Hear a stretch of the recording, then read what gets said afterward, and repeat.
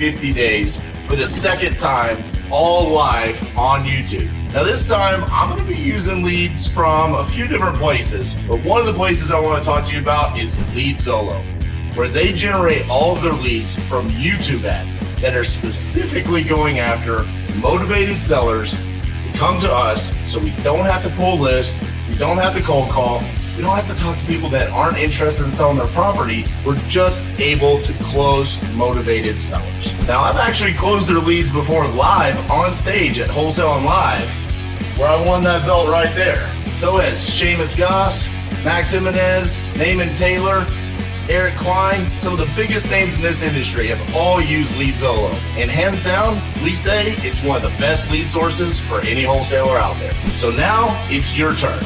The LeadZolo guys have reached out to me and said, hey, we want to give your audience a chance to try out a lead on us.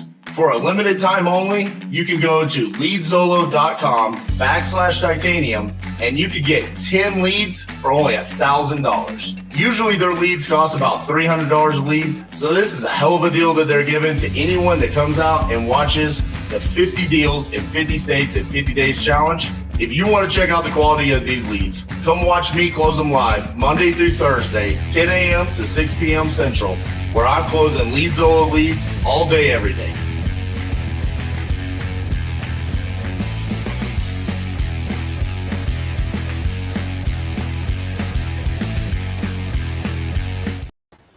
What's up, everybody?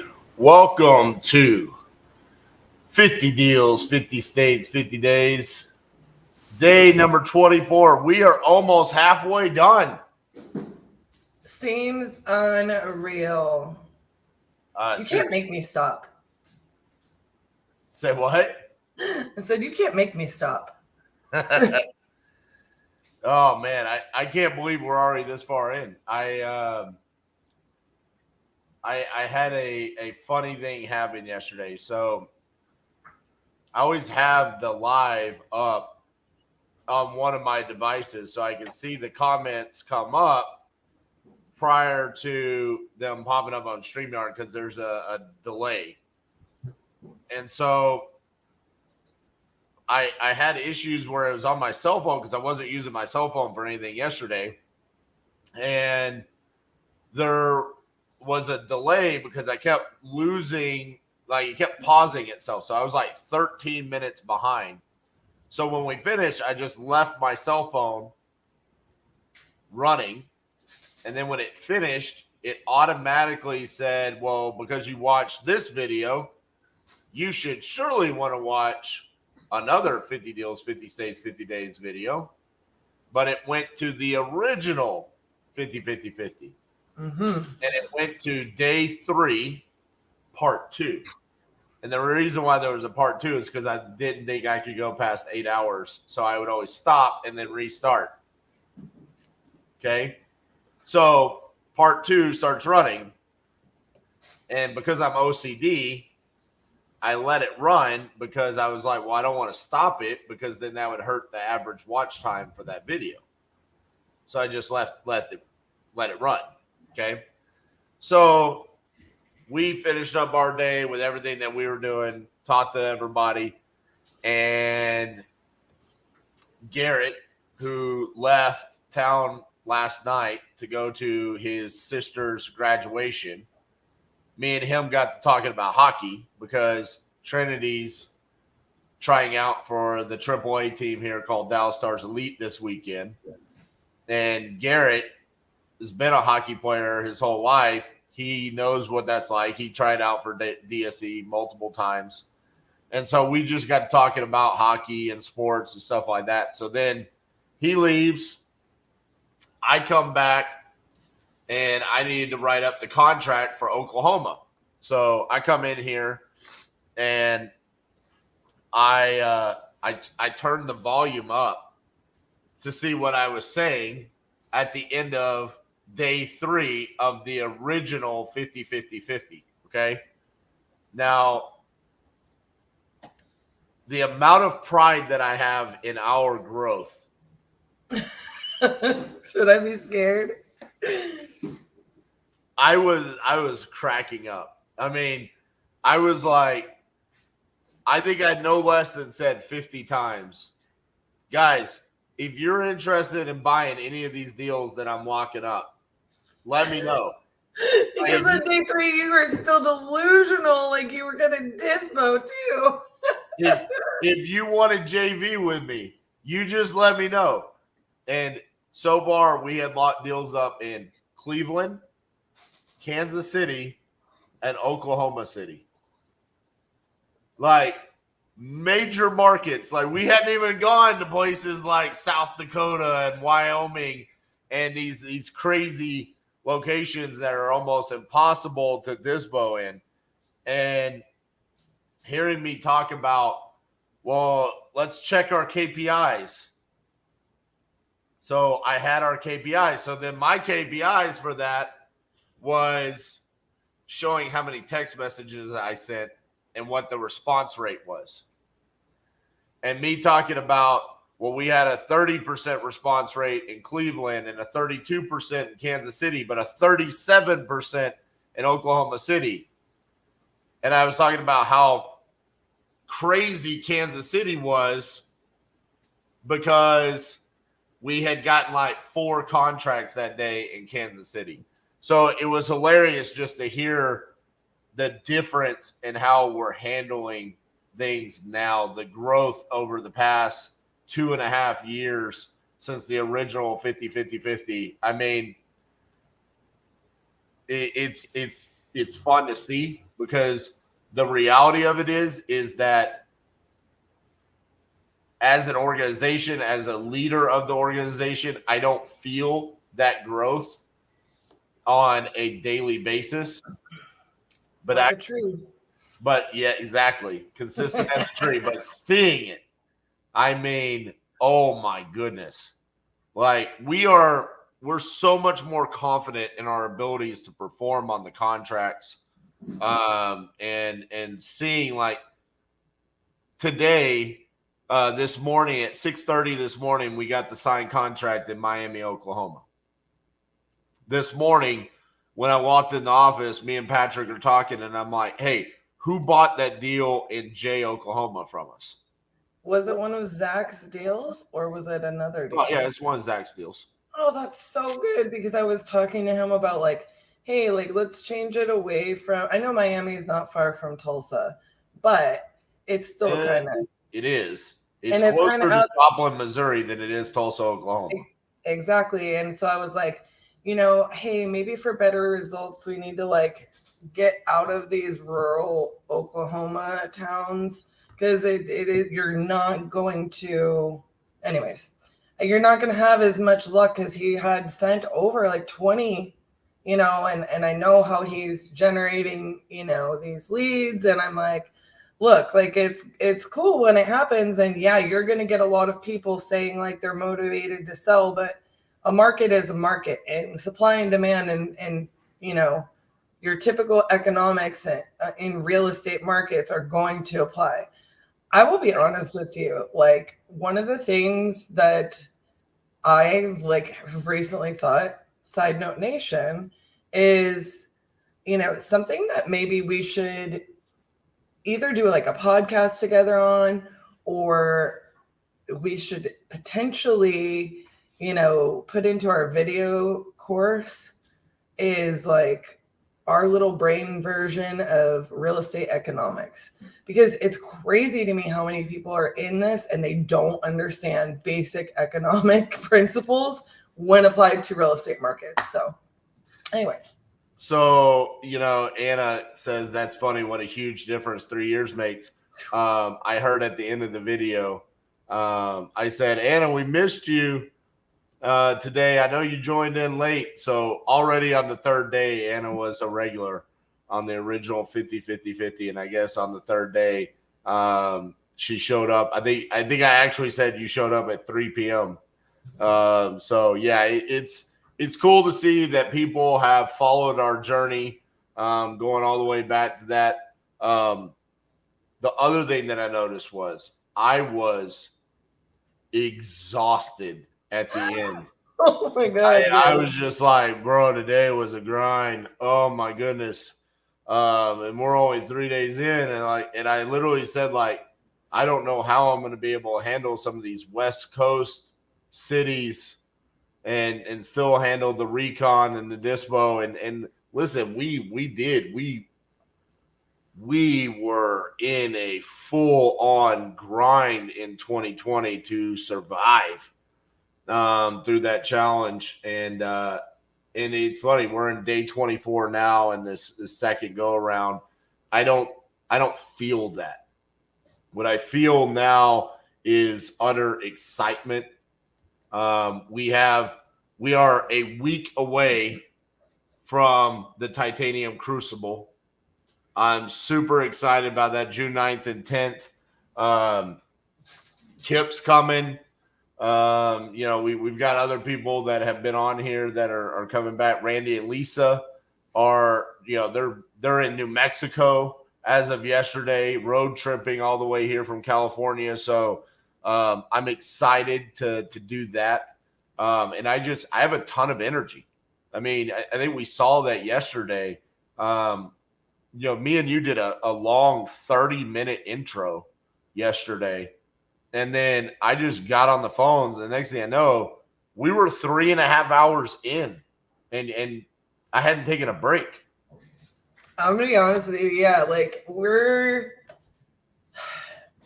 it's an endurance thing, right? Like it's just like anything else. Like if you're training for anything else. Yeah. But it's also about the momentum that is being created here. Like, even if you're just an acquisitions person for a company, the excitement that I have about the pipeline that I have over here, I look and I'm organized inside of my statuses, and I'm looking at like, okay, we've got new leads. So like this morning, for example, I have 13 new leads to hit. Some cold call, some speed lead, some lead Zolo, right? And then I've got 244 in called no answer, 45 in follow-up. And then my favorite, I've got 54 properties that are specifically labeled RJ. That's my tab alone, which what that means is I've spoken to that person. We've talked about the process. We've talked about the property. We talked about the price, and it could potentially be a deal.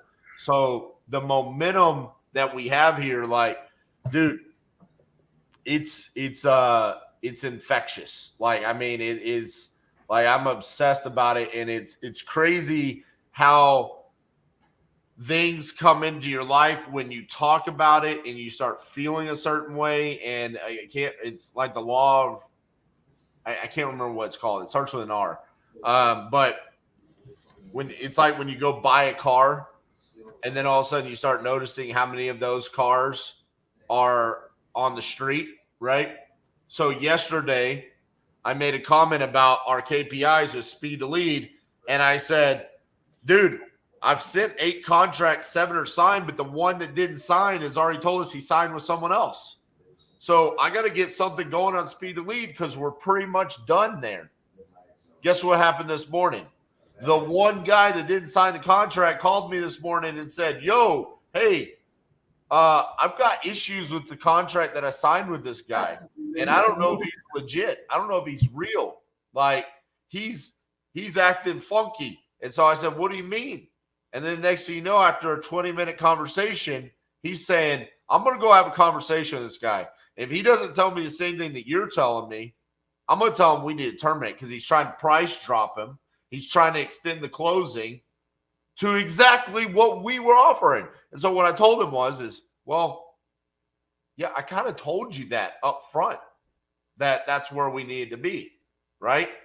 So that's one example. The next example is today's Thursday, right? So every Thursday, regardless of doing the 50-50-50, Cassie comes over, takes over for me, and I go do part of the disruption at her desk, okay?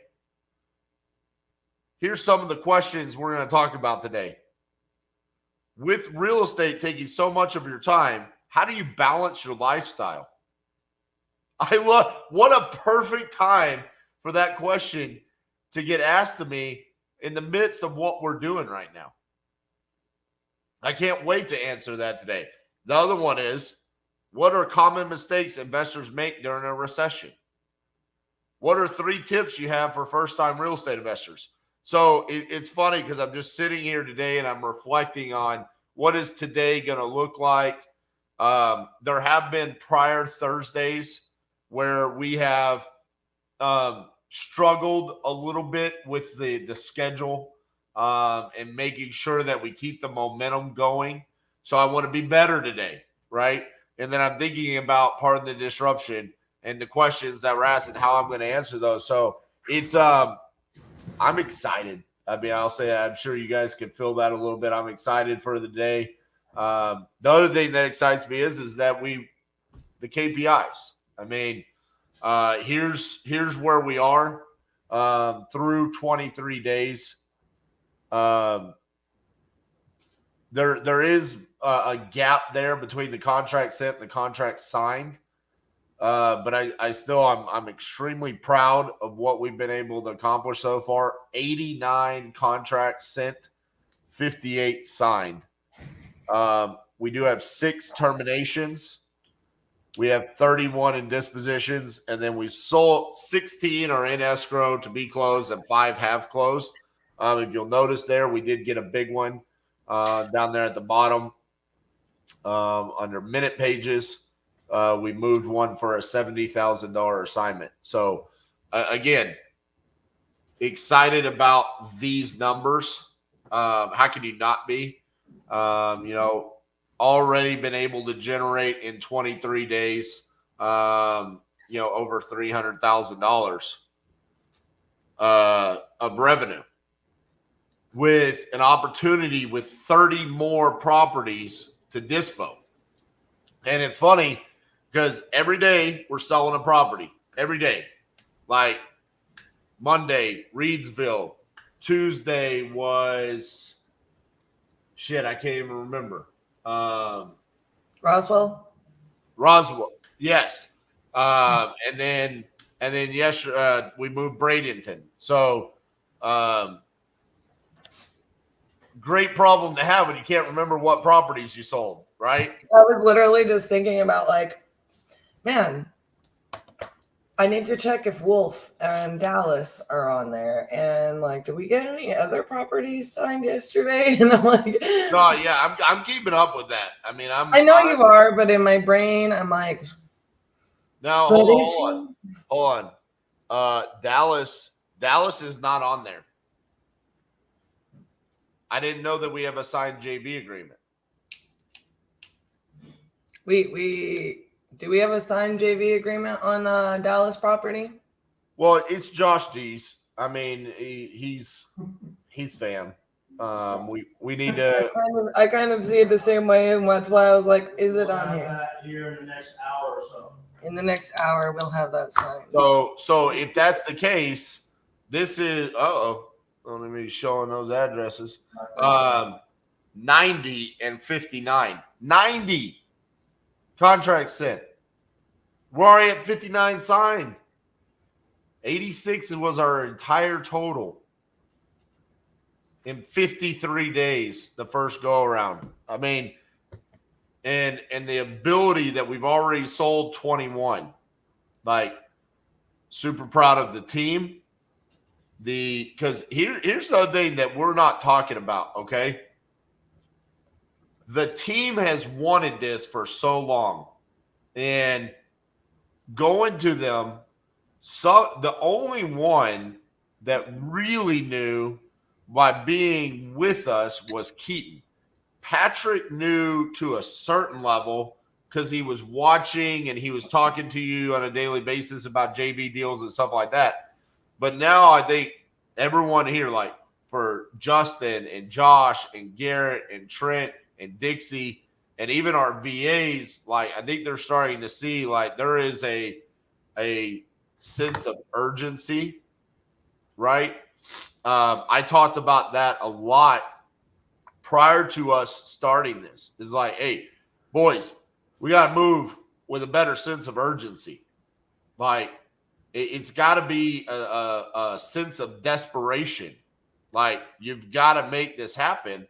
And I think now everyone's starting to see it. Like, well, there's another point to this. And I it's crazy because I go back to this, and I've been talking to Garrett about this, right?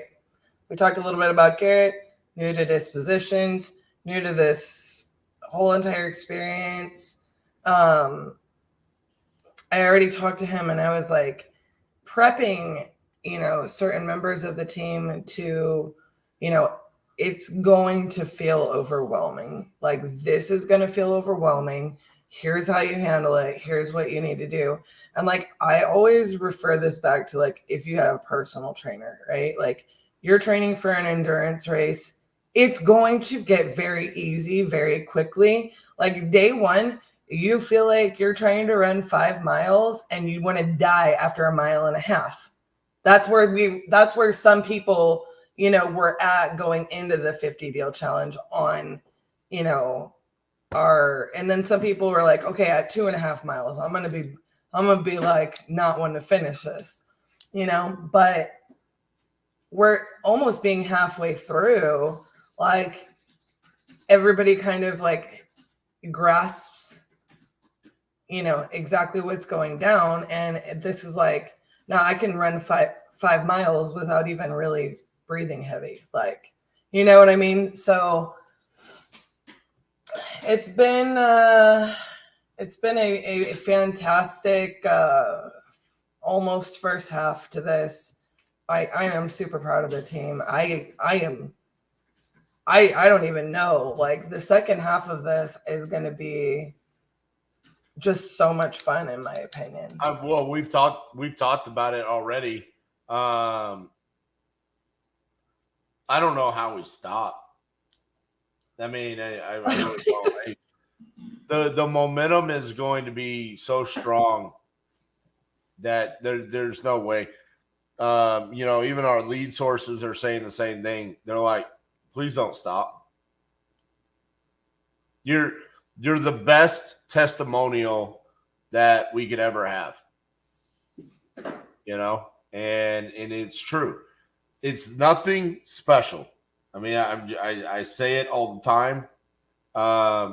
There are things that I know. There are certain deals that I know that it is an acquired skill set that I have due to the experience. But outside of that, the majority of them, it's like the other day, Patrick came in. Oh, bro, that was too easy. It was. But that too easy could have been anybody else's lead that then could go generate them $15,000, $20,000. It's just the fact that we're willing to pull the trigger over and over and over again, show up, and just keep putting in the work. And I've seen – I talked about this a little bit during the original 50-50-50.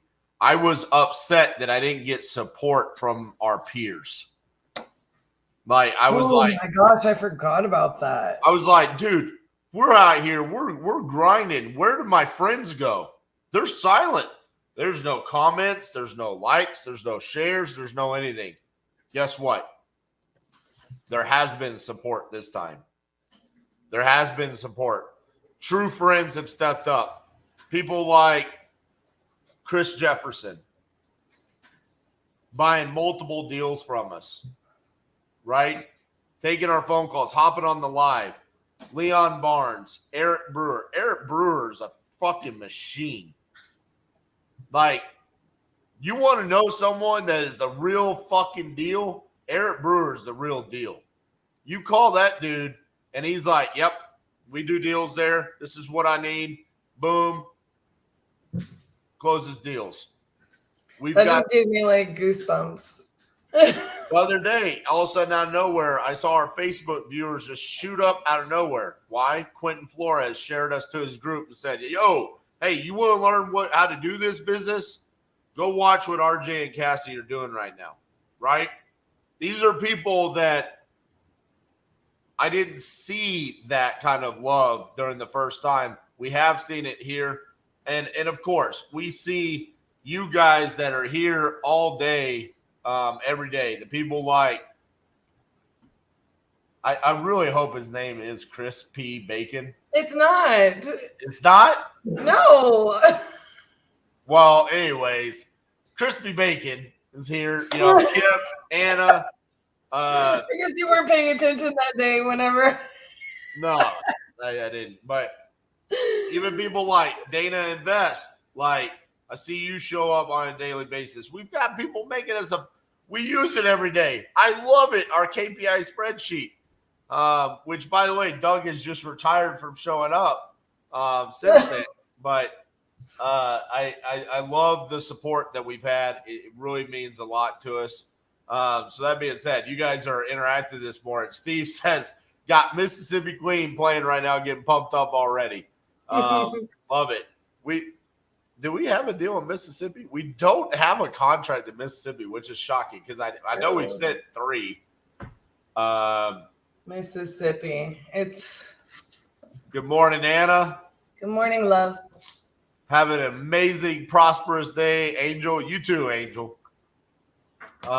Jamie with his patented good morning. You got the day right. I have a deal in Corpus Christi that I'm looking to JV on. Well, I already sent the email. we would love to JV with you. So- JV at titanium.investments. Eric, another regular that's here almost daily. Good morning. Love the energy. Can't wait. Kip, can't wait to see you here, man. Celsius Fund. Thanks, I'll Kip. tell you what's going to happen on June 9th and 10th is it's not going to be the biggest crucible we've ever had. It's probably going to be a small, intimate group. I was thinking about that this morning and actually a little bit excited about it. I'm just going Me to too. let y'all know. Like, we haven't tried to sell like the crucible tickets like at all. At all. It's just been mainly from here. And when we set the date, we thought for sure, like, man, we're gonna post this and we're gonna fill this room up so fast. And then we didn't post, we didn't sell, we didn't market it. And I'm not mad.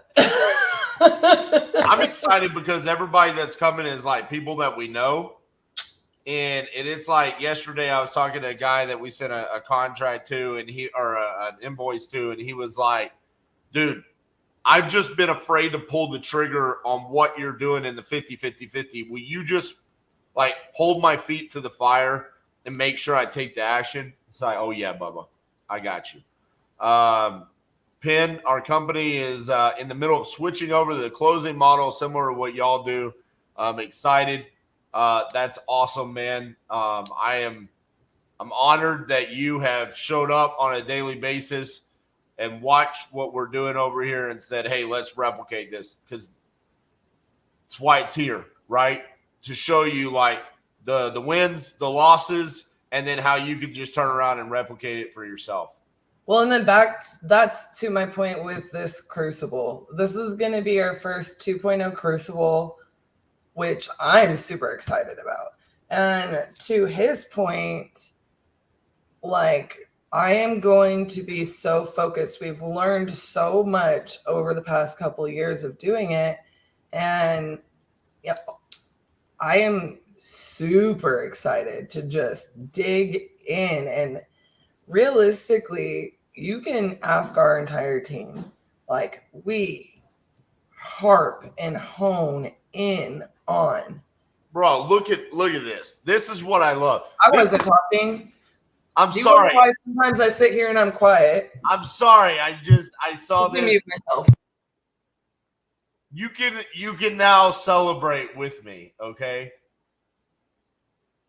I'm sorry. I'm sorry that I got excited. I'm sorry.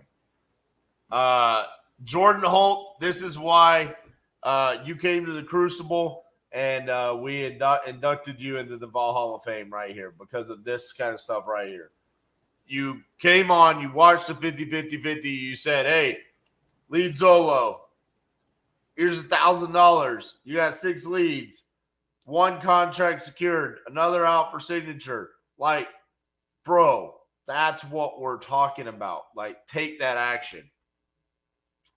What do you do if you can't find a buyer within the time period? Can you cancel contract? Do you legally obligated to find a buyer? Well, you should have an inspection period in there where you can terminate. That's comes down to the contract that you're using.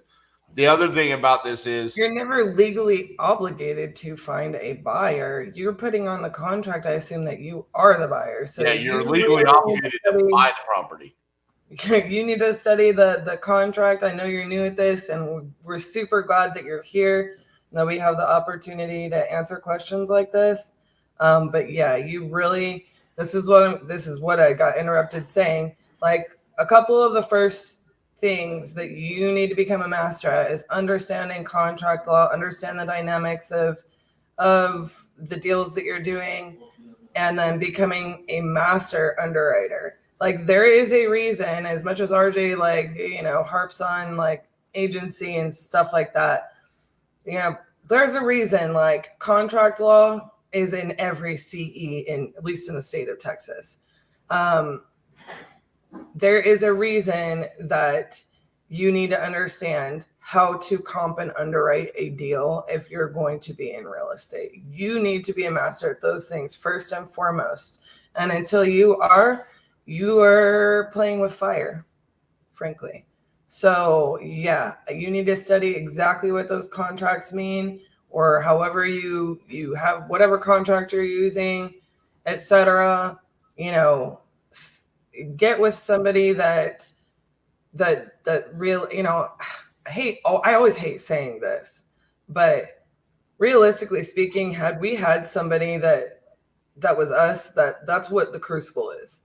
We put together what we wish we had as far as those things, becoming what you need to become a master at. And there's people in all walks of their journey in real estate investing that could extremely benefit from every segment of what we teach. And it's not just about lead generation. It's not just about marketing. It's not just about the hot topics and the sexy stuff. It is about becoming a master at this. You know what we never get told, or what we have not gotten told with 58 contracts signed? You're locked up too high. The only time we get told that is when the seller says there's $20,000 in rehab and there's $60,000 in rehab, and we just terminate. Boom. But we're not sending deals out to buyers, and the buyer's going, I don't understand why you're wanting $40,000 on this deal when I could go buy deals off the MLS for $20,000. That doesn't happen. It did happen in 2020. It did. We've gotten better. I am just, that's another thing about it. I'm going to say last, I'm so excited about the results we're going to get from this one, because like literally in 2020, we were figuring a lot out it wasn't that we didn't know these things either, you guys, like in 2020. It's that we didn't know how to apply it to all the markets across the nation, and like doing this and like getting the reps in and becoming a master and understanding like this is what we need to focus on. This is how we simplify this. This is how we rinse and repeat. This is how we become an asset to everybody who ever signs a contract with us, whether it be on the front or the back. Doing that in mass. Here's what I love about all over the country. Versace asked, when did you guys start? So we're talking about mistakes that we made in 2020. We went full-time wholesaling 2015. We wholesaled our first deals in 2014. And I'm going to promise you this right now. In 2028, we're going to be doing this again. And I'm going to be going, yeah, my video overran in 2023 and it was so adorable. I was doing these things in 2023. But look how much better we are now. That's the point. You have to constantly be growing. You have to get better. Miss Cassandra, I know we've got a lot on our plate today. You're going to get some glorious airtime. Versace, if you can make it, come to Fort Worth, Texas on June 9th and 10th. That's our course. It's called the Crucible. Let us know if you can make it. Why don't you come back in an hour? So then you could go from 11:30 to noon. Then I could go from noon to 1:15, and then you hit that long stretch. Okay? All right. See you in a little bit.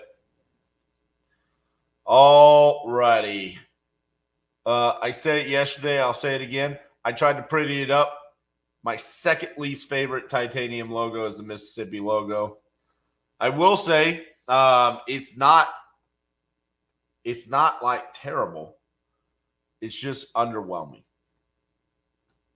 That's what I'll say about it. There it is. Red, white, and blue today, baby. All right. Enough jibber jabber. Let's call some leads. Ohio. Let's see if I can get an Ohio contract before Cassie sneaks one in on me.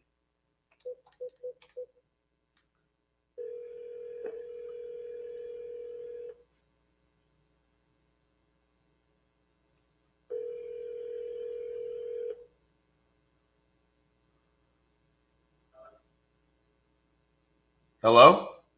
Yeah, Hi, is this Dale?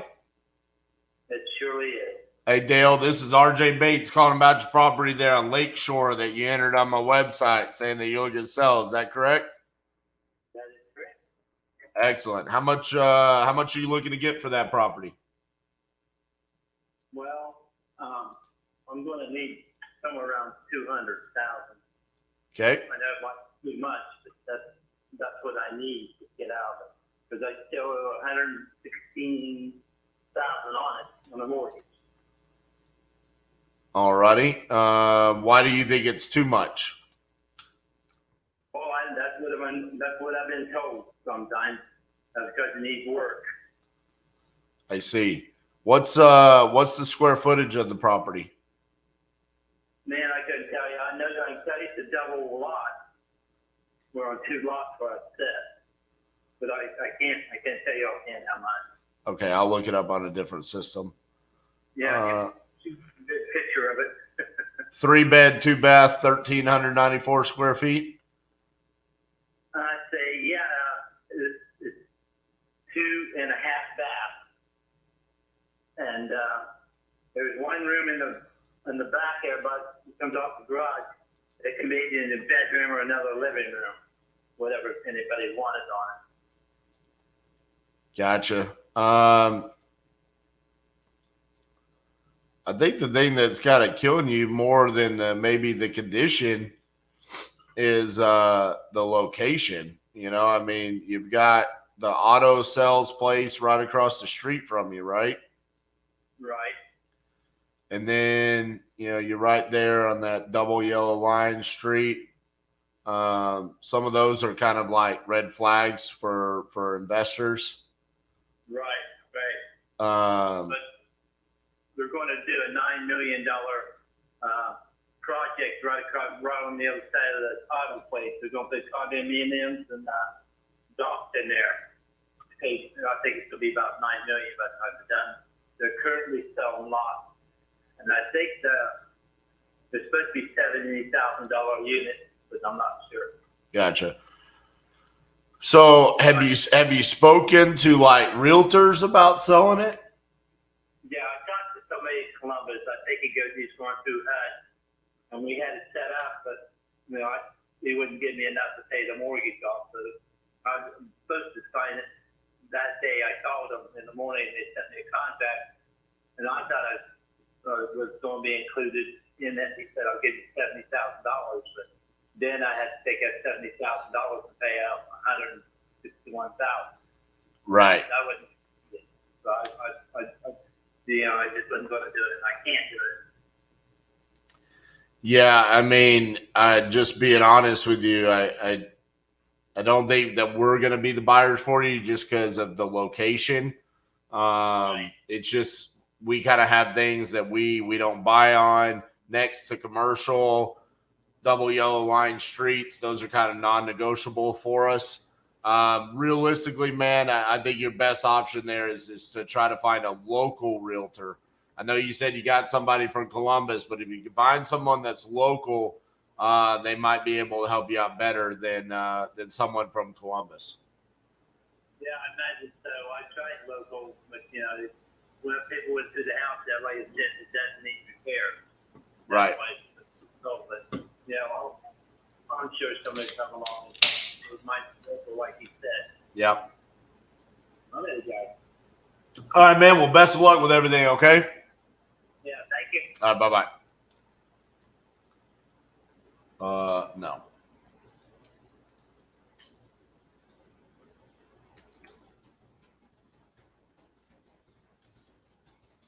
I mean, you can't say I'm getting $200,000 for a house because that's what I need. Like, do you have a $200,000 house, sir? No, you do not. No one is going to give you $200,000 because your house is not worth $200,000.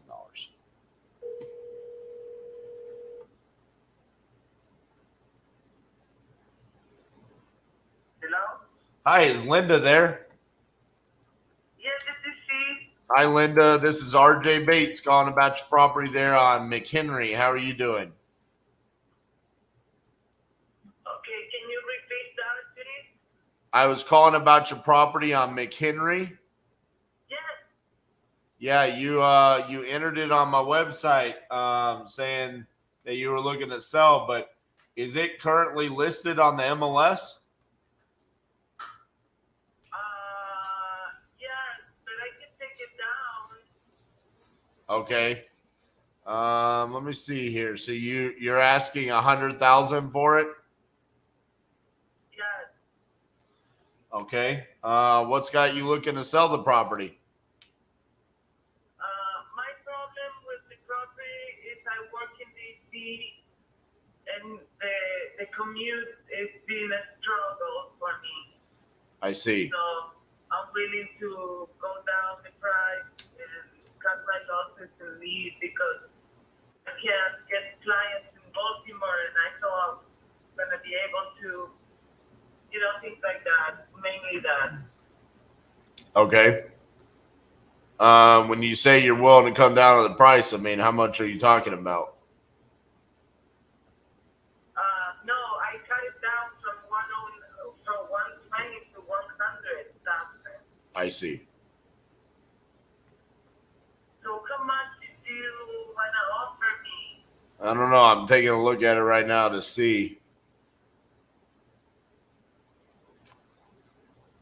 It's a great property, and I have to, and I'm gonna be doing Airbnb there, so it's ready for Airbnb.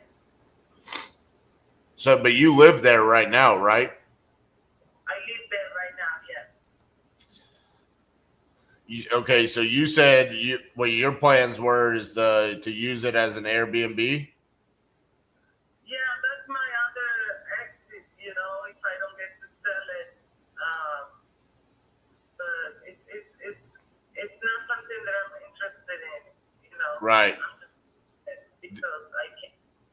I'm city in DC, so the house is alone a lot of the time. Right. Do you own it free and clear? Or No, I have mortgage. you have a mortgage? How much do you owe on the mortgage?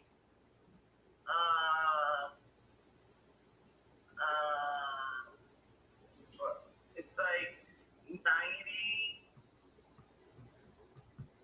So 90 something?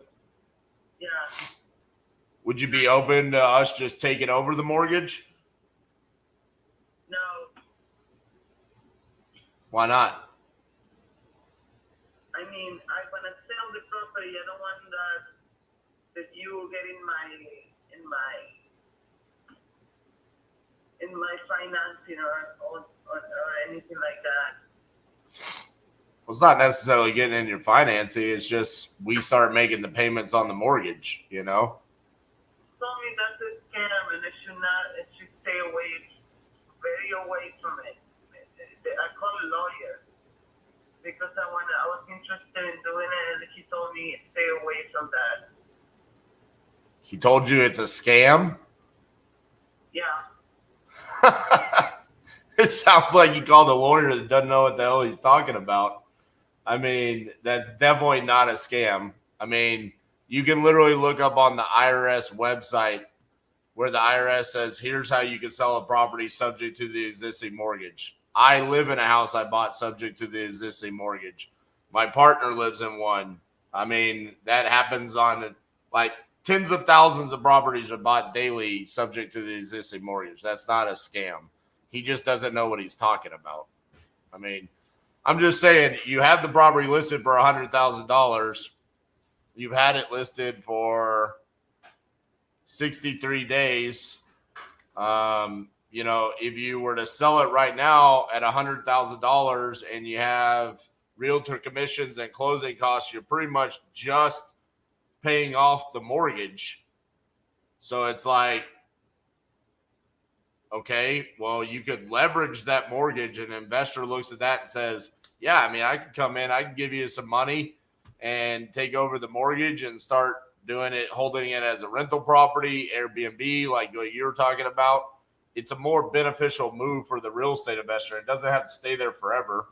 But I mean, if you trust a realtor or an attorney because he said it's a scam, I mean, there's plenty of more information in this world that tells you it's definitely not a scam. But they say it's very sensitive and you can kick off, I don't know, it's just too risky. I read it on internet too, and it says it's very risky. What is risky? What do you think can possibly happen? Like we just don't make the payment? Yeah. Okay. You would still have the access to see if we're making the payment or not. Yeah, but I'm not interested in that. I'm sorry. Okay. I mean, realistically, I mean, I get it that you're not interested in it, but I mean, if you want to sell the property for cash, then the offer would be much less. And so you would have to be, at least for with me, I mean, maybe, and obviously for the majority of people looking to buy properties in Baltimore, because it's been listed for 63 days and you haven't sold it. So, I mean, maybe it's just not a good fit for us. But I mean, I'm looking at another property that's been on the market for 302 days, another one 60. I mean, I don't know. Okay. If multiple people have brought this up to you, maybe that's a sign that maybe it's something that you should start looking into. Instead of just saying, well, it's risky and it's scary because you read bad things on the internet. I had a cough once and I Googled it and it said I had lung cancer. Turns out I just had bronchitis. So the internet's not always right. Well, the thing is, that's why I'm in this trouble because I didn't do my research and I don't want to be in more trouble. You know, I'm very thin line panicking here. So because I have to be in Baltimore and I don't want to.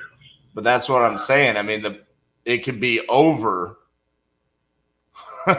But you're worried about something bad that could happen because other people that were ignorant and don't know what they're talking about said bad things could happen. Yeah, but what's the deal? I can't live in the house. You rent the house. Yeah, I mean, we're buying the property subject to the existing mortgage. So we are the new owners. We are taking over your mortgage. We start paying it. And yes, we are going to rent it. We are going to do Airbnb. We're going to make it cash flow for us, which is what you want to do by selling the property. You are selling the property. It's just different. It's just the mortgage is not getting paid off. It's that we are taking over that mortgage. For how long? That's up to me and you to decide. I mean, it could be a couple of years. It could be, it realistically just, it comes down to me and you having a conversation saying, the longer you give us, the better it is. But I'll say this, if interest rates lower, then there's a possibility we would want to refinance. if the property values shoot up in the area and we've got $100,000 in equity, we might just sell it. And when we sell it, guess what? That mortgage gets paid off. So it's not a forever thing. Very rarely do our subject to deals go for more than several years. But the reality of it is like I hear distress in your voice. You're stressed. You want to get to DC. I'm looking at your price and what you owe. It's not like you're walking away with money by selling this. It's just you're getting rid of the mortgage payment. So if you want to get rid of the mortgage payment, that can happen immediately by selling it sub 2.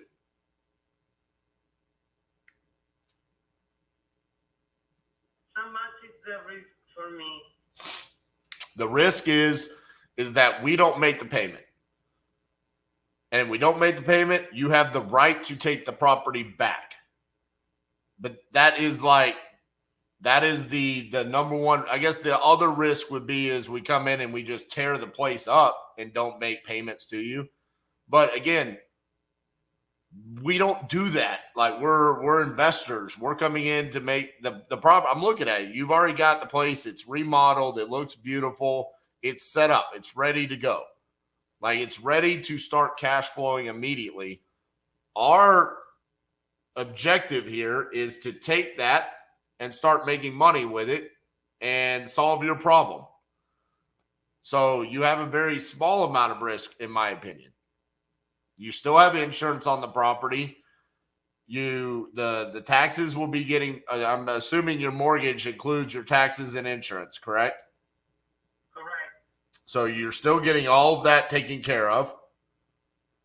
So, I mean, the reality of it is that when you talk to an attorney or you talk to a realtor, of course they're going to say this is risky because it's not something that they do on a daily basis. For someone like me, this is your solution. Or you can sit and wait and let it sit on the market and hopefully you get an offer. Those are kind of your two options there. Yeah, but I have to rent a place and move out and give it to you. Which is what you want to do anyways when you sell it, right? Yeah, but then you stop making the payments, and then how am I going to pay for, how am I going to pay? But why would we stop making the payments? That means we're losing all of our investment into that property when we just stop making payments. I'm in the business of owning real estate, not giving it back. I mean, there is no scenario in which I just stop making the payments on the house.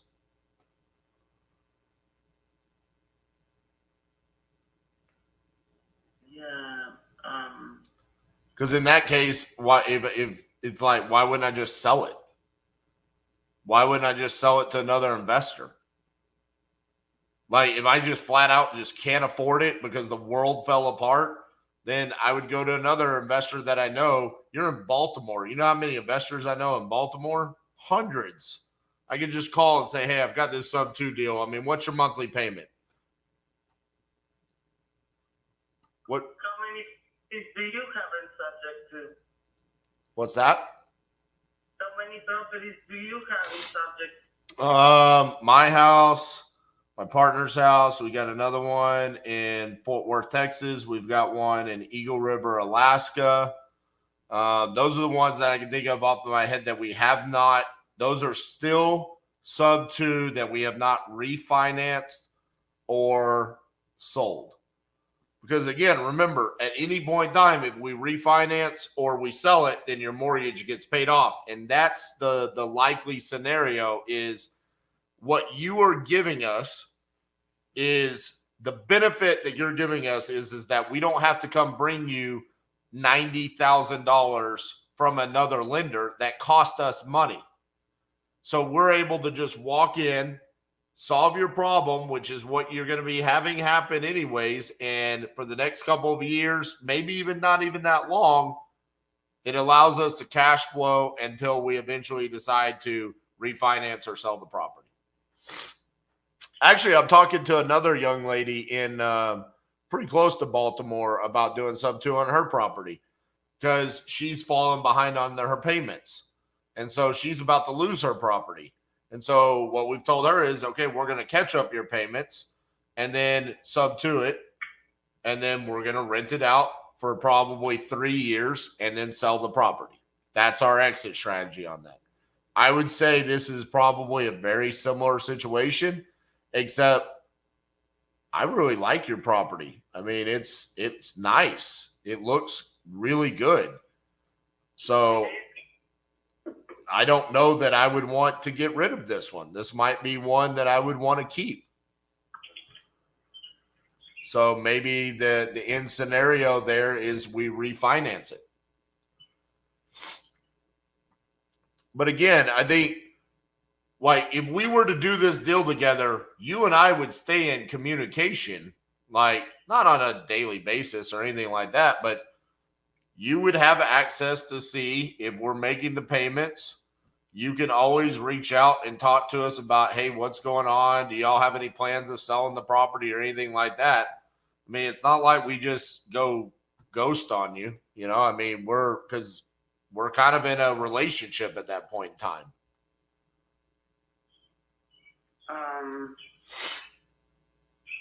Okay, I have your number.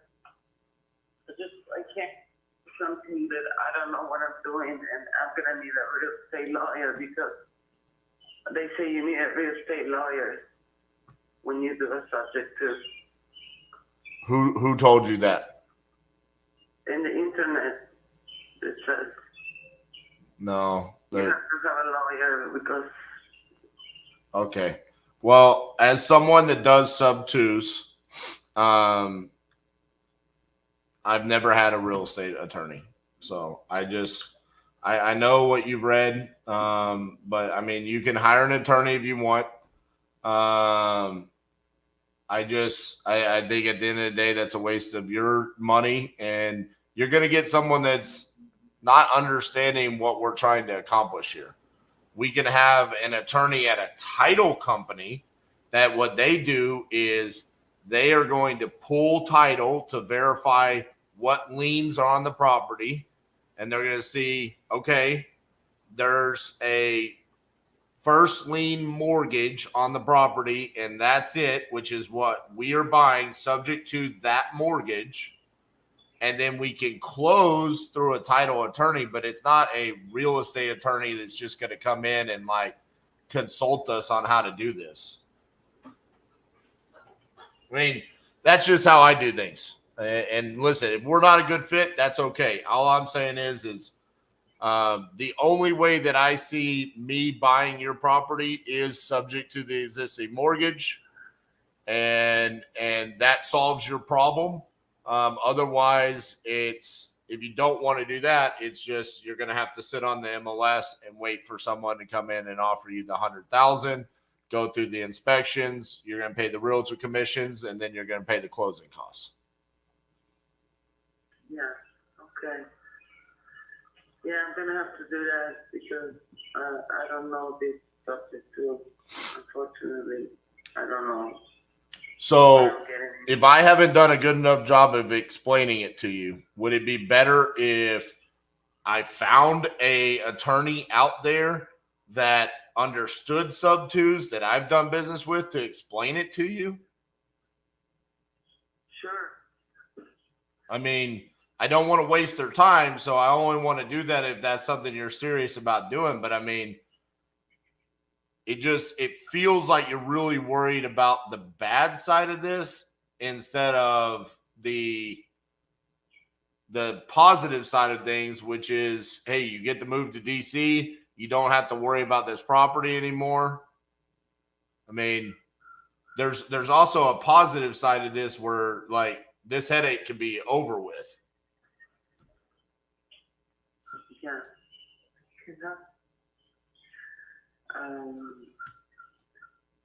Okay, I have your number. I'm gonna save it in case I decide to go for this. Okay, Linda. Talk to you later. Okay. Bye-bye. What is going on? Bro.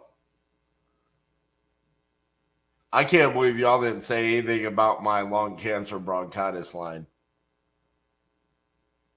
I thought that was hilarious.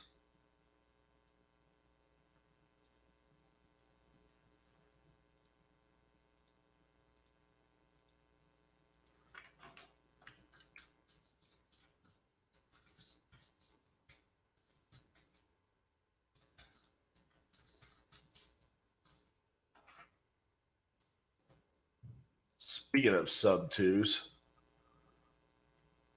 let's call our other sub two in Maryland that I just talked about. Old Sharon.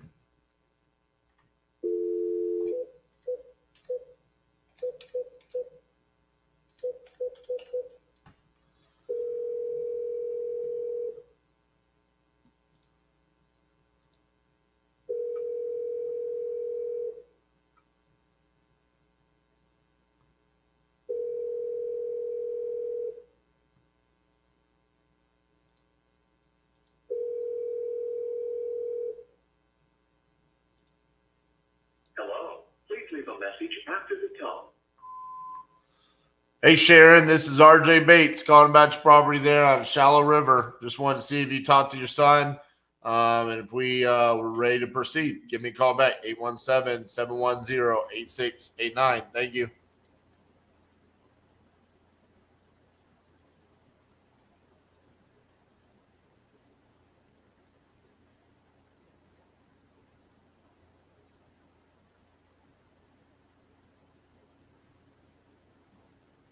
All right. Main lot.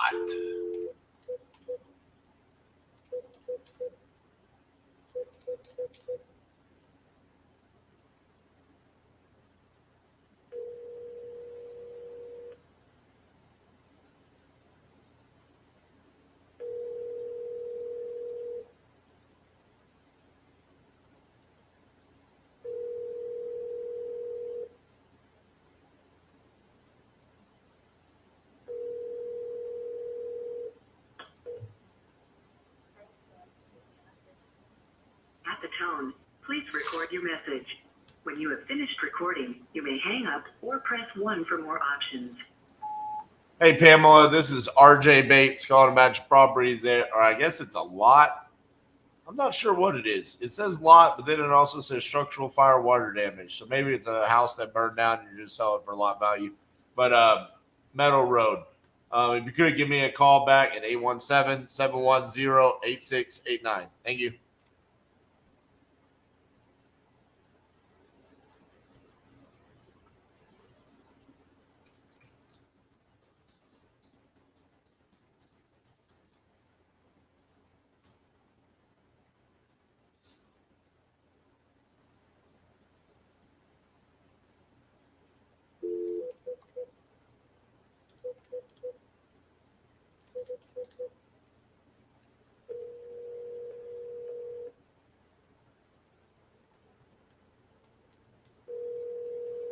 Diamond AirPods, lady. Oh, yeah. We got the deal. We're closing on it. We're not wholesaling that one. We're closing on that one ourselves.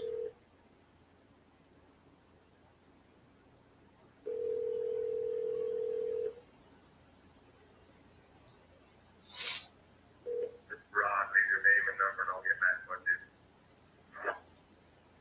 At the tone, please record your message. When you've finished recording, you may hang up or press 1 for more options. To leave a callback number, press 5. Hey, Rod, this is RJ Bates calling about your property on Ceramic Road that you entered on my website saying that you're looking to sell. Give me a call back, 817-710-8689. Thank you. Yeah, on that deal, Chris, I think it was yesterday's Instagram reel that I posted was the final call with her. She was concerned about who was paying the holding costs. She thought she actually had to pay them. Once I explained no, she signed the contract.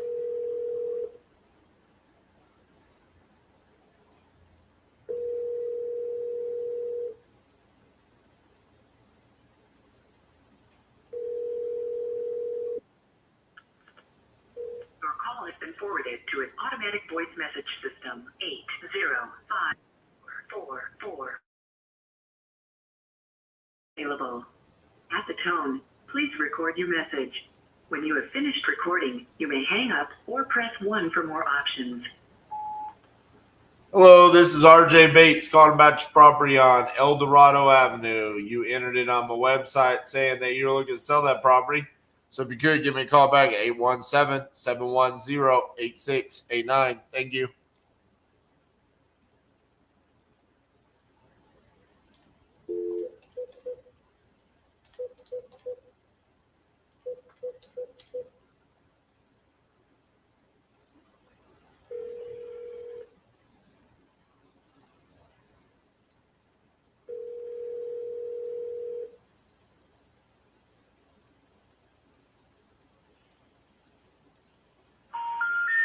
We're sorry. You have reached a number that has been disconnected.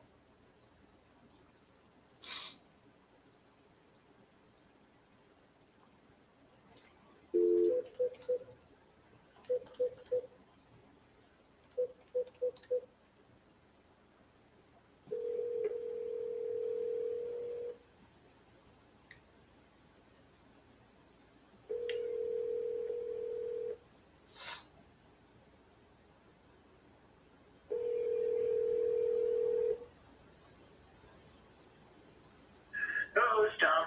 Hey, Tom, this is RJ Bates calling about your property on Marshall Circle. How are you doing? Good. You're a little muffled. I didn't catch all of what you said. Oh, I was calling about your property there on Marshall Circle. You had entered it on my website saying that you were looking to sell. Is that correct? Yeah. Excellent. How much are you looking to get for that property? About 1:30. 130. All right. Tell me a little bit about what's going on with the property. Well, tenants moved out yesterday Gotcha. and need some work on it. Just normal wear and tear from tenants, or what are we looking at? No, there's a little bit more of the, some buckling in the floor. From foundation or what? Well, it's not crawl space. Gotcha. So, But is it like what do you think is causing the buckling? I think there was a water leak underneath the house. Gotcha. Yeah. All right. What else besides that? Not much that I can think of, but then I hadn't really been in it, so. Right. All right. Let me see here. How much were those tenants paying monthly? Oh, he was getting a deal. He was paying $850. I gotcha. They'd probably rent for 12 or 13. He'd been in there since 2015, I think. Gotcha.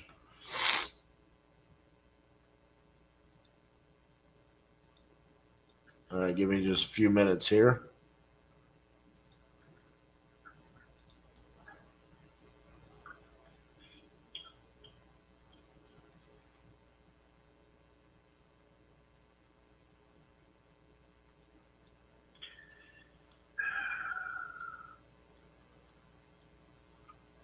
So, what's got you wanting to sell? Just because they moved out and you just don't want to fix it up?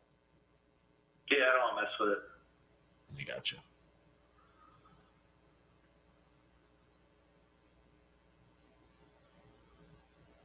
Cash only, no seller finance or anything like that. Nope.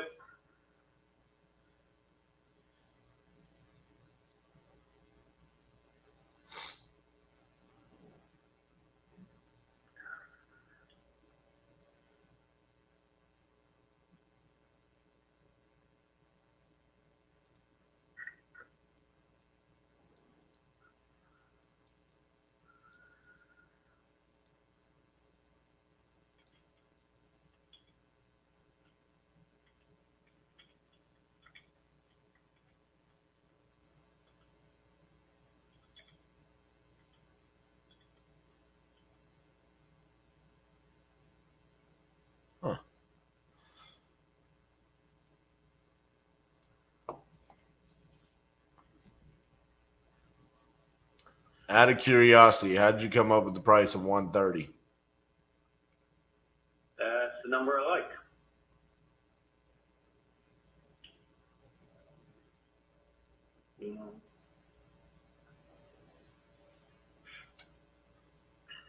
Already?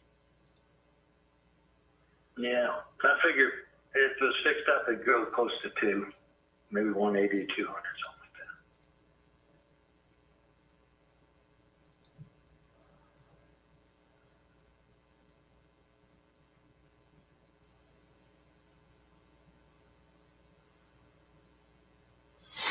that. Just trying to look at it from two different aspects. One, if we're gonna keep it as a rental, we're paying 130, and then we fix it up, we kind of push ourselves out of a cash flow position there. So really, our only play is kind of to fix it up and sell it. So just looking around and seeing what these other properties that sold for a higher amount, what they looked like when they were finished.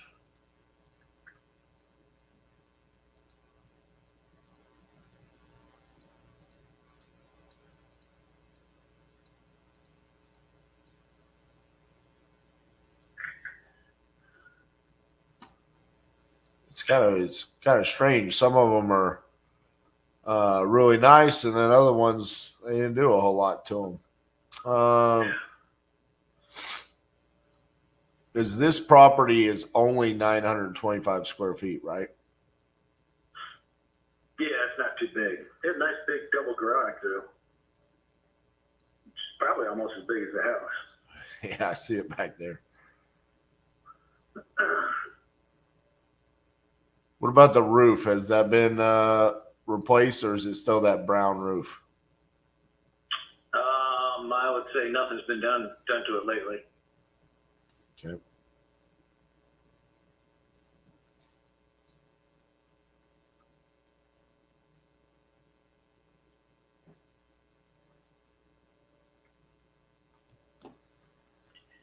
Let me see here. All right. I don't want to keep you waiting forever, so let me give you.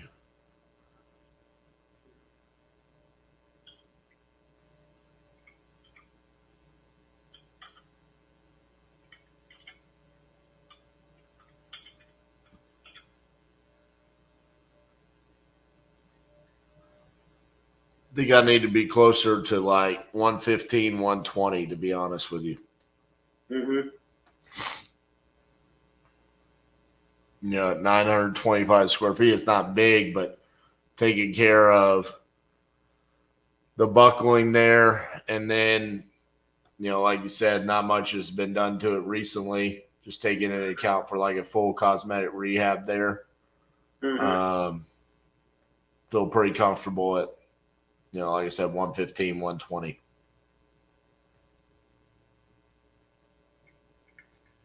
Okay, that's tempting.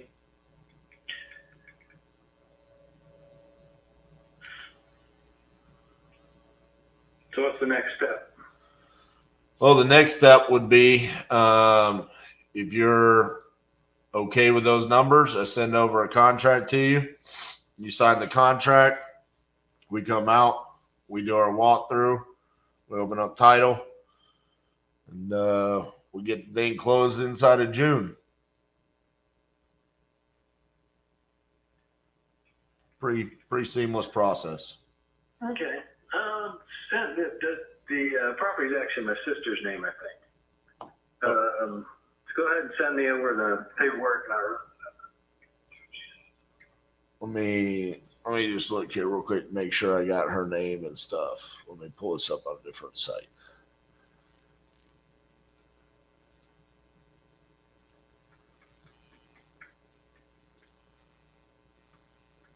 Jody. Yep. Okay. All right. I will send that over to you. When I send it over to you, just make sure that, she's the one that signs it. But outside of that, I'll send it over to you probably in about a half hour. Okay. Yep. All right, Tom. Appreciate you. Okay. You bet. Bye-bye. Bye.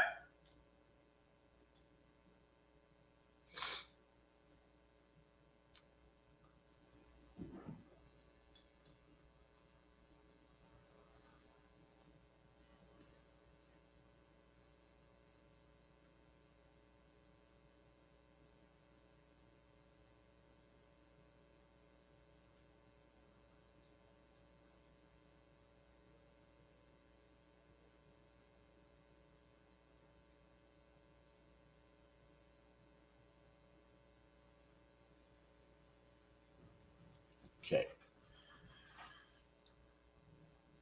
That was a weird one. I always find it strange when people just don't want to talk.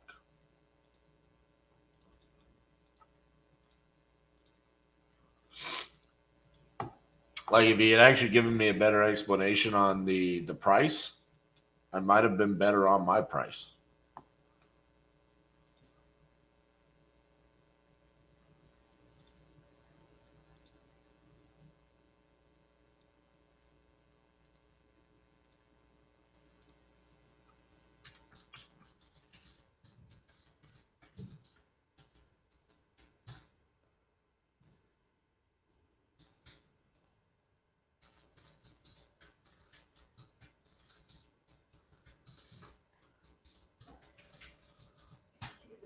Yep, send it.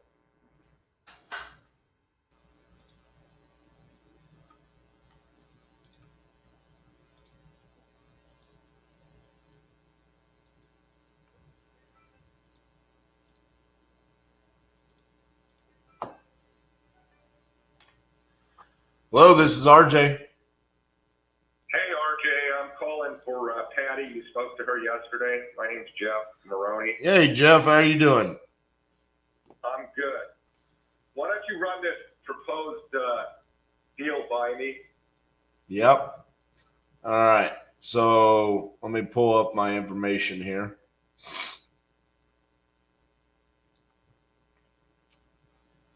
So on this deal, I know that she had it listed for a while. It didn't move. I was taking a look at it, and I'm like, man, properties are kind of just sitting on the market for quite a while. But I like the fact that it's got 10 acres. Seems like she's got a nice little place. She said, she definitely thinks that she could rent it out for $2,400 a month, but she kind of just doesn't want to mess around with it anymore. So, No, she needs this. Let's just get squared up on this deal. She needs to sell this deal in order for her to, straighten out her situation.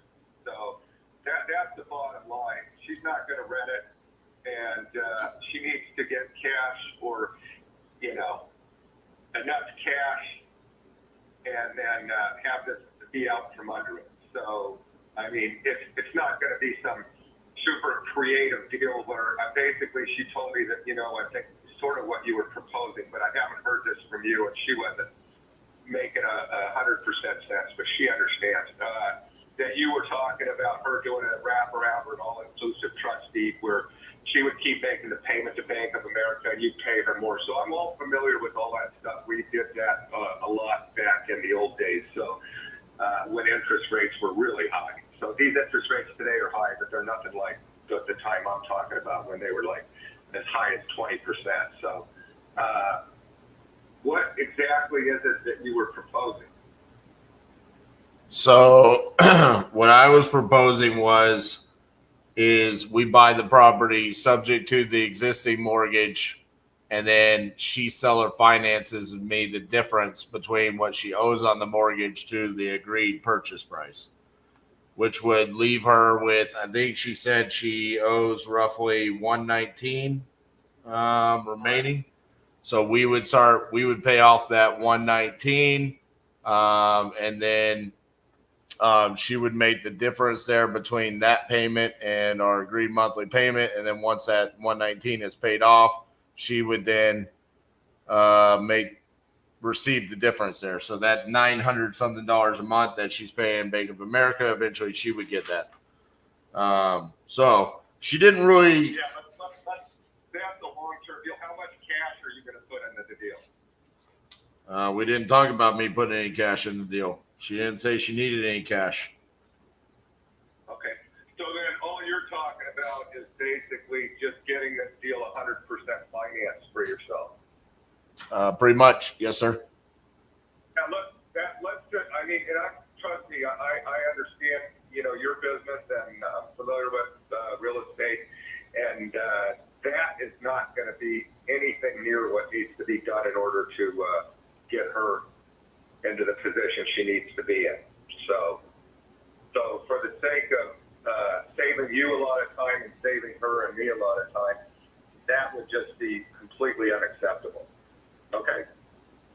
Okay, well, what would be acceptable?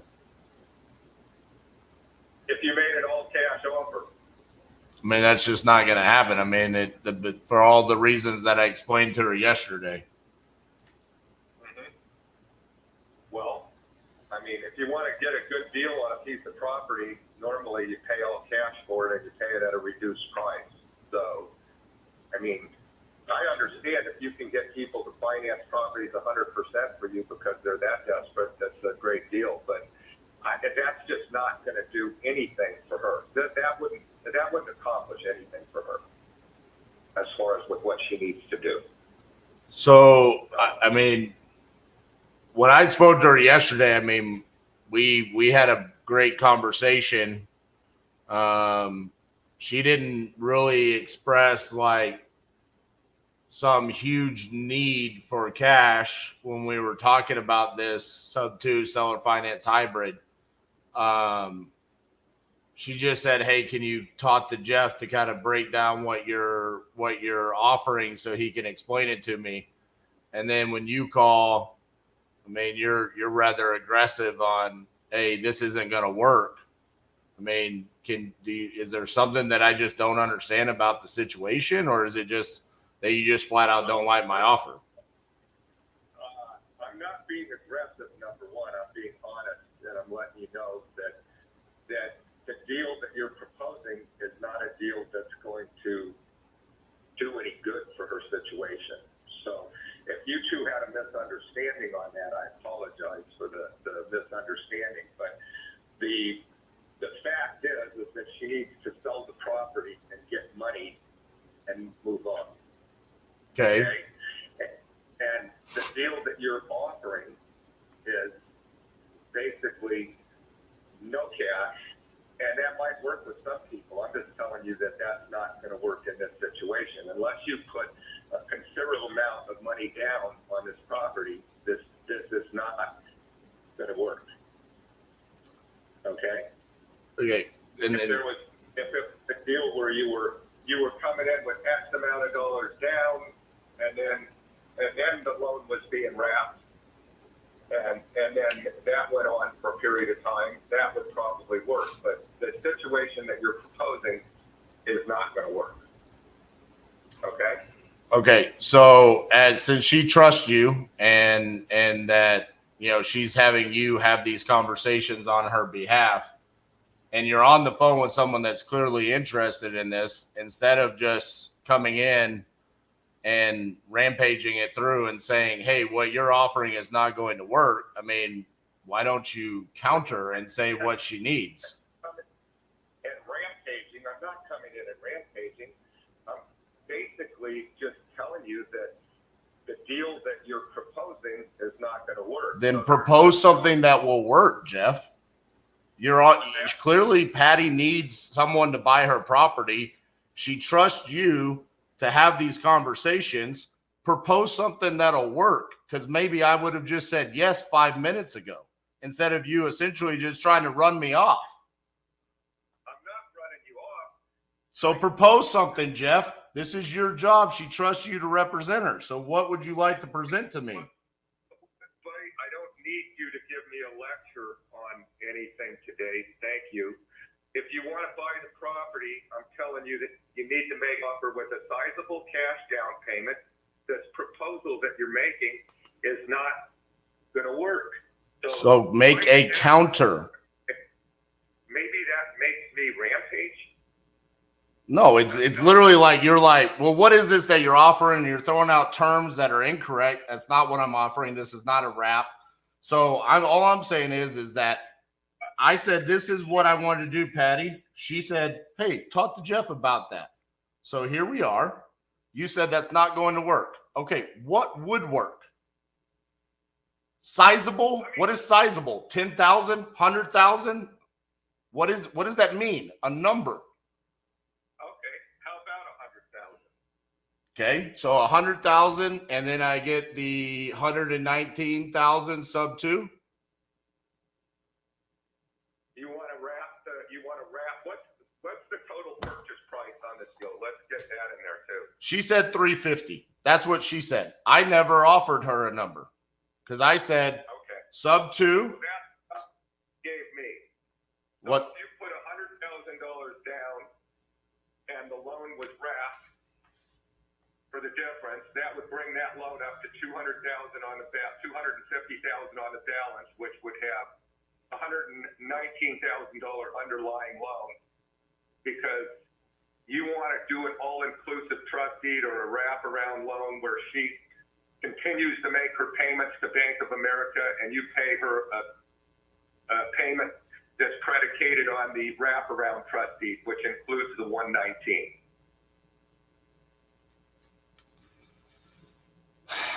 Okay. She has $119,000 owed to Bank of America.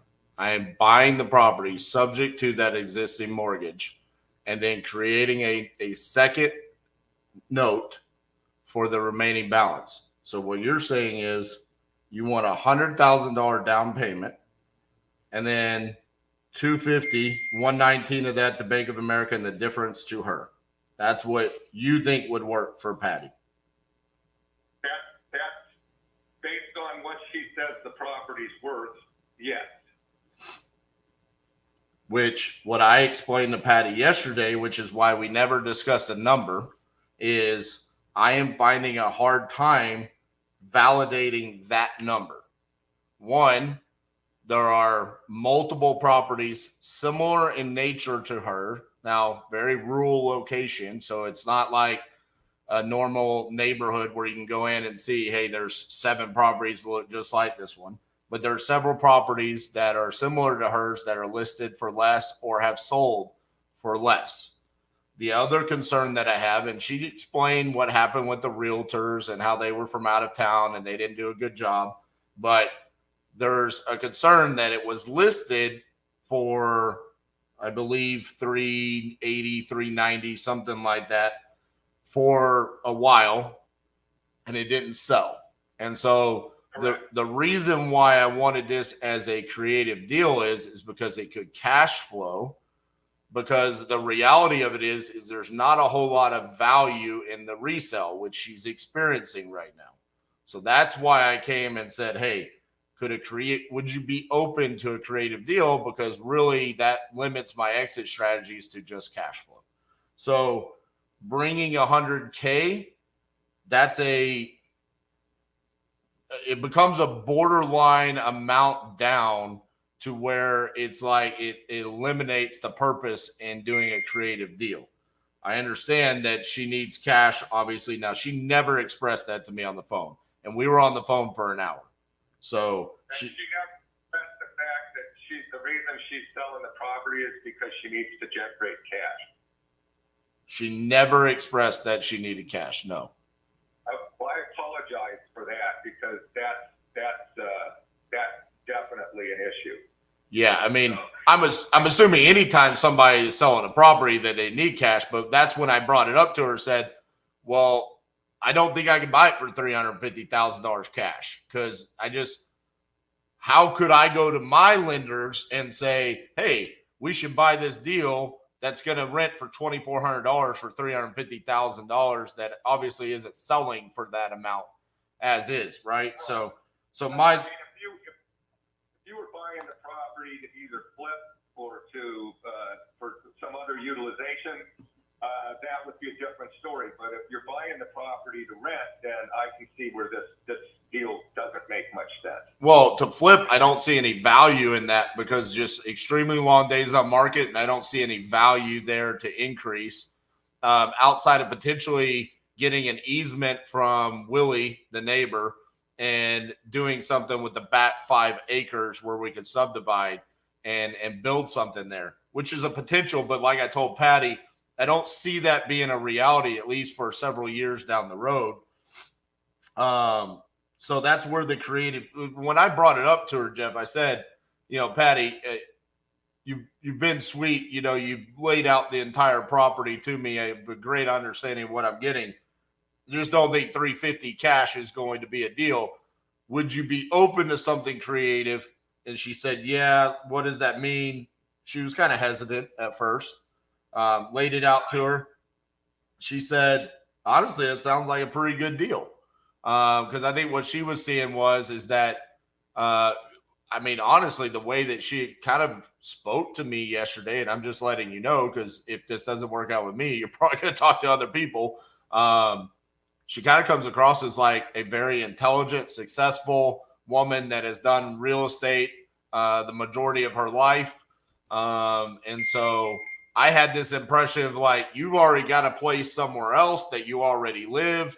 This is something that you want to offload. So if this could turn into residual passive income for you, that puts you in a good spot. And she kind of agreed, like, yeah. So that's where this came up with. It wasn't like, hey, I'm just trying to walk in and get a property for free. We never even talked about down payment or anything like that. So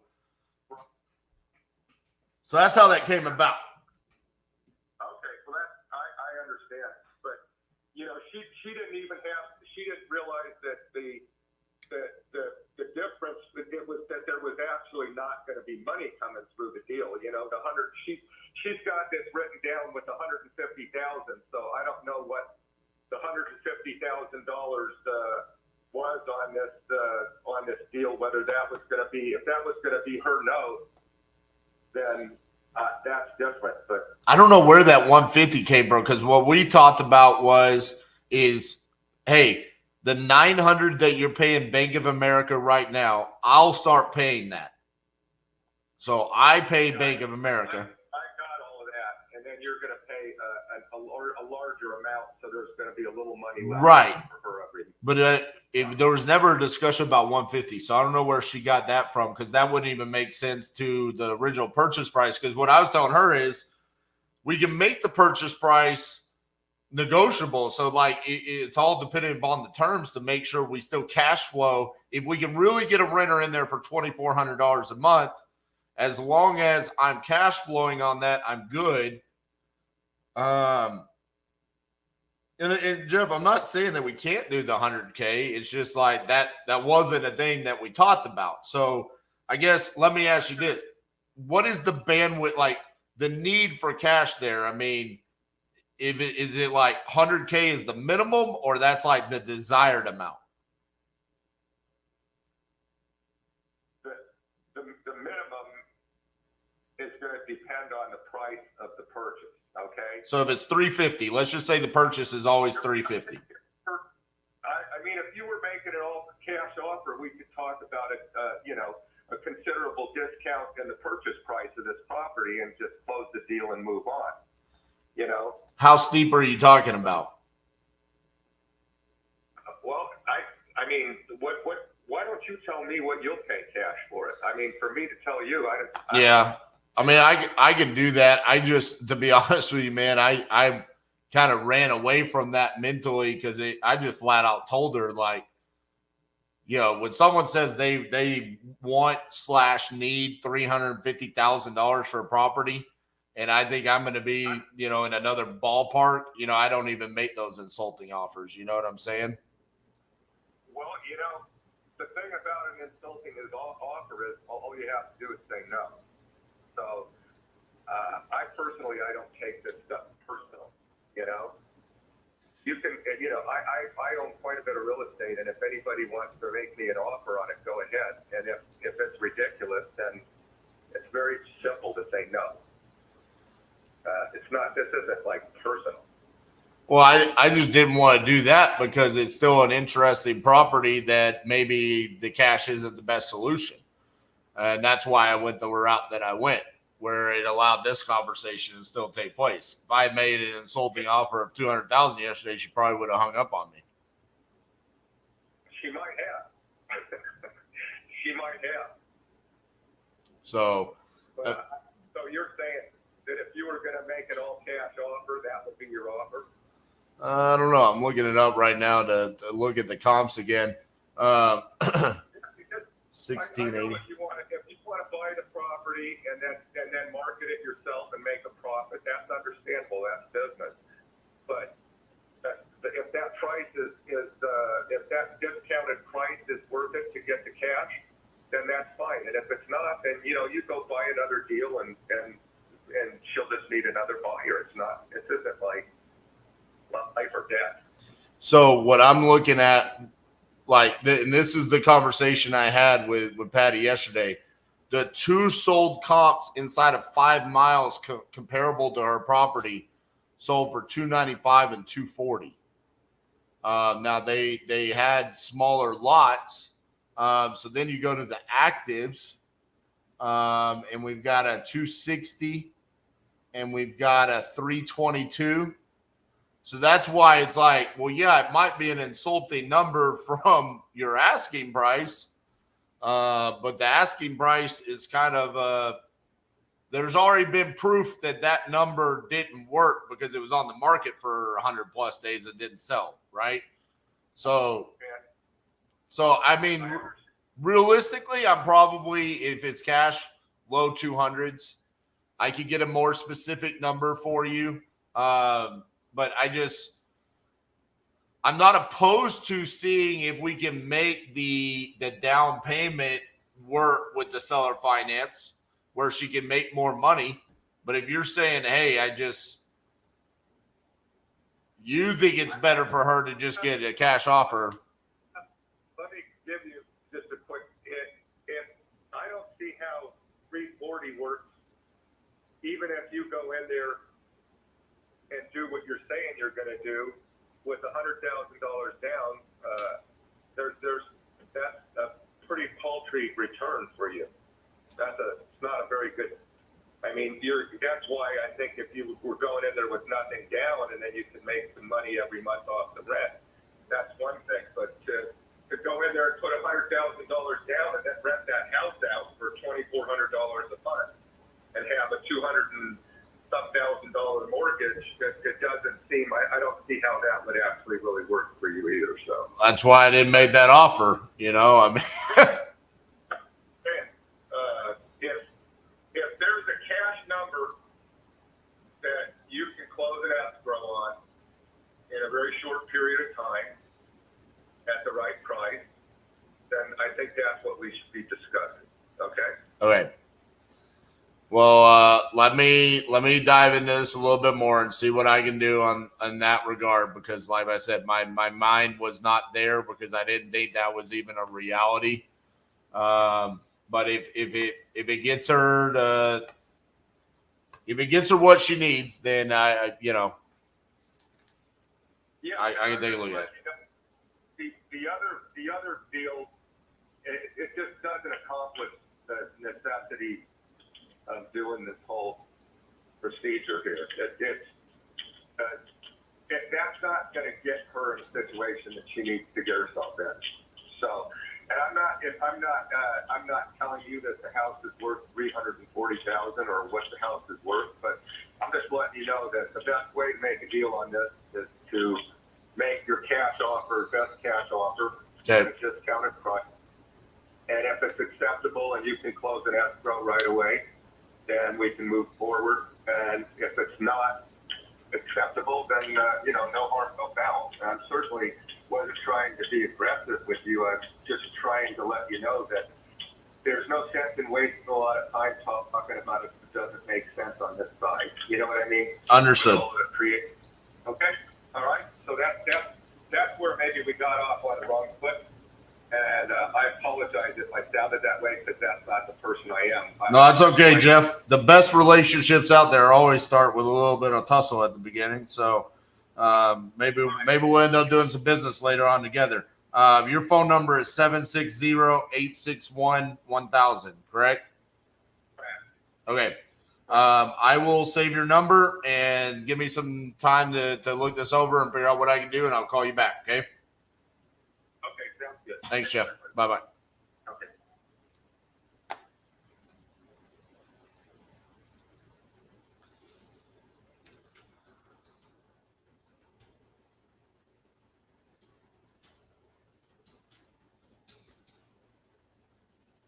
Gotta love a deal killer.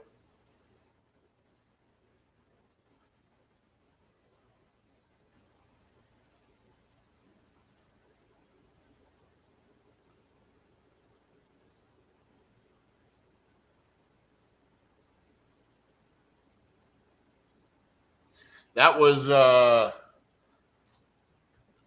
interesting. I actually feel bad for Patty. I know. I guess he's our old boss or something like that. I kind of just wanted to say what I needed to say there at the beginning, where it's like, dude, I mean, if you're going to be having these conversations on her behalf, you need to talk to people differently. Because, I mean, this is what I do all day long is talk to people. No, he's not an agent. He's representing her just because she says she trusts him.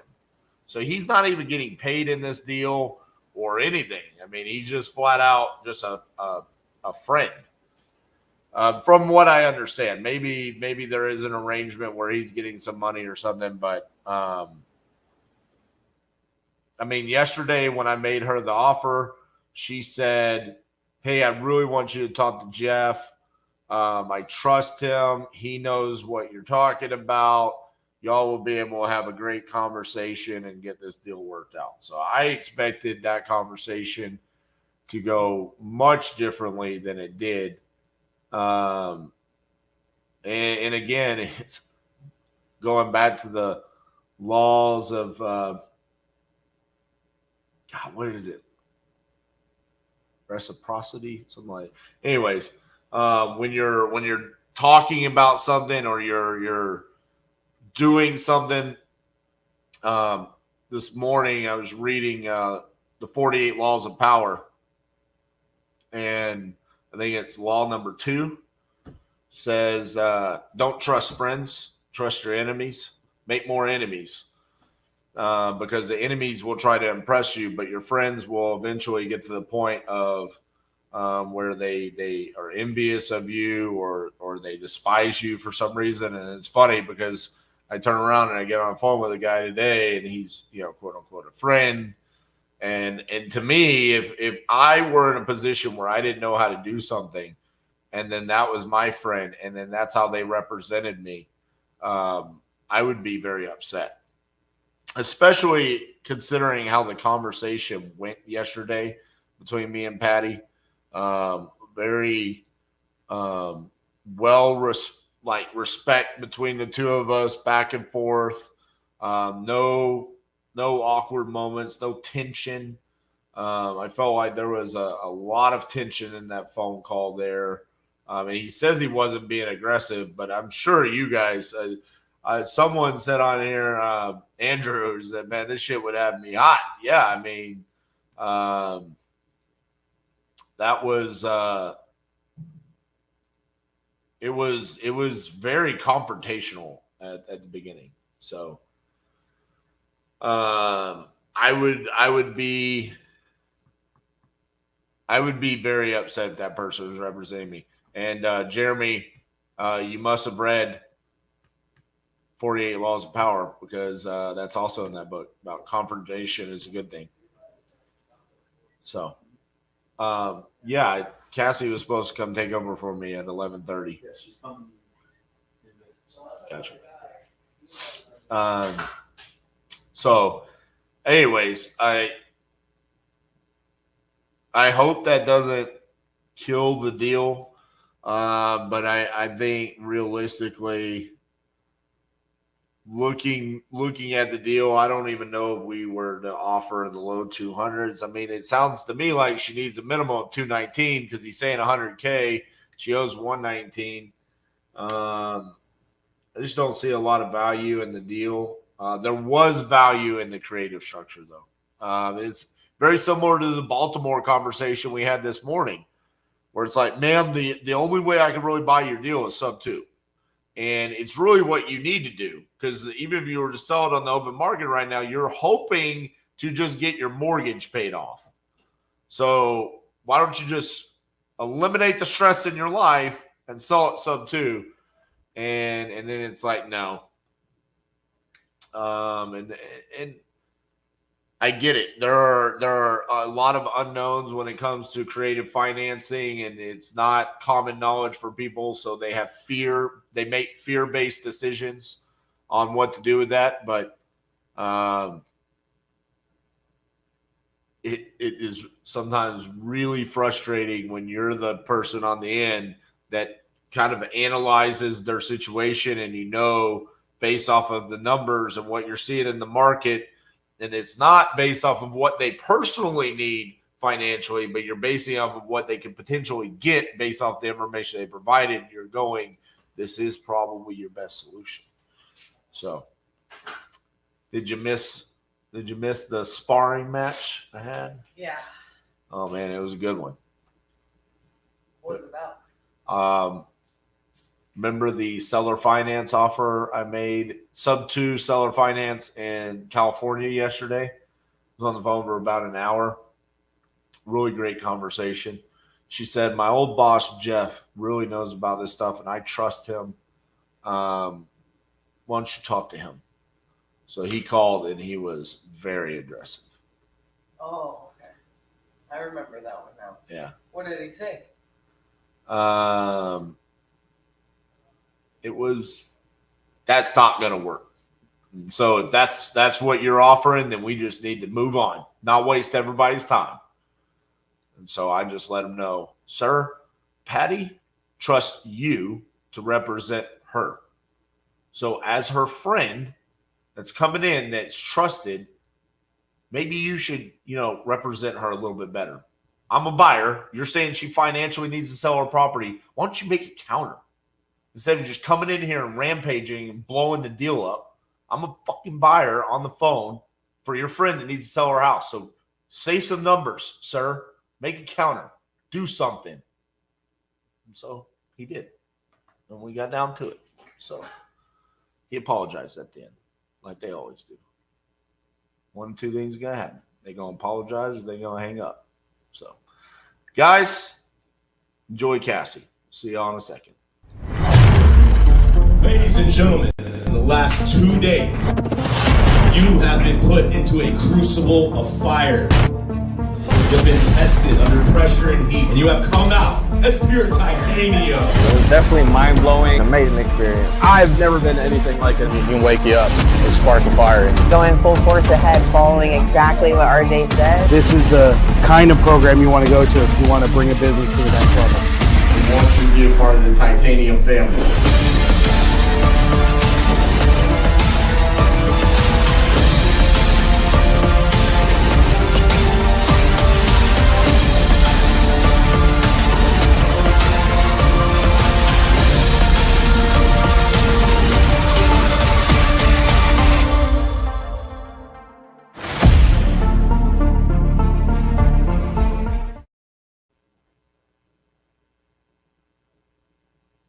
Hello, loves. How do we do today? Oh, my hair's sticking up a little somewhere in there. Church on Sunday was about confrontation is a good thing. If you avoid confrontation, you're not doing anyone any favors. You know what? I could not agree more. But I will be perfectly honest.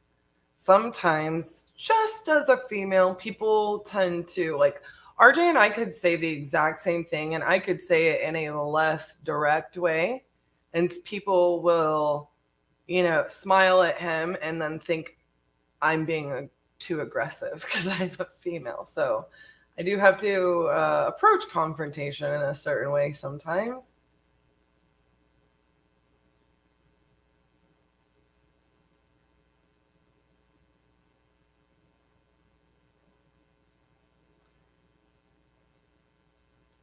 Hi, Robin. Thank you. So good to see you today. I actually did my hair in a hurry this morning, so I really appreciate that. Hope you guys are doing well. I'm just clicking in here, and I'm gonna see what leads we have.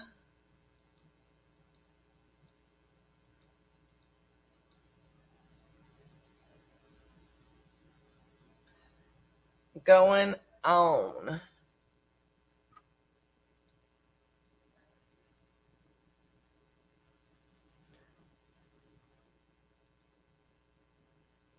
Let me. I think we should call some sellers. What do y'all think? Do.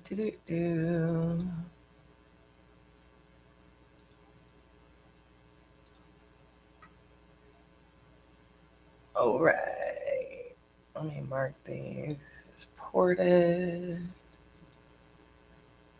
Okay.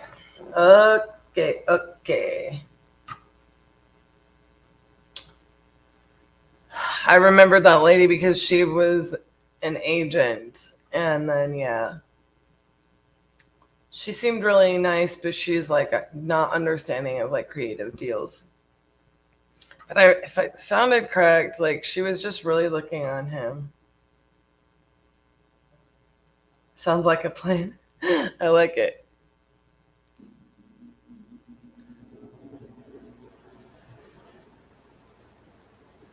Where is this?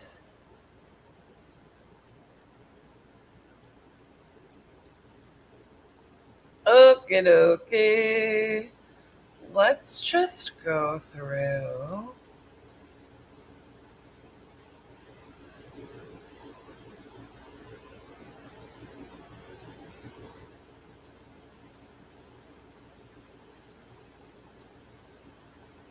Actually, I feel like I don't want to call that one because I feel like it was the crazy guy from Oklahoma.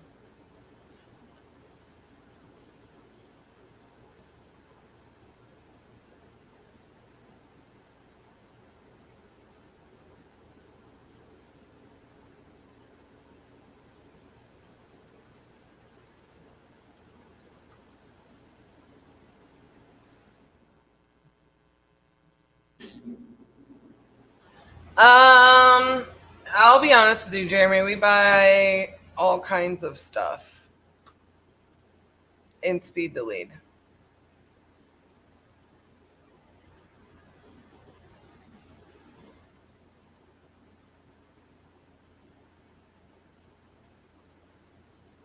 I don't recommend that you just.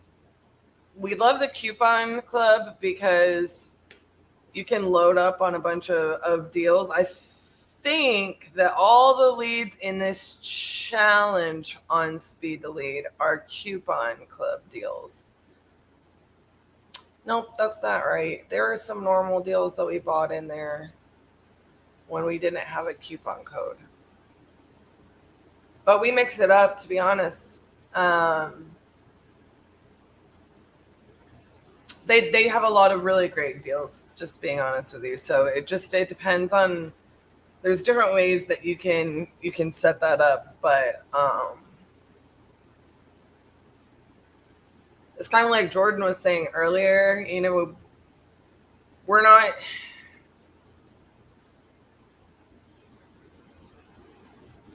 going to go buy 5,000 leads on Speed to Lead and Lead Zolo in one day. You know what I'm saying? Like, we kind of load up as needed, and we continue to keep the lead sources coming in. And I mean, you can see like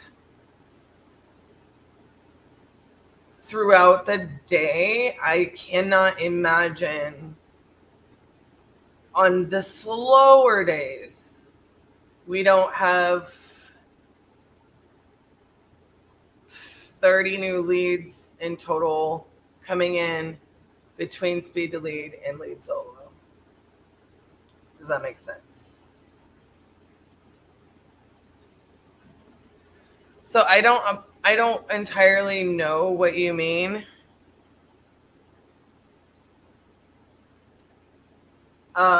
Hitting the hot ones at that price.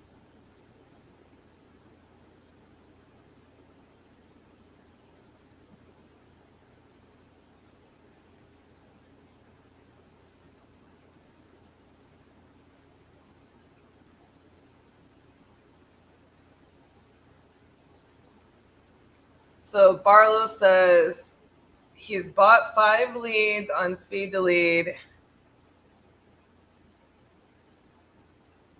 and he has not had any luck.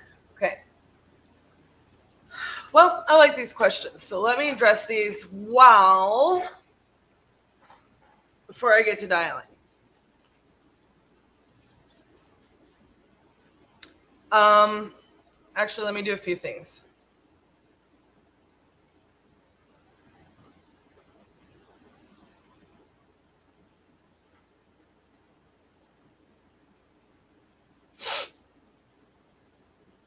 If you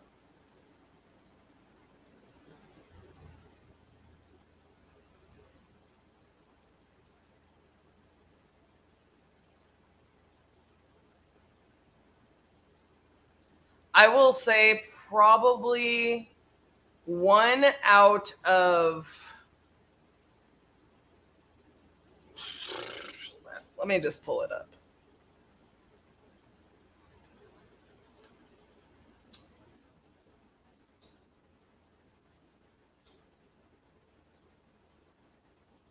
For us, I would imagine that every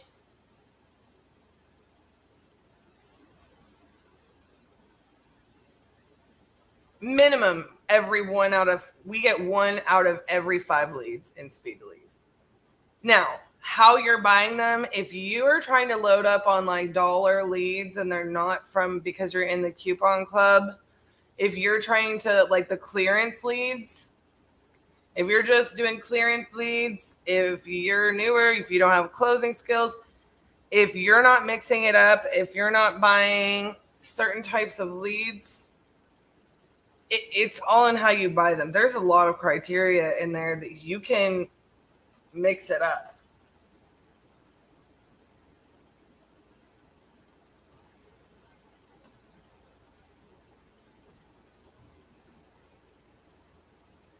Horacio, if your friend has bought over 20 leads and has never closed any of them, there's an issue with how he's purchasing the leads, how he's underwriting the deals, or his closing skills.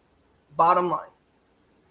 I say this with all the love in my heart to anybody out there who is watching, because I expect you to get better. If those are your results, you or your friend's results, one of those things is wrong. I can promise you that. We've been using Speed to Lead for a very long time. Since before they had a website, before they were open to the public, I can promise you we have a very deep knowledge and understanding on how to close those deals, and they are very good leads. Not every one of them is going to be great. If you're just buying them based on location and you're not paying any attention, if you're just buying clearance leads and you don't have, and I've seen people make 6 figures on a clearance lead, okay? I'm just letting you guys know that they're good leads. You are going to have to assess how, like, why those deals aren't good. They have a refund policy, by the way, if the property is already sold or if it's not correct, if you track it. So you don't really have to worry about anything there. If you just end up with like a non-motivated seller that entered their information, well, you're going to have that sometimes. We don't close every single speed to lead that we buy by any means. But 1 in 7, probably over the history of time since they've had a website. It's not a joke. And no, we're not just buying all of them exclusive. In fact, I would probably say we don't buy them exclusive more often than we do by a large margin. So I can also have RJ kind of go through there and show you guys, I was trying to look up how many we have purchased since we started this challenge, right? So let me try to count that really fast.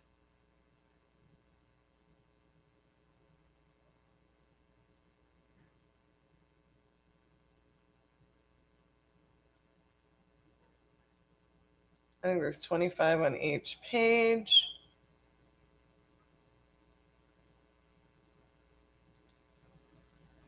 No joke, I think it's like 50 to get those numbers. Like, there's a reason that RJ and I have been like, man, we need to buy more speed to lead leads.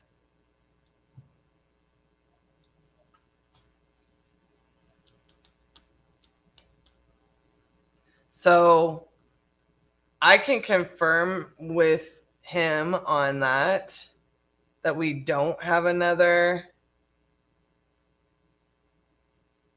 set, but like I think it's like roughly about 52 leads.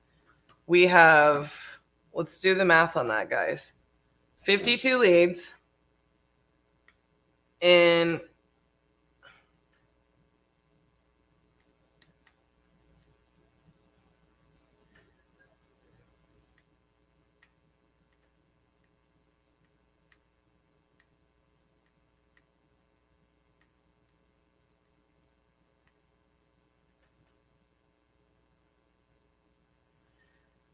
uh, 23 days, even though we didn't buy them every day necessarily. Now I'm kind of like, man, we need to go on a hunt if that's correct.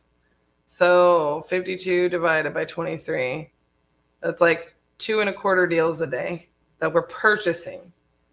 Okay. If we bought 52 and we sent 8 contracts,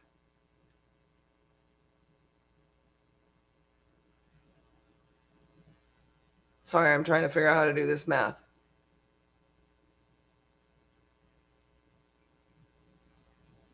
I'm doing it wrong.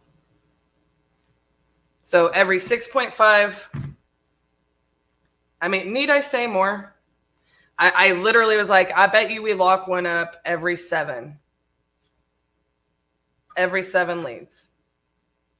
So my math is pretty on point there. Every 6.5. Well, I guess I should do it over 7 because we have one that didn't sign, that was going to sign, but I don't know exactly what. RJ started to mention what was trying to tell me what was going on with that. So let's just do it by 7. So every 7.4 leads, we have a contract. So I mean, I hope that gives you guys some insight. 20 leads, something's up. Jeremy, or who was it? Who said every 5? Or I've gotten 5 leads.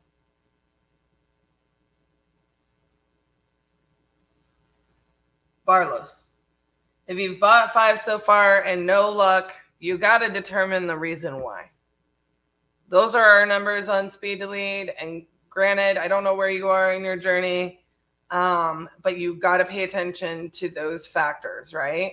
We're showing you guys exactly what we're doing, exactly what we say to the sellers, exactly how we handle the leads. If it's not a valid lead, like if they have it sold or they something,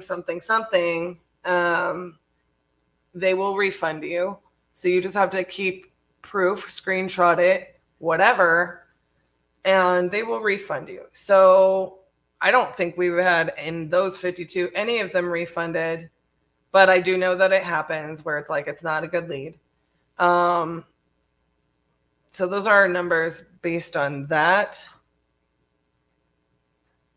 But yeah, you guys definitely be cognizant of how you're buying the lead as well, you know? And I would say you're going to want to mix it up. If you're just getting started with speed to lead, or if you're fairly new, if you're a solopreneur, like you guys got to understand, we're calling these people multiple times. We're not just calling them once and expecting a contract, you know? We're going to keep calling them, but we have a lot of success with working speed to lead leads. You also just need to be aware that we do, like, we'll buy clearance leads, but we're not going to go only buy clearance leads and expect to get the same results. We keep a healthy balance. In fact, I would say 52 leads only in this. That number is insane. You know, I really would have anticipated, like, we got to get more going. In fact, I was just talking to Liam the other day, and I'm like, hey, man, you know, I really want to have a speed to lead day during the 50-50-50. And, you know, we're almost halfway through. And, you know, we're going to do a challenge. We're going to do this. We're going to do that. You know, we still want to do that. It may not be on a 50-50-50 day. Hold, please. I have got somebody calling in from the team. Hey. Hey, what's going on? I am on the live. What's going on with you? Oh, man, I'm sorry. That's okay. Just want to let you know, I just talked to her today, and she got a contract extension, and she actually got to sign a substitute deal. So, and all apparently wants to take the shit down. So, I'm having her see over the contract, and also like her to be the email. But it sounds like you were going to be able to move things a lot easier. I thought. Well, I thought, like, she's had that since the beginning. Sub 2 is always an option. Oh, really? I just don't know if it was adjusted. So I'll take a look at it for sure. Yeah, if you need, just email it over and, you know, King can upload or whatever. But if she got the extension, that's wonderful. And then we'll extend it so that way you can. I just feel like if I remember correctly, I feel like it was very funky originally. So if it's gotten easier on the sub 2, fantastic. Yeah, because basically what she told me is she thinks that he owes somewhere around like 60 to 70K on it. Mm-hmm. So in that sub 2 isn't giving him like 10% down or something like that, because apparently he still wouldn't come down off the 95K cash. So I want to say, like, yeah, I'll definitely look at it, but I feel like that was the original. I'll look at it. It's in the docs though. okay. All right. Well, I'll just have her send it over to you. Just want to let you know. Rock and roll. Yeah, great that we got the extension, and hopefully that means we get this moving and grooving. Yeah, exactly. And I just got a call back from the dude that walked it, and he said he's currently running numbers on it with his partner. Should be getting back to me this afternoon.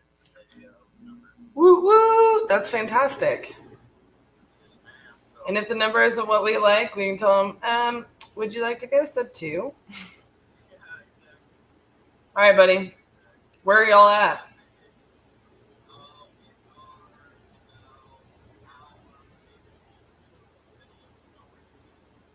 Oh, y'all did not stop. Y'all so crazy. I guess if each of you drove 4 hours, you know, take a nap. Yeah. All right. Well, I've made that drive up to Ohio a bunch of times in my life, but it's longer than 16 hours. So. All right. Well, glad y'all are almost there and safe, and have fun and holler if you need us. Hit us in the chat if you need us to load anything or whatever's. All right, bye. That was Garrett. He's going to his sister's graduations. So, how many leads on average do you need to get a speed lead? Okay, I'm sorry. I'm reading through all these comments. Something good just happened? Yeah. What? Got an extension and I think adjustment on the sub 2 on Alamogordo. We're going to sell it? Yeah, they're making an offer today. Nice. 5 minutes. Go, take your time. Ooh, somebody has some lunch out there that's smelling good. It smells like barbecue. You know what I really want? I think I'm going to do this weekend. Y'all know those steam pots where they have like shrimp and corn on the cob and little red potatoes and sausage. I think I'm going to need to eat that this weekend. Sounds delicious with like some pineapple on the side as a dessert. I get emails when a new lead comes in and they're $350 to $450 a lead. I mean, yeah, we do buy some of those sometimes if it hits the criteria and we're looking to get another contract for that day. We really mix it up.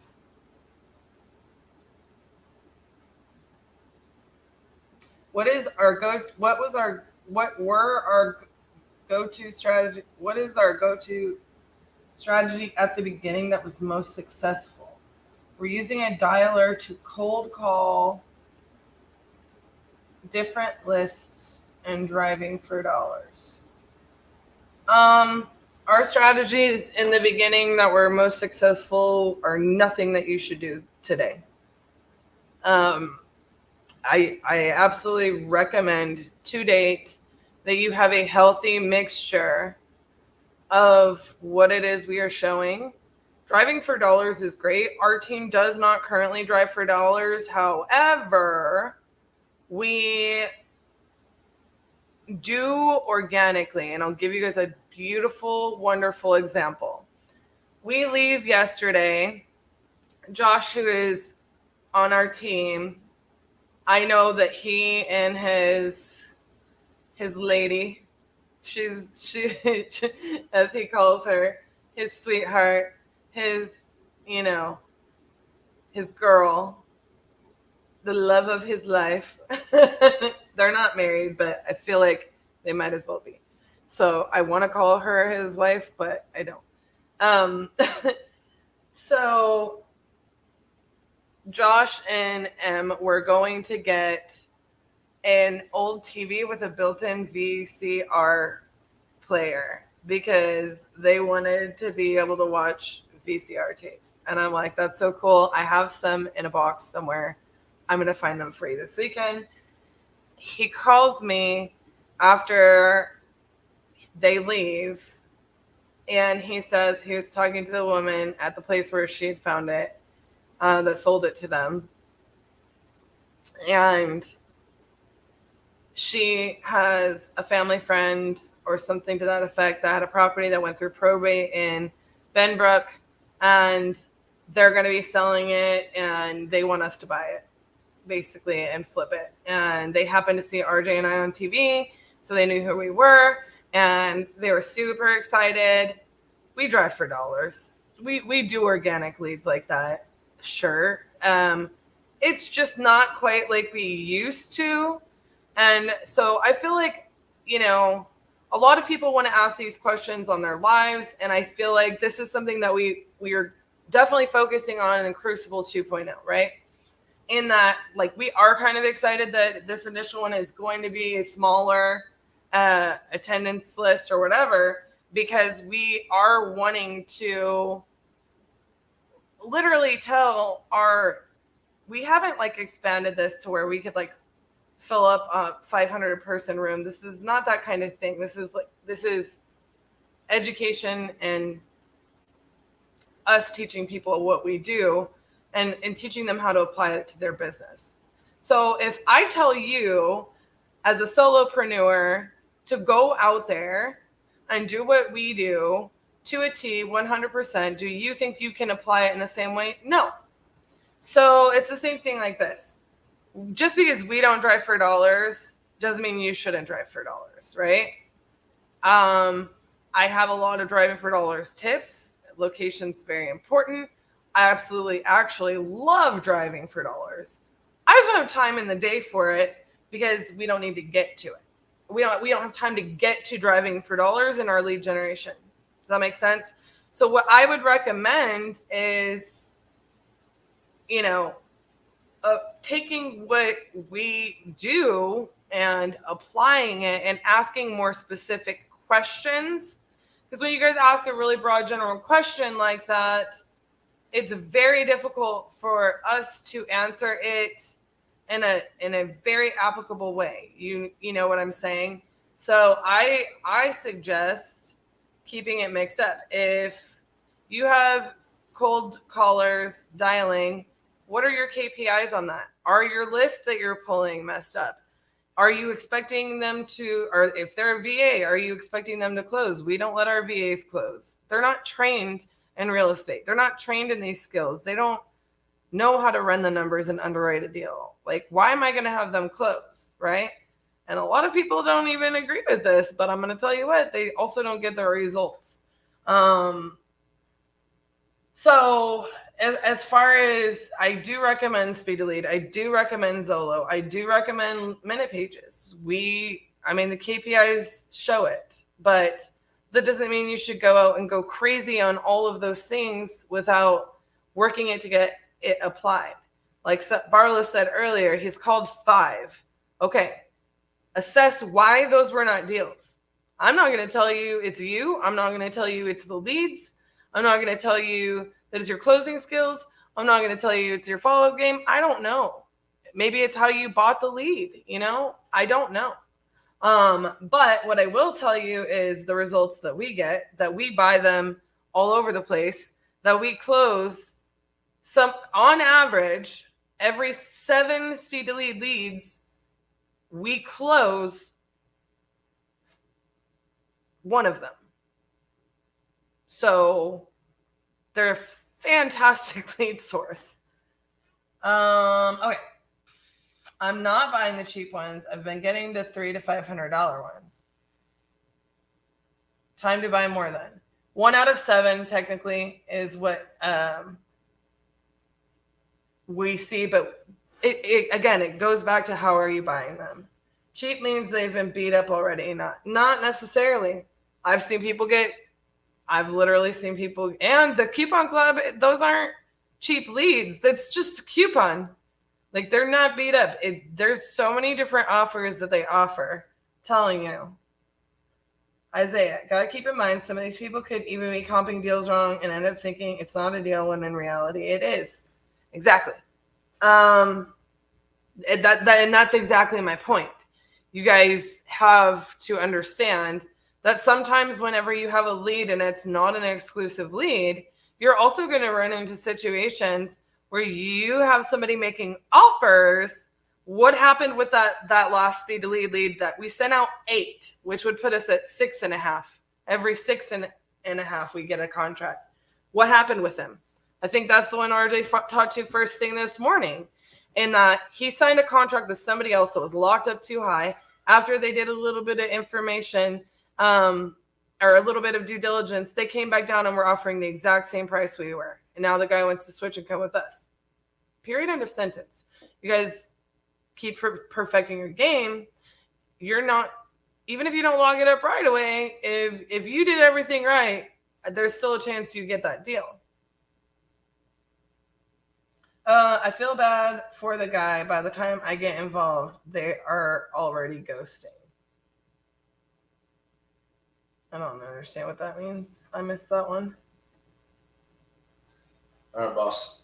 Time out. I'm almost done. Time out. 12:19. I got so many comments. Tell your friend to send those leads to me, and if I close them, we split the profits. Bro. They shouldn't already be ghosting, if that's what you're referring to. A thing, you have Minute Pages, KPI spreadsheet. What is that? There's a link at the bottom. It's our website, SEO. Yeah, 1 every 6.5 or 7.5 usually. So we average about 7. A little bit more on how you choose your leads on Speed to Lead. Yeah, we can definitely do a little segment on that. RJ did do one, but I mean, if we don't timestamp it, we can kind of dig into it again. The ones I did call for my list just want all cash. We're not open to terms. So at this point, it's just a follow-up. Well, Horacio, maybe you shouldn't be applying terms. Maybe that's why you have different results on Speed to Lead if you're only offering terms or creative.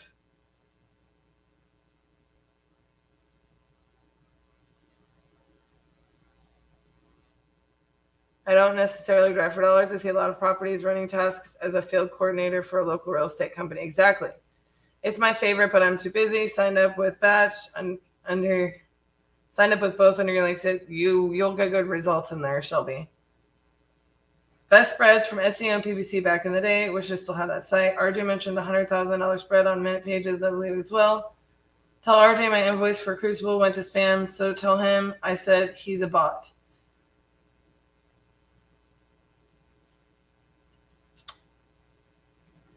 You're a bot. Your ice cream is a bot. I don't even understand. Anyways, my loves. Look. Again, and I don't know if this is the case or not, Horacio, but if you're only offering creative, you're probably going to get different results across the board, right? As far as the driving for dollar stuff, I know that I kind of want to touch into this before we go to commercial and let RJ back on here.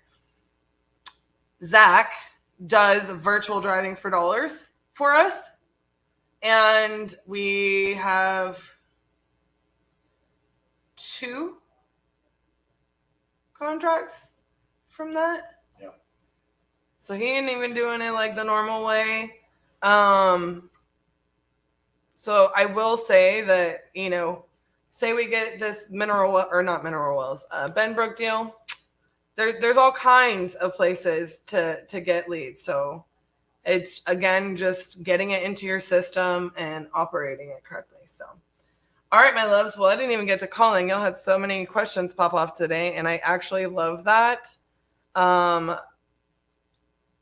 will call later. Obviously, I'm going to have plenty of time to be calling while RJ is doing Pardon the Disruption. So for now, I'm going to let him get back on here until said time when he does Pardon the Disruption, and we'll do some more Q&A and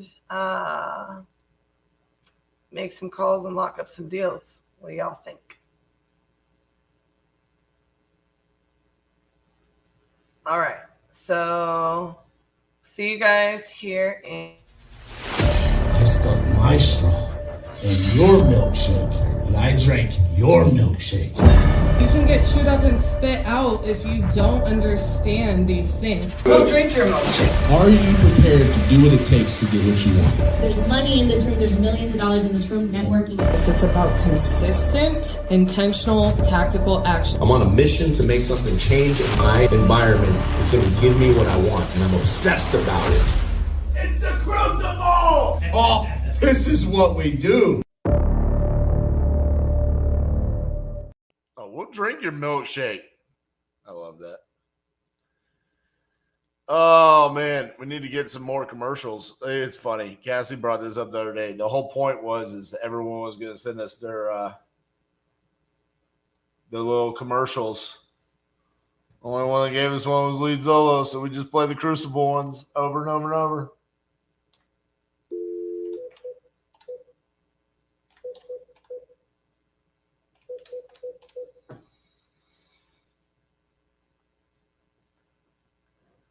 We're like a local sports network. The number you have dialed is not in service.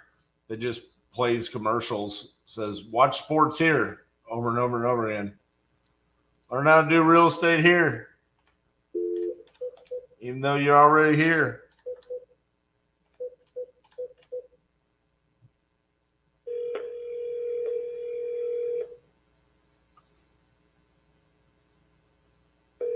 What's up, Shelby? Hey, is Anthony there? Speaking. Anthony, this is RJ Bates calling about your property on Ramsey Boulevard. How you doing? Doing well. How are you? Good. You had entered this on my website saying that you're looking to sell that property. Is that correct? I'm considering it. All right. Let's see here. Is this what is this that I'm looking at? What kind of property is this? On 2.8 acres, like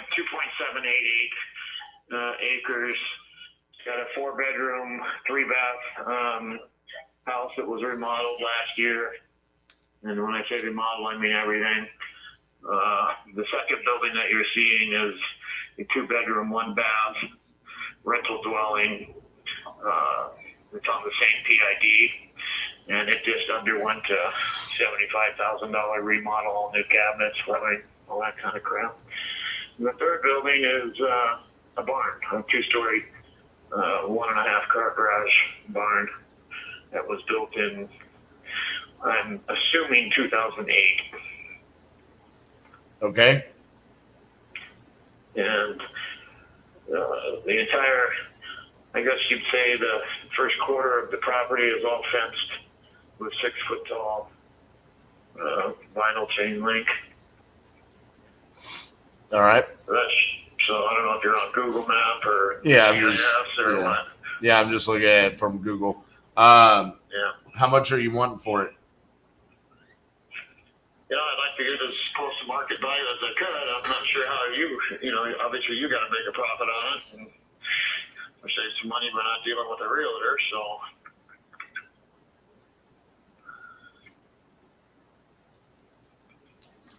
Yeah. So did you have a dollar amount in mind? Well, I mean, I put $650 on your website. I'm sorry, I didn't see that. The back rental unit, is it occupied? No, it's ready to be occupied. Gotcha. We it literally underwent a 12-month renovation. It's got new cabinets and granite countertops. Anderson. Nice unit. Right. We were renting it for $1,850 a month, and usually I wouldn't have. This is before it was remodeled. Usually I wouldn't have to show it more than 3 times, and it'd be rented. Right. I mean, taking a look at it, I mean, I don't think that you're crazy with your value. Actually, one of the systems I use, it popped up estimated value $651. I like you said, I'm an investor, so you kind of already did my work. I want to come in and fix it up. What was your name again? I'm sorry. My name's RJ Bates. RJ, here's the thing. We've lived here for, 15, 16 years now, and it was a lot easier when I was that much younger to maintain this place and remodel it. I'm an electrical contractor, and so my time's kind of limited, but all the boys that my stepsons, I had 4 of them, they're all grown up and out of the house now. And so I don't have the football team here anymore to help take care of the yard work. Right. So it's just becoming too much. And my wife is disabled, and it's the main property is a 2-story house. So going up and down the stairs is kind of tricky for her. And, there's a lot of different factors that are weighing into my thinking of selling this, not the least of which is it's cold here. I gotcha. Yeah, I mean, from a motivation standpoint, I mean, you have good reasons as to why you want to sell. On a financial aspect, I mean, I guess the decision there is, how much does that weigh into you wanting to sell quickly to someone like me in comparison to just listing it on the open market, because you've done all of this work to it, right? And try to get as much as you possibly can out of it. I mean, I can't answer that for you. It's like, the reality is just to sell to someone like me, you're leaving money on the table because that's just money that I'm going to turn around and get for it, Sure. What type of percentage would you typically pay for something that's marketed or that's valued at $651? So that's the tax value, right? Well, no, it popped up so this system I use is called Batch Leads. It's one of 3 systems I use for comping properties. And it has basically like its own little algorithm that it comes up, kind of like what Zillow has, where there's estimate. It just says estimated value 651, 452. And I don't know how accurate that is. I mean, it's. Well, I'll tell when I refinanced it in 2015, I believe, it took 6 months to get it appraised because it's the only house in the county that has 2 living dwellings on one parcel, and the houses on either side of me aren't, they're half the value of this, just the main house. Right. In order to go to something that's comparable, you got to get over by the golf course, which is about 2 miles away. So I don't know. I got my property tax statement. I want to say it was somewhere around $650. And that's just kind of what I. What did they appraise it for? The taxes? No. When you said it took 6 months for them, yeah. I want to say 5 or 550, something like that. Right. It was 5, 6, 7, 8, 9, almost 9 years ago now. Right. So it's had to have gone up in value, right? Oh yeah. Well, if I'd have sold it last year, I would have really made some money. Right. With the present leadership we have, it's up in the Yeah. air. He's doing everything in his power to make sure bring us down to reality, right? Yeah, they sure are. So, yeah. Now, the one thing I will say that I haven't done to it is the deck is about 25 years old. I've got all the wood to do it, but I've also got arthritis in my hands, and right. I just don't have. I mean, after 15 years, I've really kind of. I just finished remodeling the main house, and then the tenants had to be evicted out of the cottage, so I remodeled that. Right. So I'm freaking done, man. I got you. 55 years old. How old did you say? 55. I got you.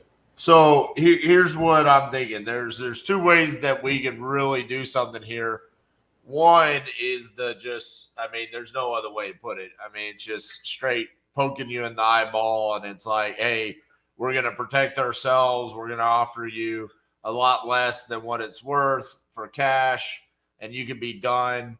And some people are happy with that because it's traditional and they feel like, that's how it's supposed to go down. And if you're willing to sell at a discount, then it works. The other way that I would prefer to do this deal, if we were to do something with you, is what's called a novation. And essentially what we do there is you can be done with it. Now, I do have a couple of questions to see if this would be a good fit for you. Are you needing money from the sell for you to go to a new property? Well, yeah, I'd like to buy a different house. Right. So the way that this works on a novation is, and it might not be a good fit for you just because of your situation, but essentially, on a contract for deed or something. No, not really. That's more of like a seller finance situation. What this would be is, we essentially say, hey, we want X amount of dollars to come in and be the ones that sell the property. And so you can kind of just be done with it, and your money is kind of somewhat guaranteed based off of us performing. Some people refer to it as like equity protection program and different things like that. I just more like to just be upfront and say, hey, if you're tired and you don't want to deal with it and you want to make something quick, then you can let someone that professionally does this for a living come in and kind of handle the situation. And instead of losing like a %, you're more just giving up like a flat amount, because we're not coming in and giving you like a boatload of money, like $500,000. You know what I'm saying? Like, in that case, it's like, no. Like, I need a return on my investment. This is more of like, I need a return on my time. So there's a difference there. But again, this comes down to like, you really telling me like, what is your most ideal situation? If it's like, hey, I just don't want the headache of dealing with realtors and that kind of stuff, this could be a potentially good fit. If it's like speed is more important to you, then that's might be where the cash offer comes in. But again, like I said, you're just going to be leaving a lot of money on the table. Well, what is a lot? I mean, Rough numbers. Bare minimum, like skimming the coat, 78% of what your property is worth is what I would offer you. Okay. So about 22% less than the 651, Right. So it'd be about $120,000 less. Yep. And that's a lot of money. Yeah. That's what I'm saying. Like, I don't like it. Like, if you told me, okay, RJ, let's do it, I'd kind of be like, Anthony, can we talk for a little bit here? Like, is there something you're not telling me? Like, What state are you calling from? I'm from Texas. Texas? Oh, yeah. I, I'm trying to get south. I'd like to get south this year. you want to come to Texas? Well, I don't know. The wife's thinking Tennessee, but wherever it's going to be, it's not going to snow. I can promise you that. Well, let me tell you a couple of things. One, certain parts of Texas, we don't get any snow, but certain parts we do. I'm in Dallas-Fort Worth, so every now and then we get it. We really only get it when we have Super Bowls here. And then we really get it. The other thing is, just because you sound similar in mindset to me and the majority of Texans, we really don't like Joe Biden here, so that's a selling point. Yeah, it's going to be a red state, I can promise you that. Right. Ideally, I'd be in Florida, but my wife is adamant she doesn't want to move to Florida, so. I don't like Florida. I can't blame her for that. I mean, I hate the roads and trying to get anywhere there is just a pain in the butt. But Well, that's the problem. The beaches are beautiful on the Gulf, but the roads are as bad. I'm from California, Southern California. Oh, yeah. I've been here for 32 years now, and when I was 21, 22 years old, it was fun, but yeah, now it's like, get me out of here. So gosh, till last winter, So well, you're in Minnesota, so you might understand. My son plays travel hockey, and so we went to a hockey tournament. Well, actually, same year he had 2 hockey tournaments in Tampa, Florida. And dude, by the time the second tournament was done, which you're there for like 4 to 5 days, I was done. I mean, it was like, dude, this is miserable. I mean, we would go to one game and he would have a game 4 hours later across town, and by the time the game was done, it's like, no, we have to start driving to the other rink just so we have enough time to make it there. Oh yeah. I've only been to like Fort Myers Beach once, and that was 15, 16, 20 years ago, and didn't really travel too much around other than right. I got you. My idea is to sit on the beach and rent jet skis and drink Mai Tais and look at the pretty women drive by. I got you. Well, I mean, so what are your thoughts about like doing the novation where you're talking about a lot less, giving up a lot less? Because in that case, you're talking about. So the downside of the novation is you're not getting any money until the property closes. So from your perspective, it's like, well, if you don't, well, that's what we would be doing. We would be selling through a realtor. So it's kind of like it just eliminates some hassle for you, but you're still waiting on the closing. See, like where this could be really beneficial for you is like, that's why I said what's your situation? Because it's like if you had your house in Florida or in Tennessee and you're like, I'm just ready to go, we could say, okay, go ahead and go, and then you'll get your money in 90 days. And then boom, your money shows up. You didn't have to deal with anything. That's where it would be like extremely beneficial. But if you're like, no, I need the money from the closing of this, then maybe going through a realtor is the best thing. But the downside of that is you I haven't even looked at market time or selling, compared to asking prices or anything.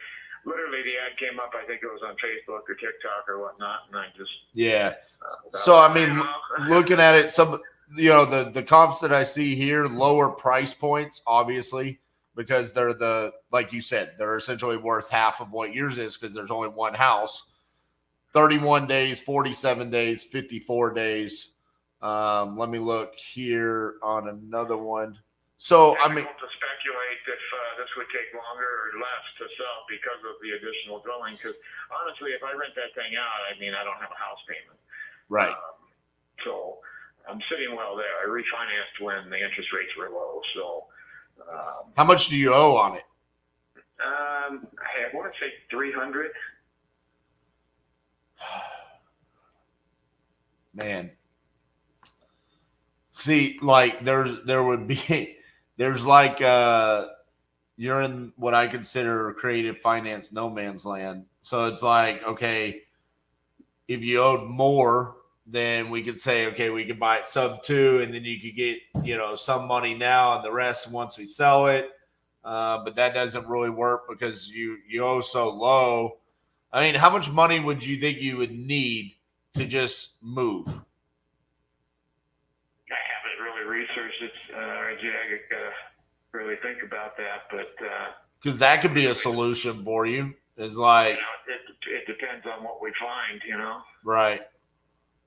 Because you're looking at essentially walking away with $300,000. So is your plan to go buy something that's $250,000 to $300,000? Yeah, well, we want to downsize.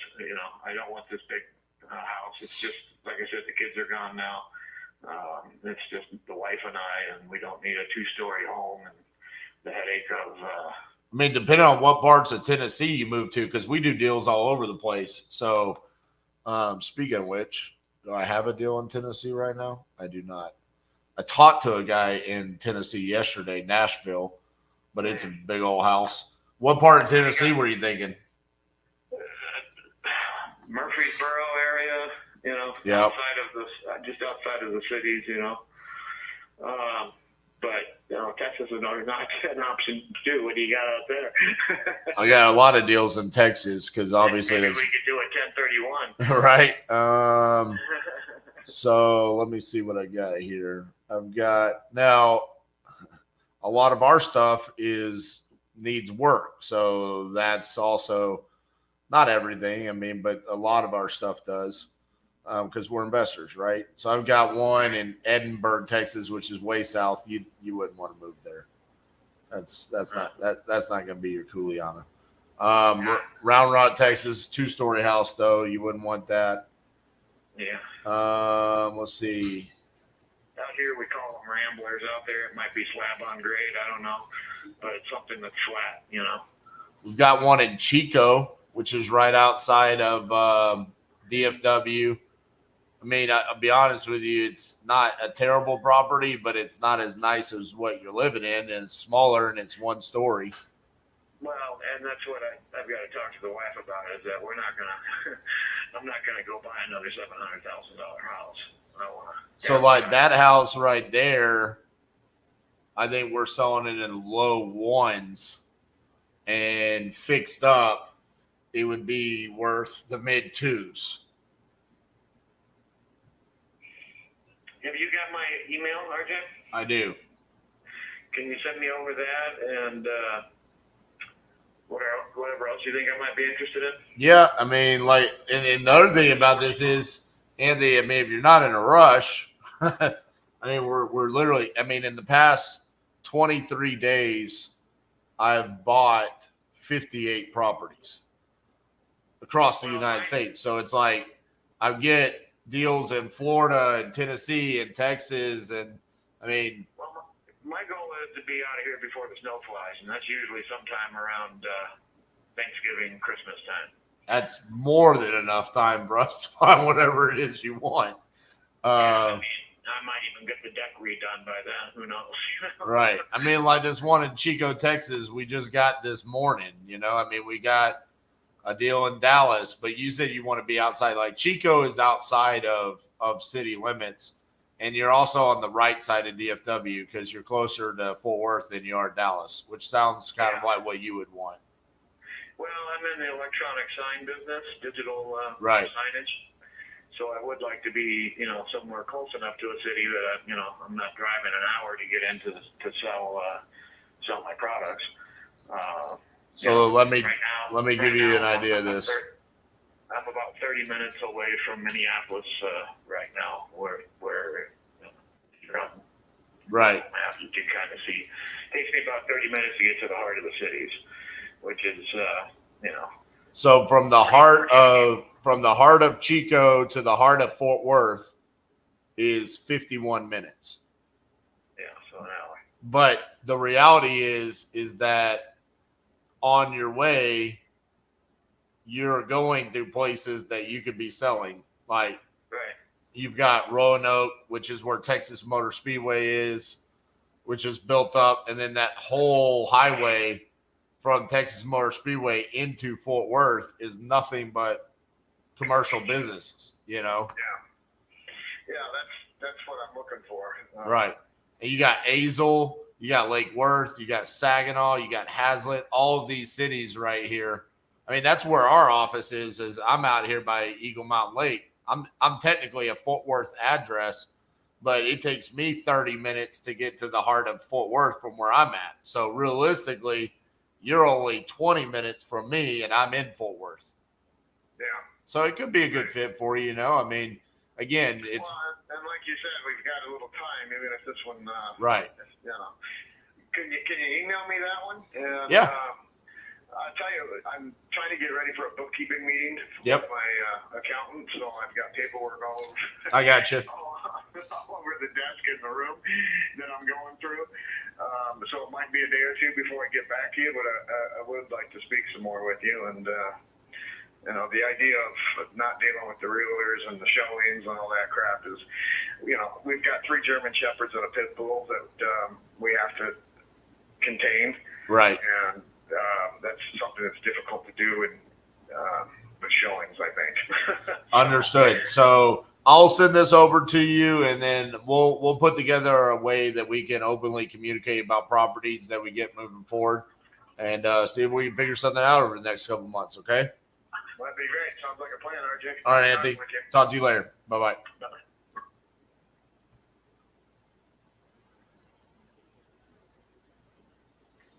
You just never know where these conversations are going to go. I mean, who would have thought that conversation would have spun that way?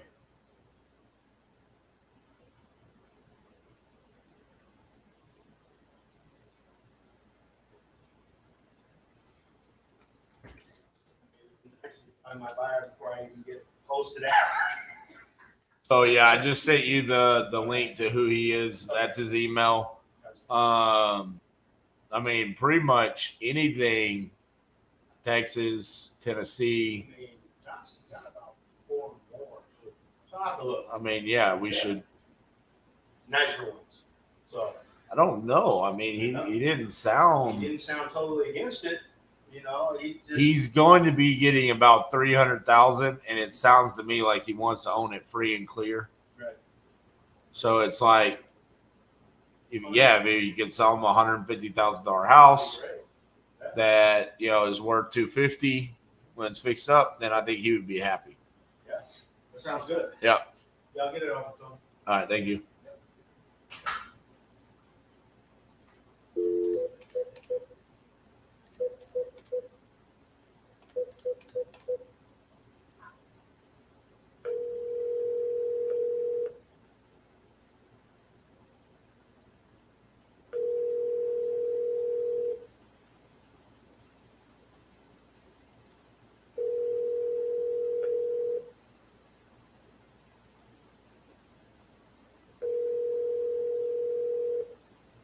Your call has been forwarded to an automatic voice message system. 315391 is not available. At the tone, please record your message. When you have finished recording, you may hang up or press 1 for more options. Hello, this is RJ Bates calling about your property there on Kirkpatrick Street. That's kind of a tongue twister.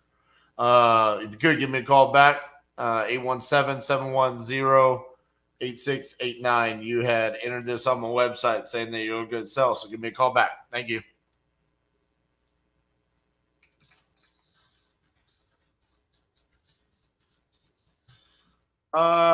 Sammy, I mean, listen, some deals are just, you can't manufacture a deal. I mean, the reality of it is I think a 4,000 square foot house, I mean, you could rehab for less than 265.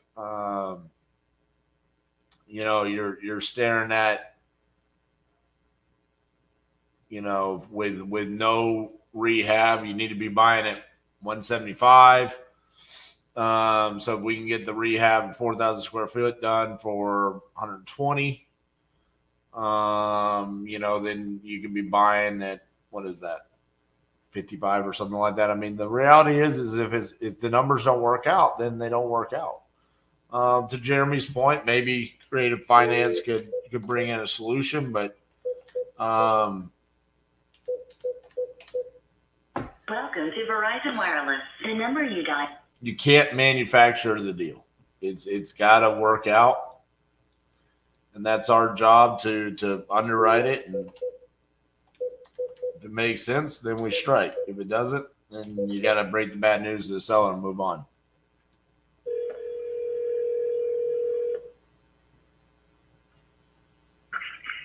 Hello? Hi, is Felicia there? Yes, speaking. Hey, Felicia, this is RJ Bates calling about your property on Dudley Street. How you doing? I'm good. You had entered this on my website saying that you were looking to sell. Is that correct? Yes. Awesome. How much do you want for the property?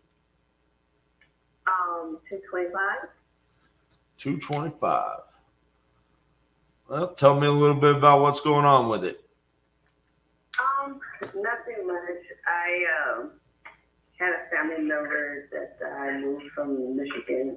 And, she's pretty ill, so I need to sell so I can leave. So there's really nothing really going on as far as that. So that's the reason why I'm selling. It's a 3-bedroom, 1.5 bath. I renovated a full bathroom, actually. So whole new bath. And it has a garage, basement, partially renovated. Has the kitchen, was renovated as well. And so it has wood floors throughout. And the kitchen, not real wood, it's I think it's composite wood or something that they put down. Okay. And a large fence, gated. And they redid the full driveway. That was report as well. And that's pretty much it. Where did you say you're moving to? I'm going to be in Michigan, but I'm just going to eventually be going to Georgia. So. I mean, taking a look at the numbers, I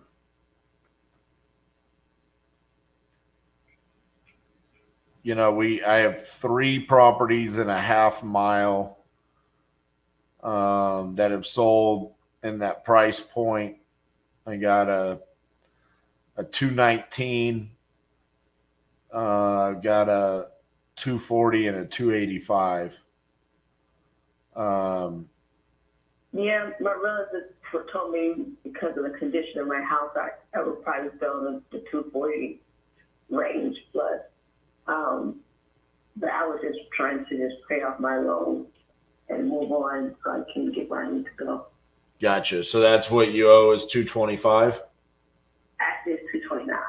229. Yeah. If you don't mind me asking, how much is the monthly payment? $17.89. Oh, I don't know. I don't know if it could rent for more than that, could it? Looks like rent probably be like $1,600 a month. Let me look.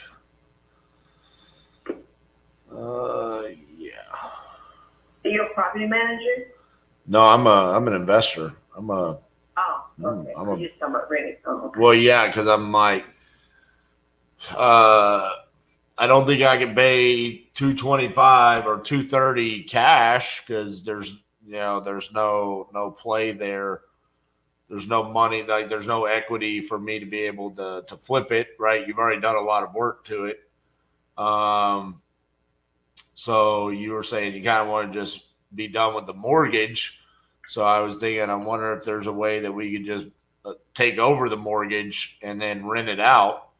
But I don't know if it would rent more than what your payment is, because you're paying, what you said, 16 something a month. And looking around the area, there's a lot of rental properties for like 1,200, 1,500, 1,400. So, I'm usually a person that could come up with a solution. I know. That's what happened. That the issue with my family happened right after I did a refinance. So it's kind of like, what's the interest rate on the mortgage? It's 5 either 7.5 or 5.85. Let me look it up. I can't remember exactly.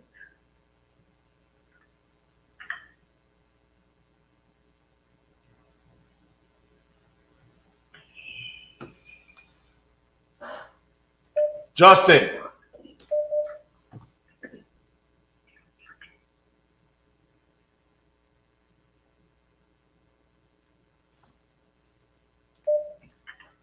Where's Justin?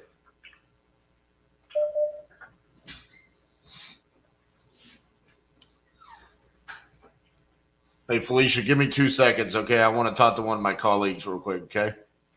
Okay. This is a deal in Taylor, Michigan. Okay. Where's that at? Southwest Detroit. Okay, so she just refied, family issues. She essentially owes $229.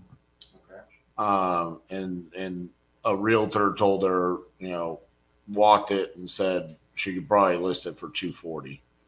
Okay. She's like, I really just want to be done, just pay off my mortgage. So I'm like, well, she wants nothing. Yeah, she ain't getting. She told me her price is $225 and she owes $229, so she's kind of willing to take a loss. Yeah. So I said, well, what about sub 2? And it sounds like she's probably pretty amicable to it. Yeah. It doesn't necessarily cash flow as a rental, though, but someone could do a wrap. Mm-hmm. So I was curious, do your buyers? I have plenty of people I can put this in front of right now. All right. Hey, Felicia? Yeah. Okay, so I was just talking to Justin. So what I'm thinking is realistically the only solution that I think I could give you outside of just saying, hey, it was great talking to you, go hire a realtor, is us taking over the mortgage, where we just make the payments every month and you can be done with it. Is that something that would interest you? Yes. Actually, that will work. That will work fine. Okay. You were going to rent it out? Potentially, there's a couple of other things that we could do there. So that's why I wanted to ask you first if you're okay with it, I'm good with that. My other question, the reason why I asked, it was because I would need, as I'm waiting for this situation to occur, till August, would that be something, and then I'll just continue to pay what it is, but it will be through you guys, so I can have preparation time. Yeah, exactly. Yeah, I mean that's not a problem. We can make all of that work. That's another benefit of going with us is we can be very amicable about your situation. If you're saying, hey, I need till August to make this happen, then that's not a problem whatsoever. I mean, that's kind of probably the number one benefit of going through someone like us is we're not a retail buyer where it's like, no, I'm buying your house and I need to move into it. It's like, no, I mean, we understand that you're wanting to do this because of life situation, Okay, great. That would be great. Then, there's one thing that did come in my mind, but that was the house, part of the house needed to be painted, and I'm already in the process of getting that done. So I just want to say, just in case you come by and want to see it, and it's not done yet. Yeah, I mean, you pretty much told me. I mean, I'm looking at a picture from the outside. I mean, it looks adorable. It sounds like you've already got it in really good condition. So I don't feel too bad about that. I mean, that's awesome that you're going to finish painting stuff. But yeah, Justin, what do you want to place those phone calls real quick and just verify before we send anything over to her to verify that we can get this taken care of? All right. So Felicia, what I'm going to do is, Justin's got a couple of phone calls he needs to place just to verify that we can do what we need to do here to make sure that I don't want to tell you we can do something and then we end up not being able to do it. Right. But I am just a couple questions, that we need. Tell me that monthly payment amount again. 16 what? It's $1789.25. $1789.25. And how long is your term length?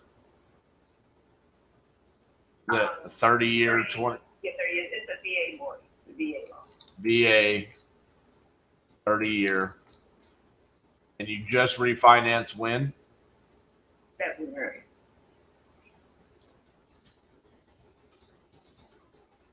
Okay. And that includes PITI, correct? Taxes and insurance? Yeah. Okay. And the refi amount and all that is the complete number. And you said you owe $229? Yeah, it's about 229. They look at the total, but it's 229 or something other. That's fine. $229 owed. Okay. That should be good, right? From that basement size. Yeah.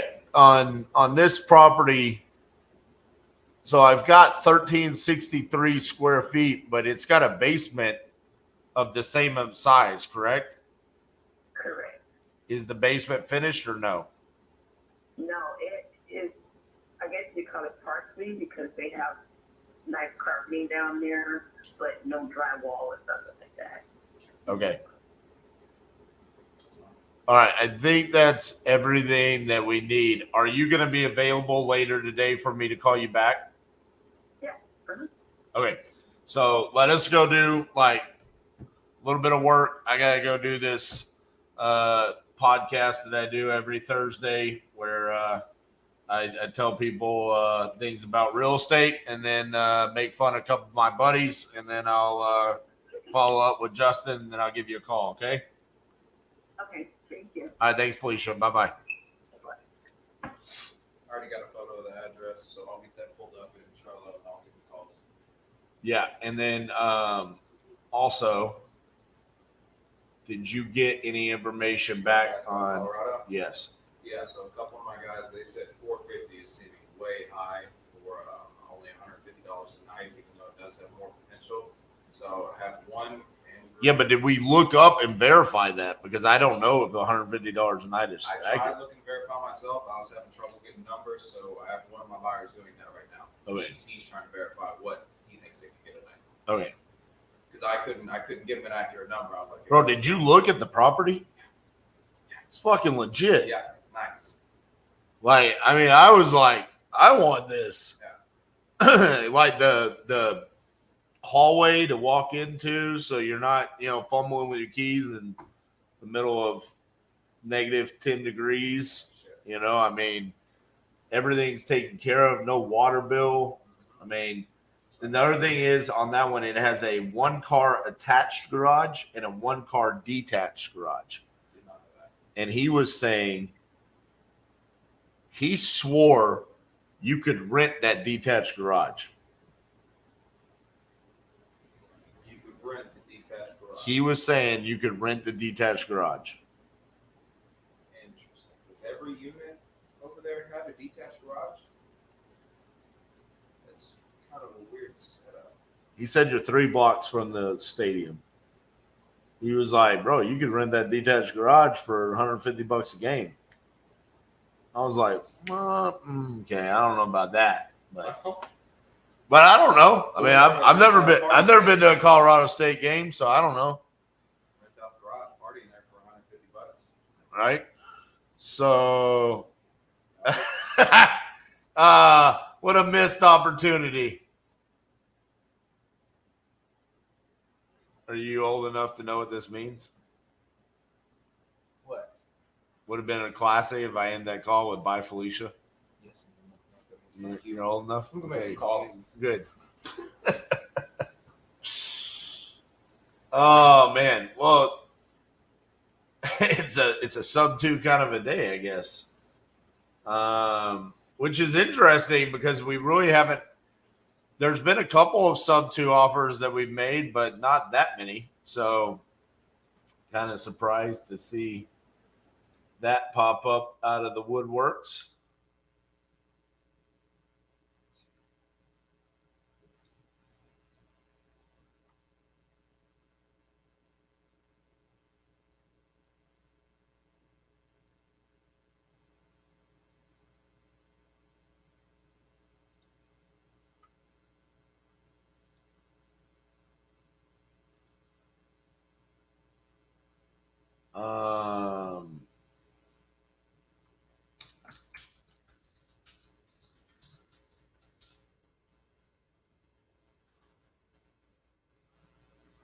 Where's my friend? Starting to get irritated here. She promised me she was going to sign this immediately.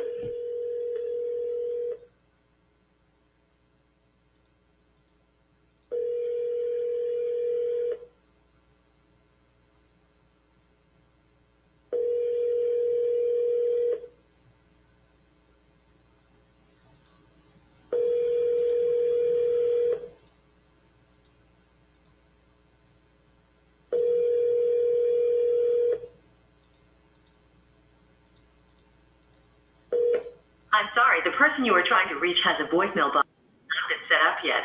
Please try your call again later. Goodbye. Man, killing me.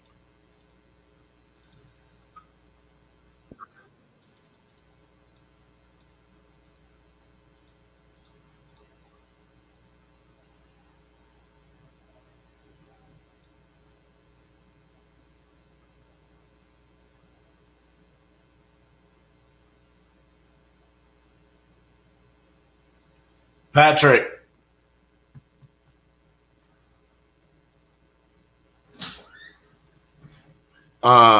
Did you talk to Marilyn Seller? Not yet. I haven't been able to get through to him to get the pictures.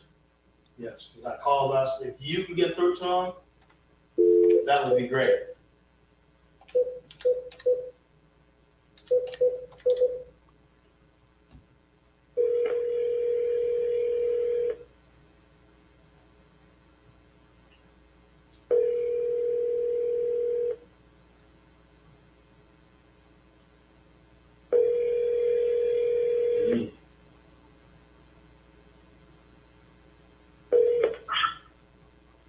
Good afternoon, it's Danny. Hey, this is RJ Bates from Titanium Investments. How you doing? I'm doing pretty good, RJ. How about yourself, my friend? I'm ready. I wanna buy your property. If you could do me one thing. What's that, my friend? Can you send me pictures? I can do that. Excellent. Is email or texting better for you? Either one, depending on which one's better for you.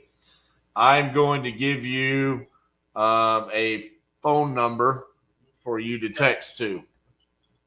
Okay. Now, give me a couple of, at least 48 hours on that because I am about 100 miles away from that property. I'm 87 miles away from that property, and my schedule is full until Saturday evening.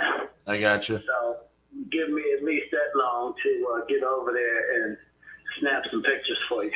I just have to say that I am beyond impressed that you knew that you were specifically 87 miles away from one of your properties. I mean, I'm going to be honest with you. I'm going to talk to a lot of people today. That's going to be the most impressive fact that anyone tells me today. Well,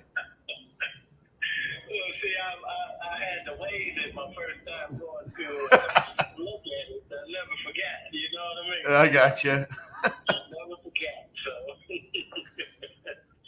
yeah, absolutely. But yeah, I'll be glad to snap those pictures and get them over to you. And I appreciate your interest in it because, yeah, I think I want to go up into Baltimore.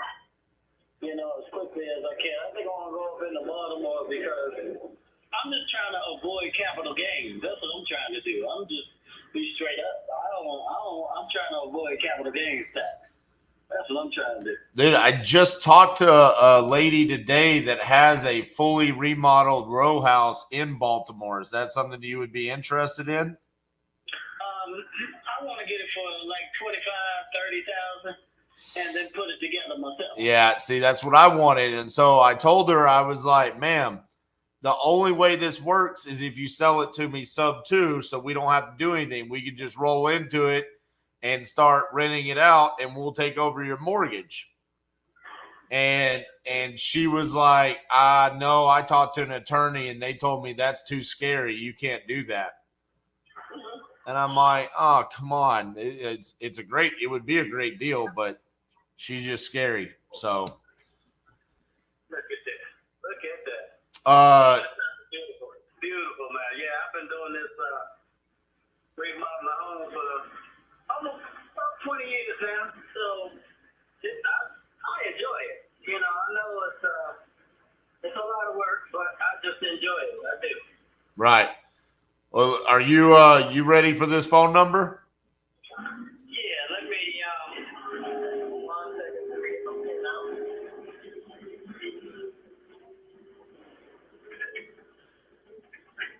Okay, I'm ready. All right, it's 541 900. Is that 900? Correct. 2278. What was the last four again? 2278. 278? 2278. So 2278. Gotcha. 2278. 900 2278. Yeah. And that is my general manager's phone number. His name is Patrick Brown. Patrick Brown. Yes. Okay. Great. Sounds great. Like I said, I really appreciate your interest. And I'll get those photographs taken for you. And if there's anything you'd like for me to do before we make the transaction, I'll be glad to get it done for you. And then, we'll see you on the next one. All right, man. Well, we appreciate it. We'll talk to you soon after we get those pictures, okay? All right. Sounds good, my friend. All right. Bye-bye. Bye-bye. Cool. I mean, I sent him a text. I'll send him another one too. So. Yeah. Yeah. I think it sounds to me like he's a one-man show, Right. super busy, Yeah. just. I can see that. I mean, if pictures come out right, we can get a good gauge on, price point from Tanya, then I think we're good. Yeah. And the buyer will be at the table because it'll be Chris. So Yep. All right. He feels like we own the deal anyways from last year. Yeah. Yeah, we do. Well, here it is. Right. All right.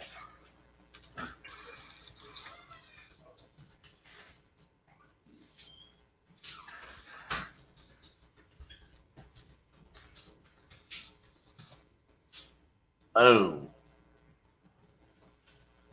Bro, What's up, boss? we have gnats. And this kind of thing. My apologies.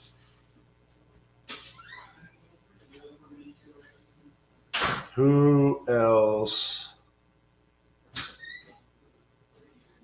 Are you ready to come take over for me? All right, ladies and gentlemen.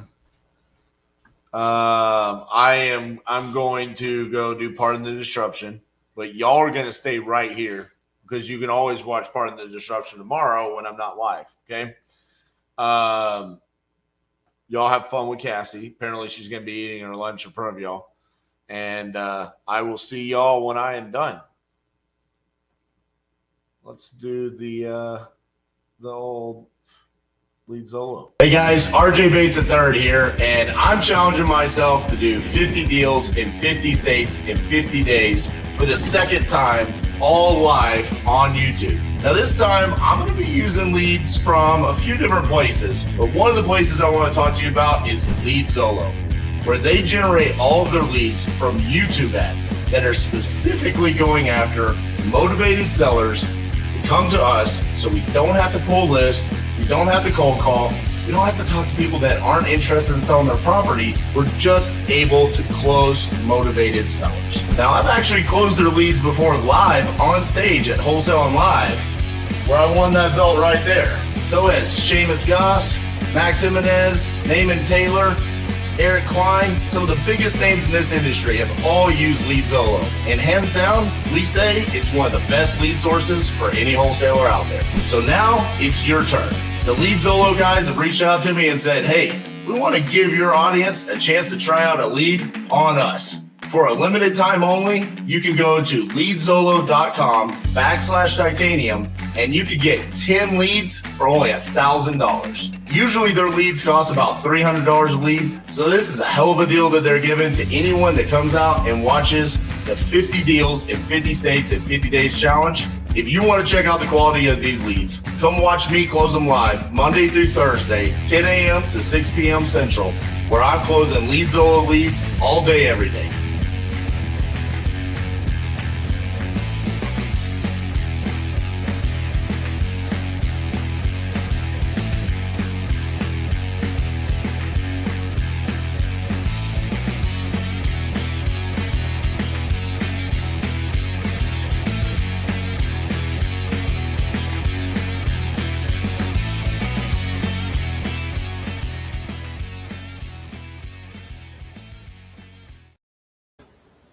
Hello.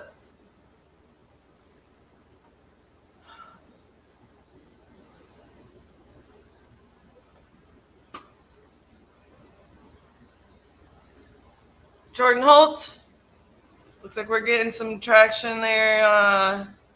Indicator, Georgia, my dude. Get us that extension as soon as you can so we can get that baby locked up. I'm going to eat lunch in front of you guys today. Sorry. We're having salad, which I already demolished. 3 different kinds of shrimp and some rice.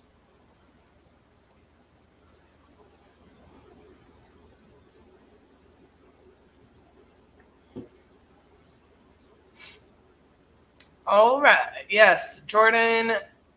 We have discount codes. They're in the show notes. My friends and fans.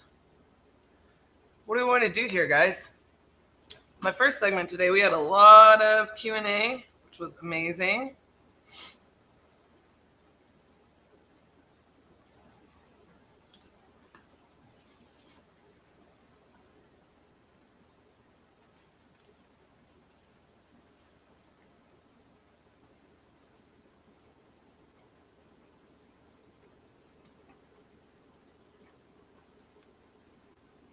I'm going to upload some new leads here real fast.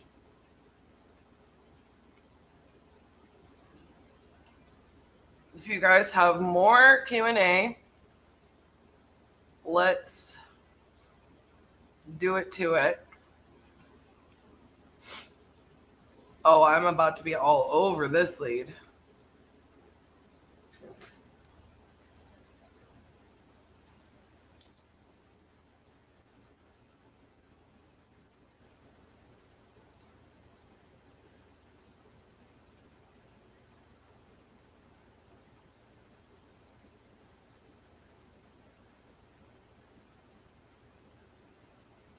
Just getting all my stuff open.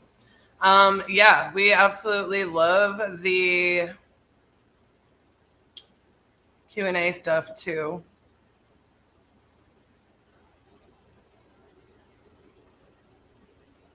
We are, after all, here to give you guys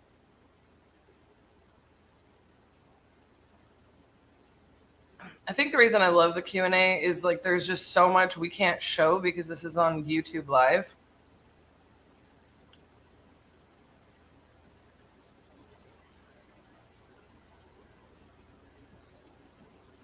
This is also why we like wouldn't ever just have like a video course.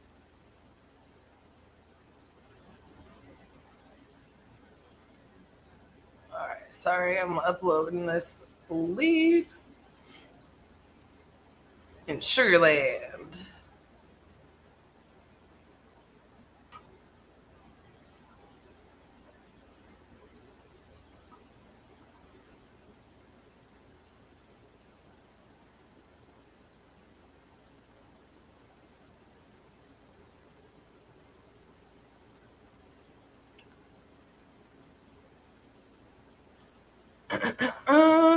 Are most of the conversations coming from lead Zolo? It's a mixture. We do have a lot of lead Zolo leads. I don't know. I mean, you could probably see the percentage off of those KPI sheets, you know?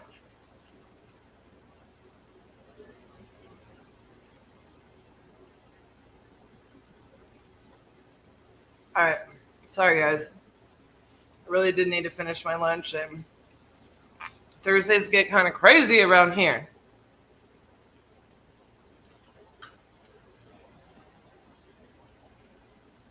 Let's call this lead.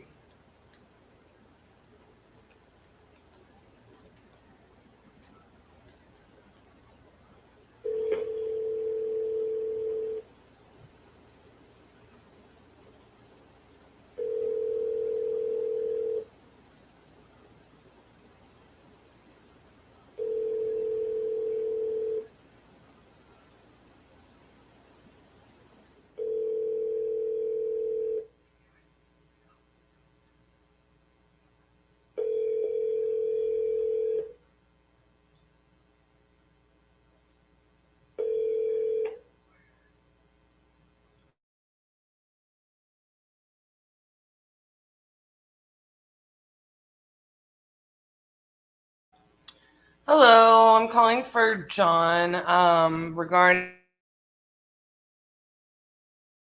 I believe on our ad.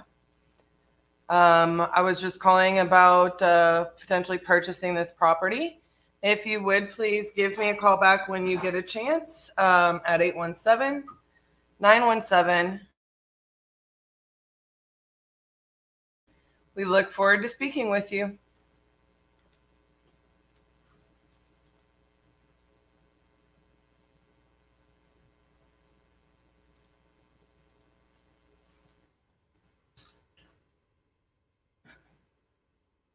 I'm going to leave that one up there for a minute. I had to run out to the other day. Do you have contact info for your VA service? Did you click on the link?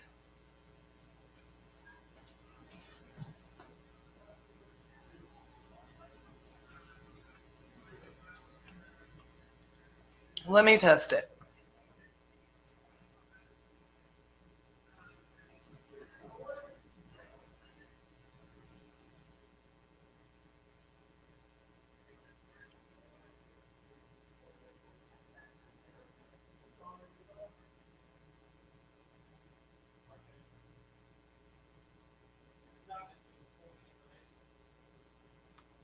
I wonder if Josh knows that I can fully hear him.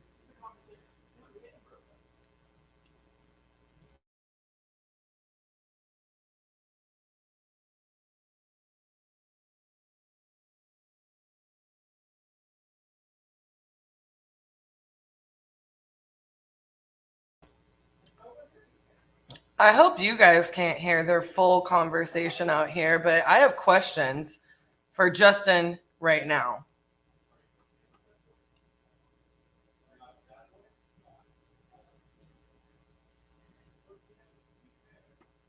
All right, Jeremy. The link works. That's in our show notes.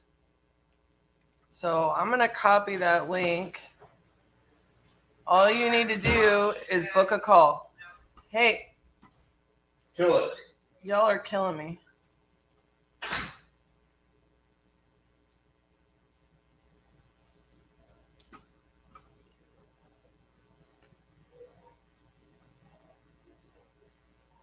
You want to book that call on that link.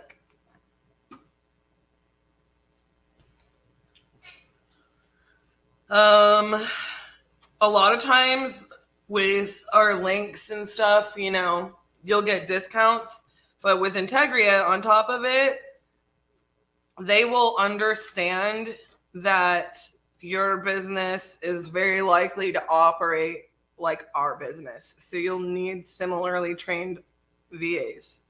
So that's also an added benefit to utilizing that link.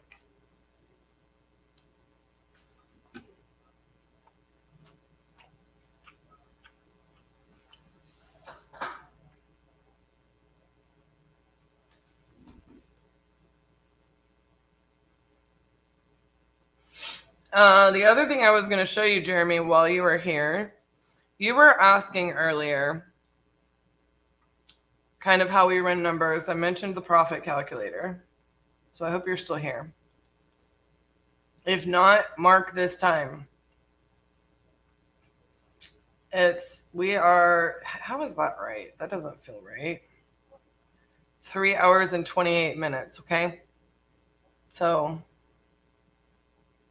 I guess that is right. All right, so I'm going to present my screen and I'm going to show it to you guys.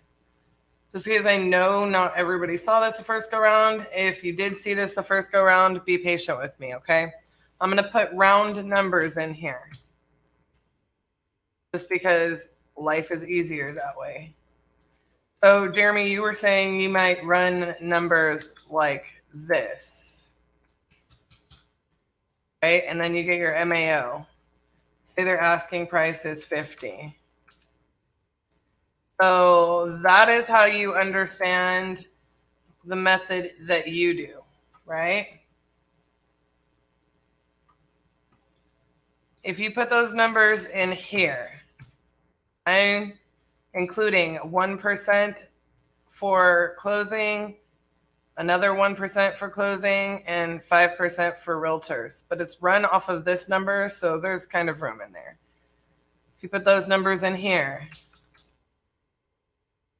and you try to sell this you try to sign the contract for your contract price plus your wholesale fee. I want you to understand what that conversation looks like, right? That means as a fix and flip investor, I am going to be looking at these numbers. I have the potential to purchase a property for an all-in, including rehab, closing, and holding costs. I will be $82,000 into the property, have a potential to make $18,000. The profit percentage rate on that is good, right? But I'm going to let you guys know something right now. I am a fix and flip investor. I am a buy and hold investor as well. I'm a realtor as well. Sometimes, if I really want the project because of the location, I'll go, well, I have 2 sets of closing costs if I'm flipping this. And then I pay the buyer's agent. So that becomes 5%. That helps me feel a little bit better about the situation. My closing costs will probably actually be 4% on this. That helps me feel a little bit better about the situation. I typically do not like to do a rehab on a fix and flip where the repairs cost more than my profit. And here's why. That profit percentage on this particular property looks great, right? But I'm not super motivated to do a fix and flip for $18,000, $20,000.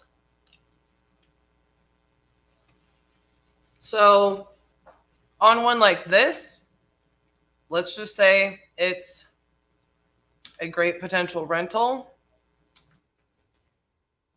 I have to do that.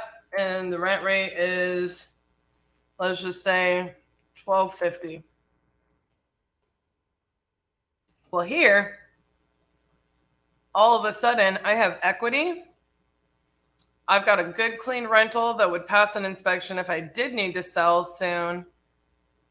So I've got equity here, right? Because I'm only having one set of closing costs. I'm going to include, let's just do 2% on holding, just because it might take me a little while to get it tenanted out. And it depends on what kind of loan I would take down. But at the end of the day, if that property is sitting there like this in Fort Worth, this profit percentage is obviously not applicable. But a 1.9 almost % rental was going to be very attractive to me.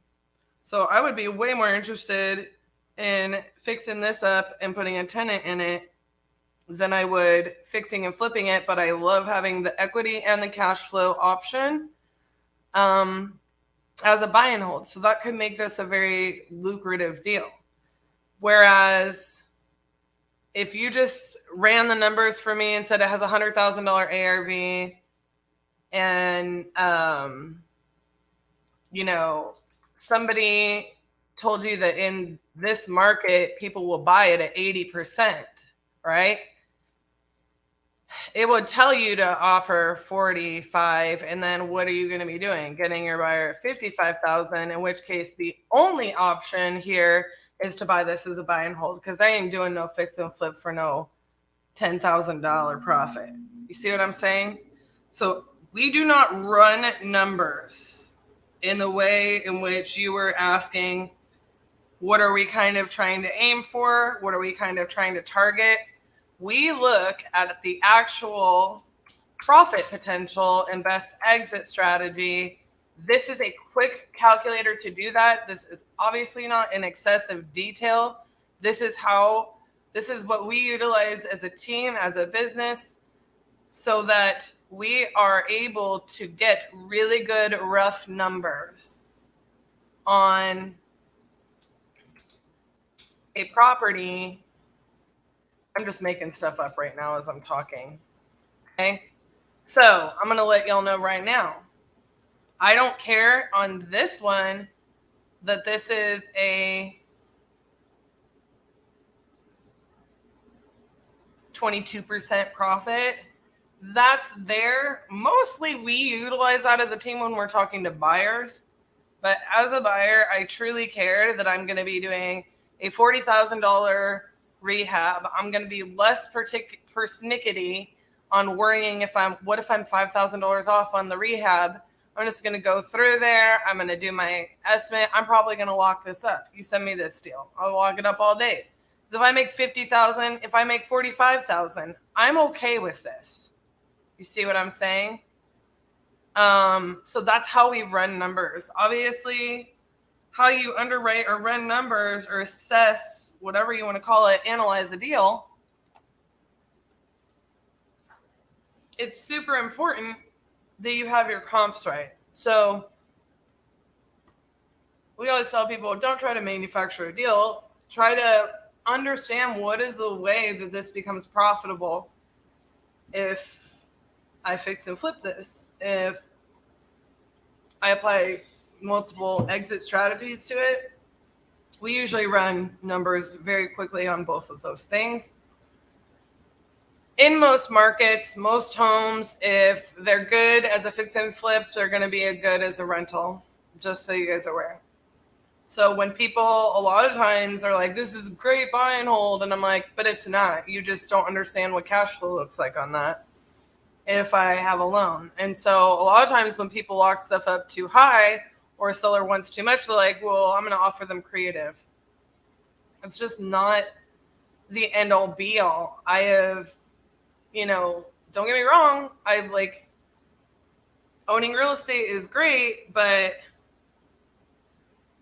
at the same time, I think it's smart to have the exit strategies. If I'm fixing and flipping it, I want to be able to look at my profit.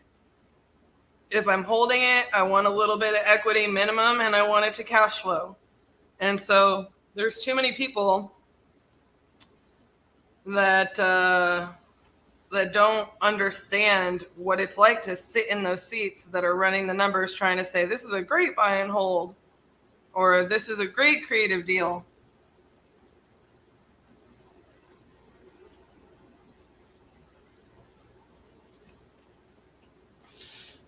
Lawrence, you can email this email and ask for the JV link at jv@titanium.investments.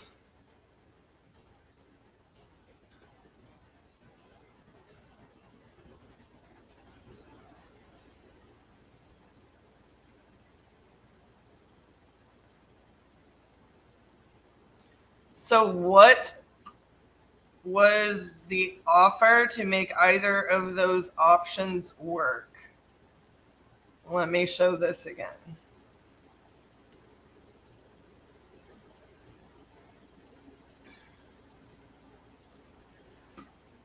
Contract price to buyer. So if you are buying this, you can buy this at 125. You probably buy it at 130.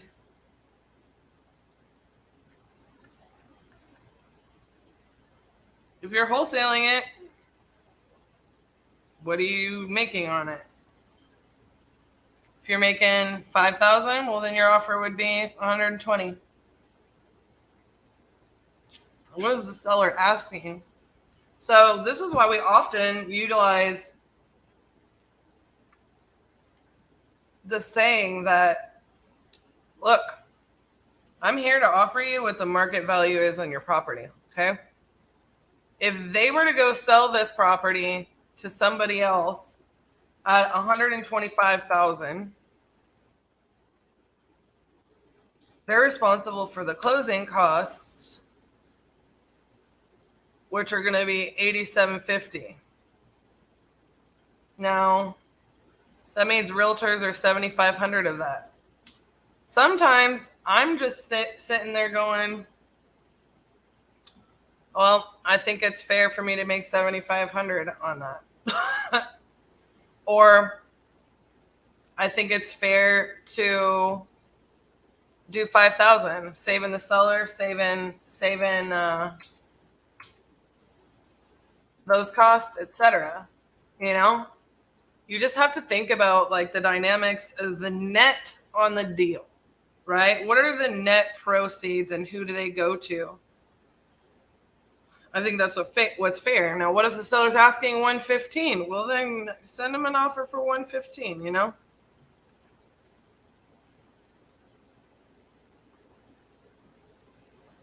This is also why we always try to get the seller to anchor. So, say the seller asks 140. I'm just going to sit there and tell them right now, if I buy this for $140,000, that cuts a little bit more into my profit. I can probably do 130.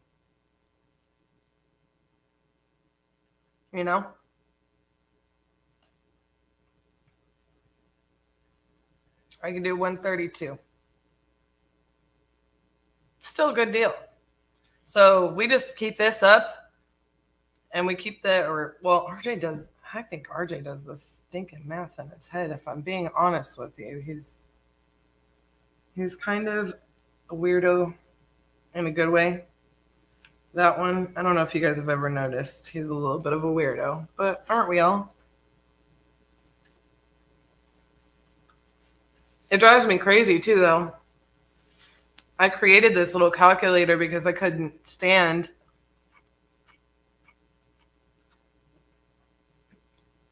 like having to try to do the math on a calculator. And I can't do it that fast in my head. And like I teach people this, right?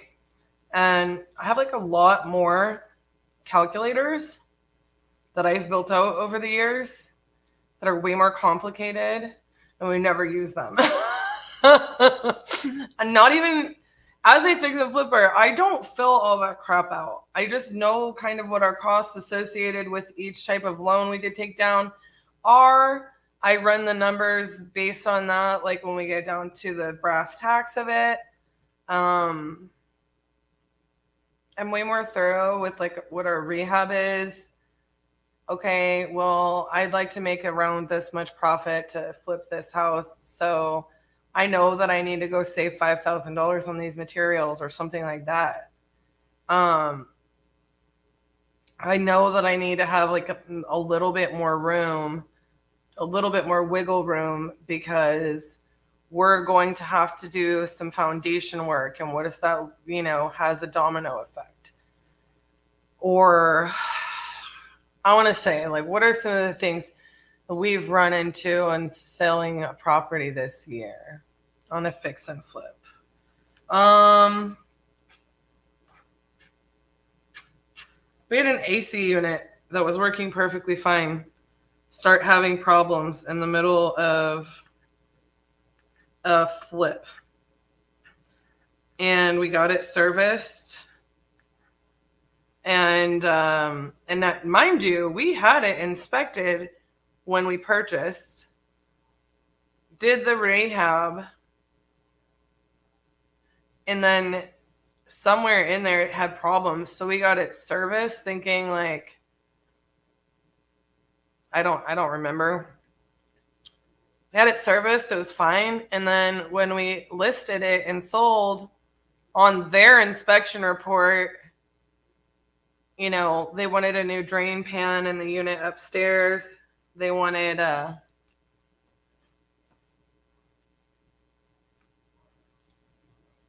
new exterior unit.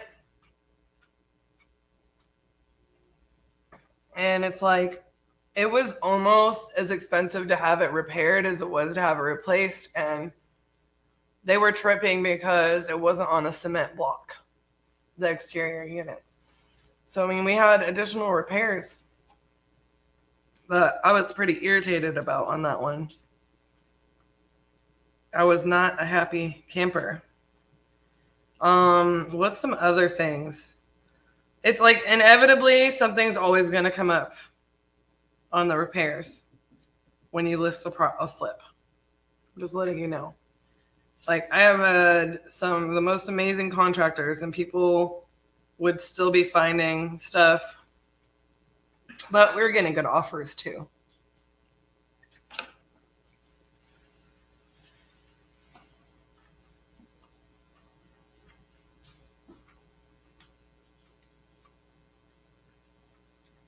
So to answer your question, Jeremy, I hope that answered your question. I go into a lot more deal underwriting and stuff like that during the crucible. So I try to show kind of what I can. On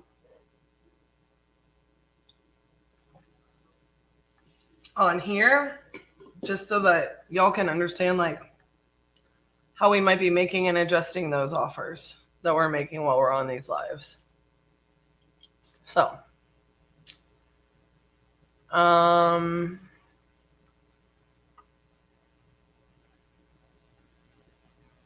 am going to call this seller back. I'm going to look their information up though, because they called into the office.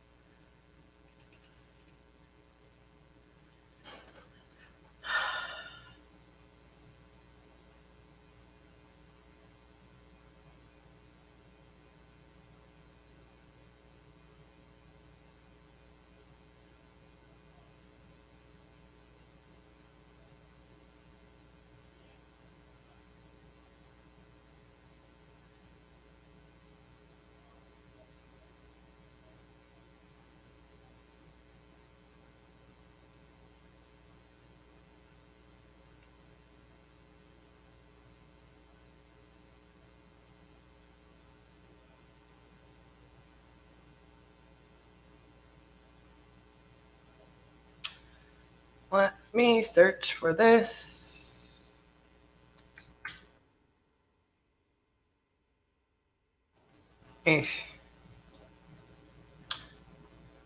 I was listening to, so I have I don't know if you guys have seen this, but I'm a fan of Fleetwood Mac.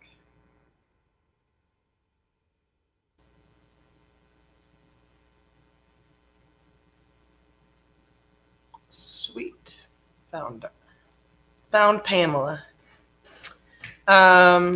So I have like a couple of Fleetwood Mac t-shirts. One that my dad's friend gave me from when she went to the concert in the 80s. But that's actually a Stevie Nicks t-shirt, which I absolutely love. Now, of course, I was a baby in the 80s, a little newborn baby at the time, if I was even alive. And she gave me that t-shirt. I think it was the year I was born is when the concert was, and she had that, and she gave me that t-shirt, and like it's literally my favorite t-shirt. I have another Fleetwood Mac t-shirt I've probably worn on here. And so on lunch I go home and let my dogs out. And for whatever reason, even though Titus is becoming an office dog again, he's up here every day in case y'all didn't notice. He likes to do his business at home. So he's, not only do my other two dogs who are old and sleep all day need some breaks before I get home, he needs to go home. So I go home and I get to like listen to music. I will say this. I have a Fleetwood Mac playlist that I just love, and it plays all the bands from that era that are kind of like them. And I get them stuck in my head.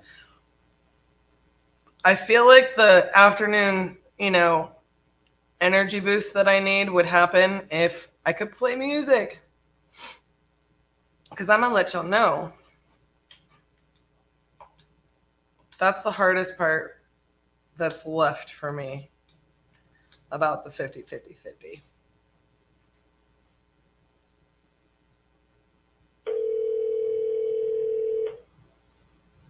Hello. Hi, Pamela. This is Kat.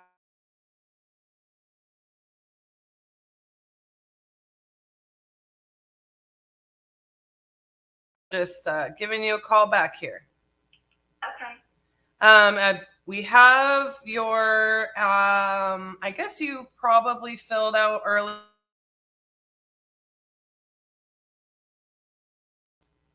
Yeah. All right. That's what I've got pulled up here. So I will get some information pulled up. Why don't you, you're looking to sell as soon as possible. What does that mean to you? Well, just whenever, I guess. So I'm looking for something else. So you have like fire damage property. Was it? No, actually it's water damage. So it's basically the dwelling really needs to go. It needs a new dwelling, but it has the upgrade. So it's kind of like the land with the septic and the well and the driveway, electrical, and all that stuff. Okay, so you've got like all the utilities run. The property needs to be demolitioned.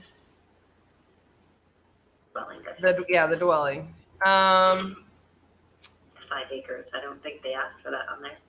Yeah, I'm pulling that information up right now. Gotcha. Yeah. Just bear with me. I'm going to take a little bit of notes as we go. And it looks like at one point it was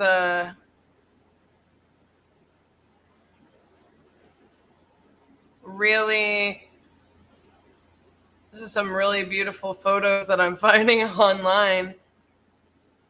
Oh, right. Well, it's didn't look bad. It was water damage. So it was what had happened was my ex-husband did the building, and he really didn't know what he was doing. So there ended up with some leaking, which leads to mold and all that good stuff. Oh man. I know. Yeah. It's a beautiful piece of property. It really is. Yeah. Okay. Just hang in there with me. I'm just pulling it up on my different sources, and it does usually take a little bit longer for me to assess kind of like values on stuff whenever I'm just I'm just looking at land. I usually pull up a property real quick. Okay, why is that not pasting right? Oof. So do you know, are you and your ex on the deed? No, just me. Okay. Let's see.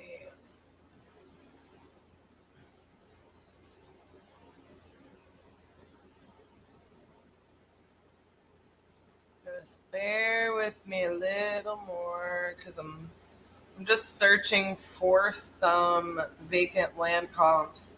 Do you know how much you want for the property? Well, I put down 100,000. You would like 100,000 for the 5 acres? Right.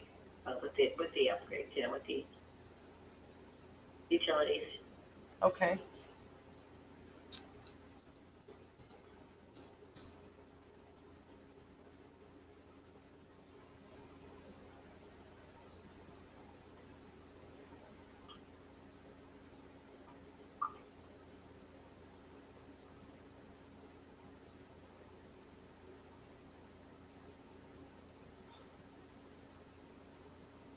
Well, bear with me. I'm just searching for the nearest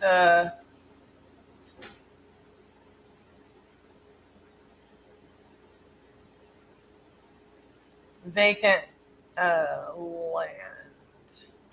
Up the land around, that's for sure. Yeah. So I have to go out like further and further miles, and I don't want to go too far out. And then I'm like, okay, well, that one is a lake or not really like a lake. I mean, I'm home shopping, so I know there's lots of property out there. Yeah. I don't know about the 5 acre size. So.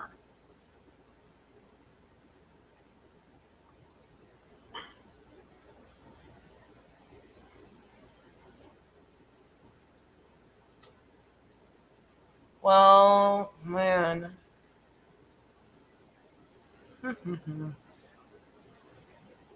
Bear with me. I just gotta filter through these. So I mean, just looking at it, there's potential that could be a good price for the land. I just need to double check on my cost to demo the actual house, right, and some things like that, just because that can have a pretty hefty cost associated with it. Yeah, I get that. I mean, I had a quote for 10,000. I mean, I don't know how your company works or anything like that. But. Yeah. I mean, most of it is actually the cost to dispose of it, right? Right, yeah.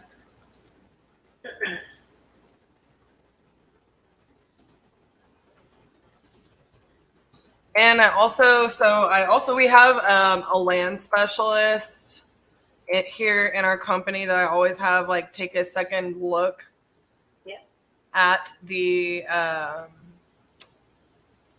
at like all of our land and development, and because we do kind of different things with different pieces of land, we kind of do the best use. Obviously this one for us, I need to look up and see what our different options are. My only concern is that like there's some properties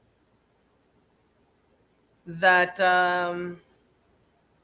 it looks like no matter what, just because of the land size, even if we could like divide it into 2 separate properties and develop on them, that we would be potentially able to bring this buy this at your price. But then again, I'm also trying to figure out what kind of cost would be associated with that development, you know? Right, absolutely. So if I go here, kind of part of the problem for me is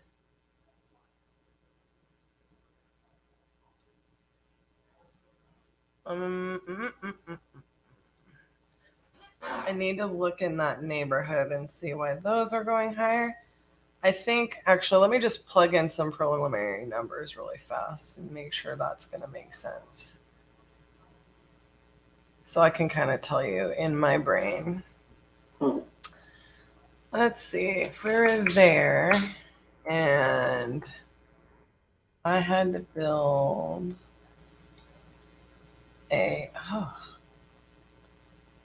this little mouse is not wanting to be my friend today. What size are those? Let's just say 1,500. So 325,000. Can we put it at 100 for the land?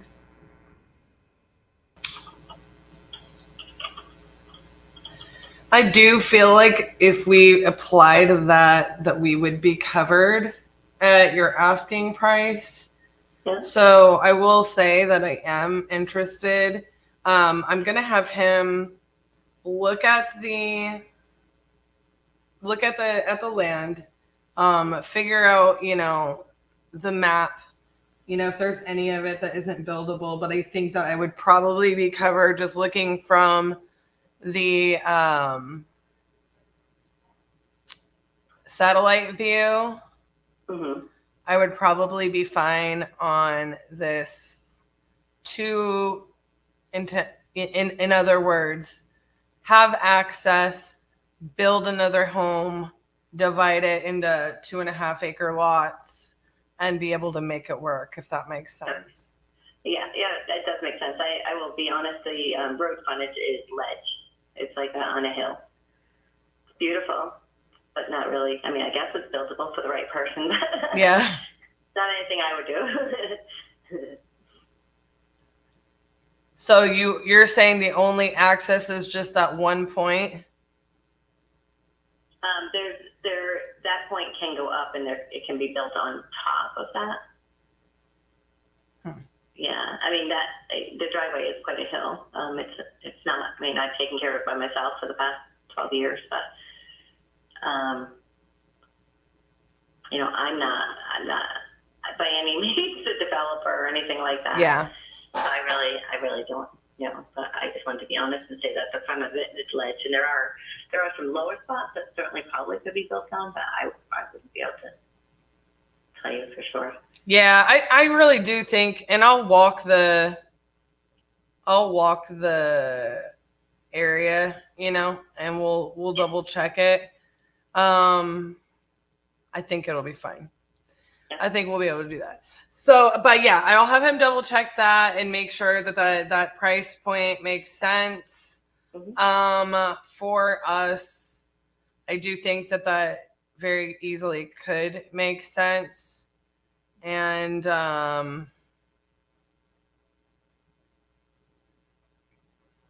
we can kind of move forward. I will we'll check things like, the zoning and so on and so forth. And he'll be able to probably pull up if there's like a recorded past survey that's public information and things like that. So I just want him to go ahead and check all of those things before I'm just like, yeah, let's do it. I like it.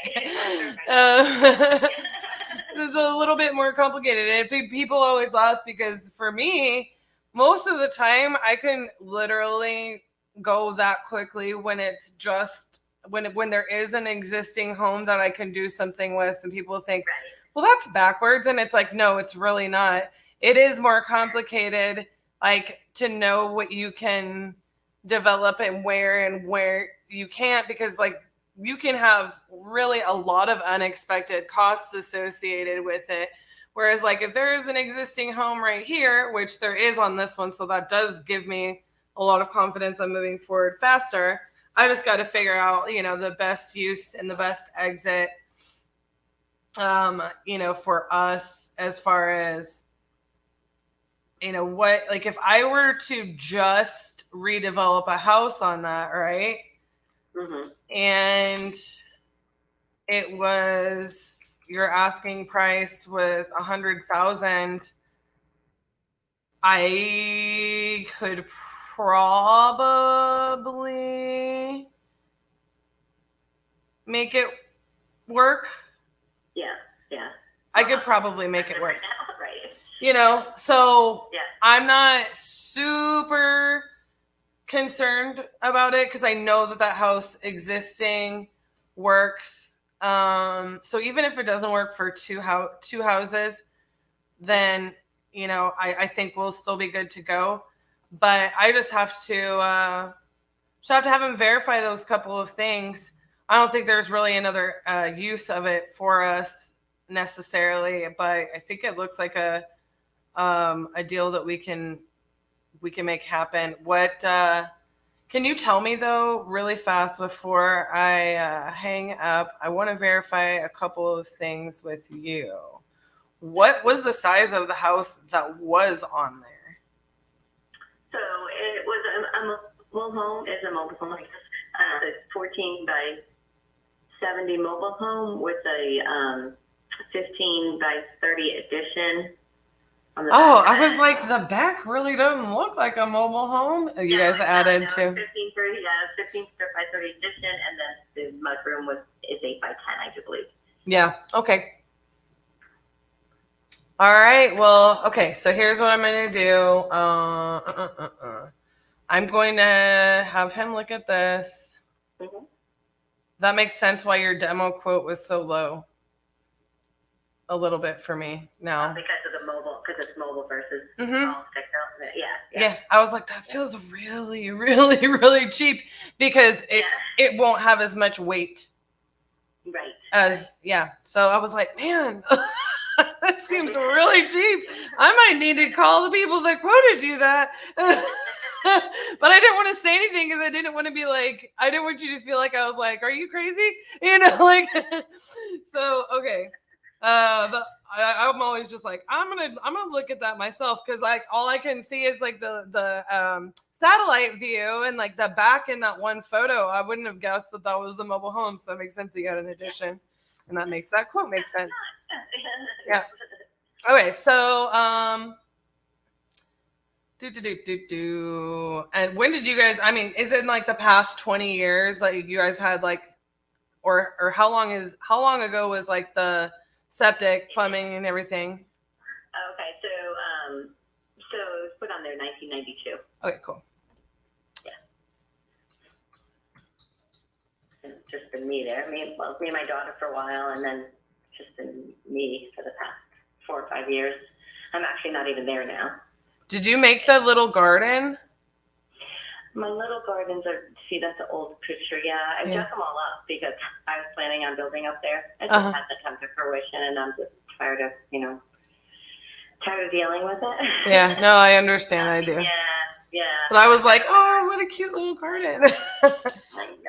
I love the garden. It is so like cathartic for me. Like, me oh, too. yes. I know, and I'm not a place I can do it this year. I'm really kind of bummed, but next year, hopefully. Well, I recently decided that I was gonna start doing some so like I could have them mobile.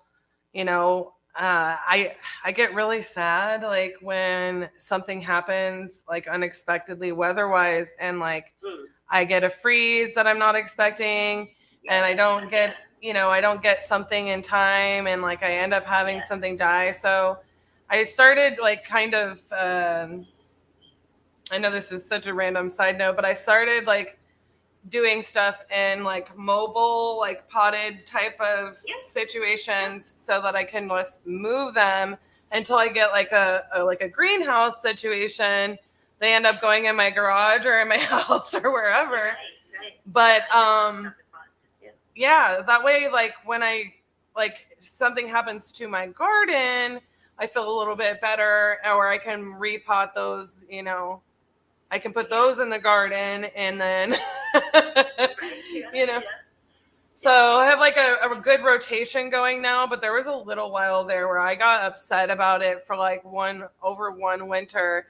And like I didn't hardly plant anything in the garden the next year. I was like, whatever, I'm mad. I hear that. I know, it makes me so sad. I know. That's even harder than the flowers. I know. Flowers is like a little less painful because, a lot of times you plant some of those that you expect to die. So. Right. Okay, so I think I've got everything that I need here. Let me double check and verify that I have your correct email.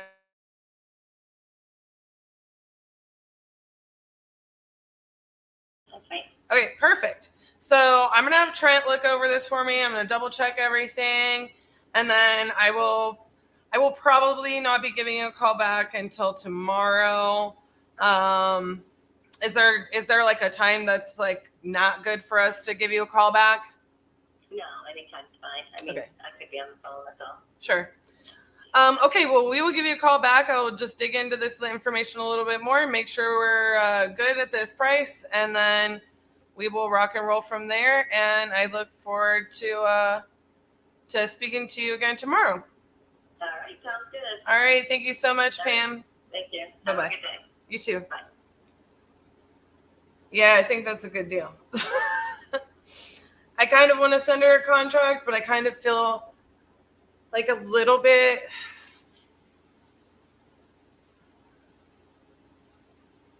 about it. I feel like just for the land, I don't have any comps. So when I was talking earlier about economic principles in real estate, I want you guys to understand something the way I look at land. I have comps, but the highest comps that I have are 2.5 acres. Okay. I feel like we're good because of those comps. But with land, when comps are like a mile away, you have to be cautious, right? So I do actually look at the real estate, right? I do actually run like, okay, what would it cost me to develop here? What would it cost me to put a mobile home on here? You have all kinds of different buyers. So I think this is a really good deal either way because you're getting 5 acres. But sometimes when you get too tight on land like that, you're looking at that taking a long time to sell. We aren't those kind of people. She's coming to us to solve a problem. That problem is she wants this to sell fast. So I think that's where a lot of people go wrong when it comes to the land comping, is that they forget to look at days on market. So what we really need to do is we need to make sure that this is at a price point that we can actually move in the time that we can say we can move, or we have to call Pam and be like, look, I'm going to let y'all know. Let me pull this back up.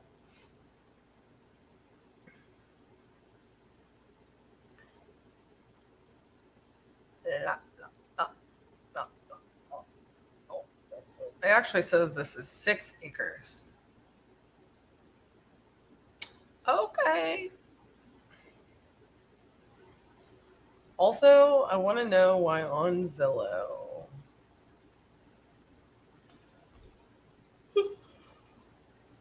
How do they know?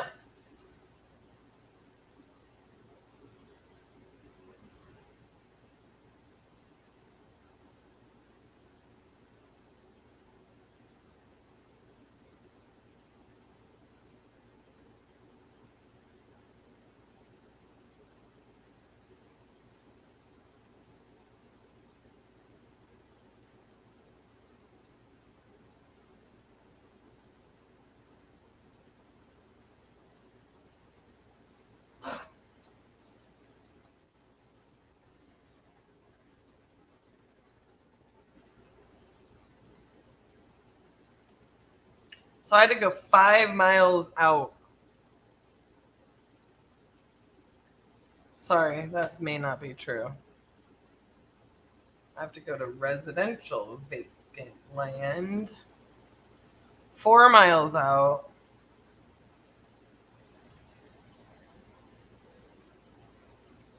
There's a lake lot. So I do have to go 5 miles out.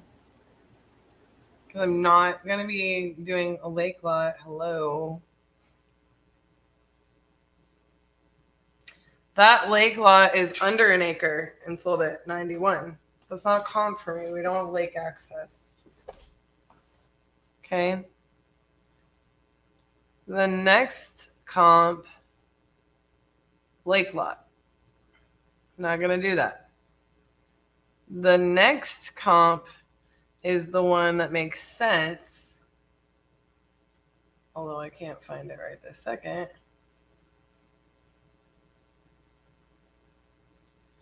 Where did she go? Well, bear with me. That's the one that makes sense, but that's the one that is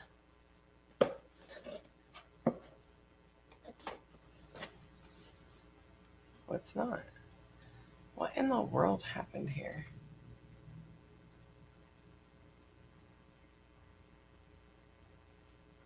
Something's going on with my comps, y'all. That is a lake lot. No, it's not. Yes, it is. Well, I had some other comps here. I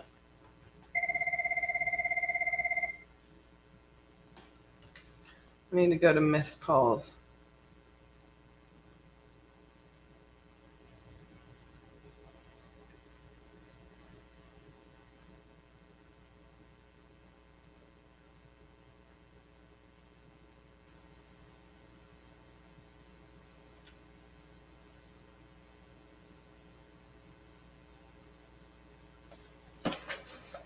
Sorry, I thought the phone rang and I missed a call, but it did not.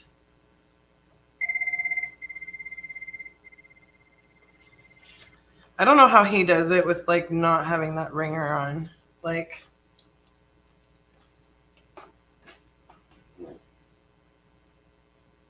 do we have any male VAs cold calling? I wouldn't have asked, but it's a question on Integria. We do, and he's great. His name is Chen, and we love him.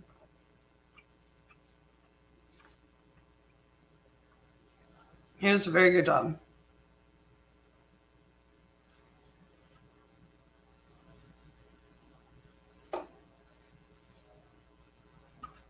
Well, dude, I don't know what happened to my comps that I just have pulled up on here.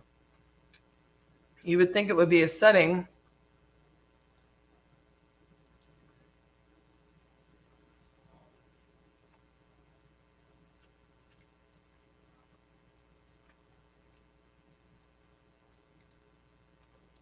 But let's just go out 10 miles and get crazy. I have no more.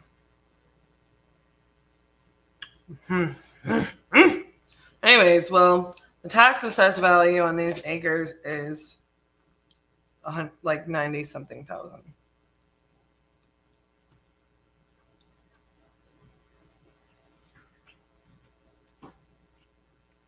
$95.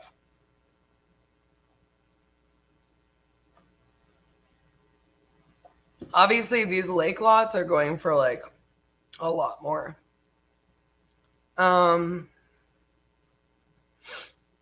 A lot more per acre. So I do think like it could work as an exit strategy. But the lake lots, my biggest concern with those is that like those lots have like a 96 and 89 and 374 days on market.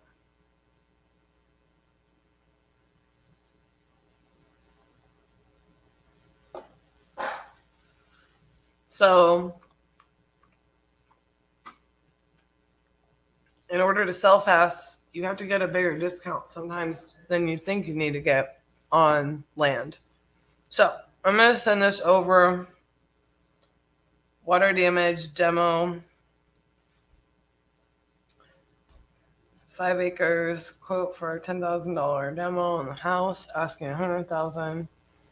1992 mobile home with an addition. Numbers shake out for developing one single family residence or splitting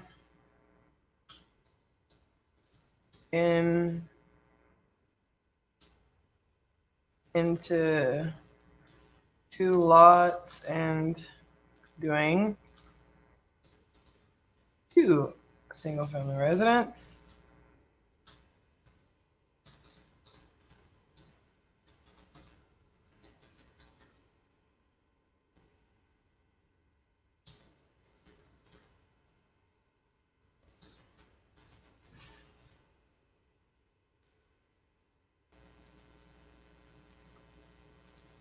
And now I need to show this to Trent so that he can verify. The other thing about it is he uses some weird systems to double check stuff, and I don't even know what they are, if I'm being honest with you. Kind of like I use the MLS and my team doesn't necessarily.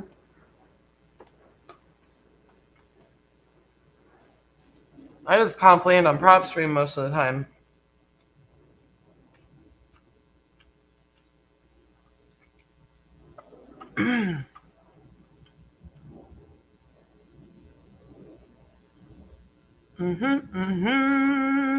Or Batch. I think I need to touch base with Batch and see if they're rolling out their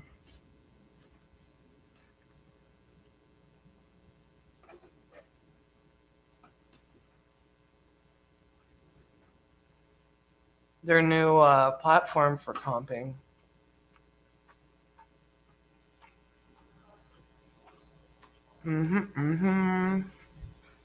This stupid gnat.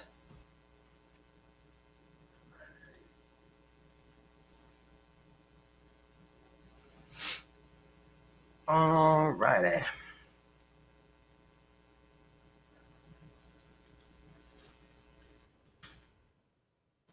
Wow, that's really loud.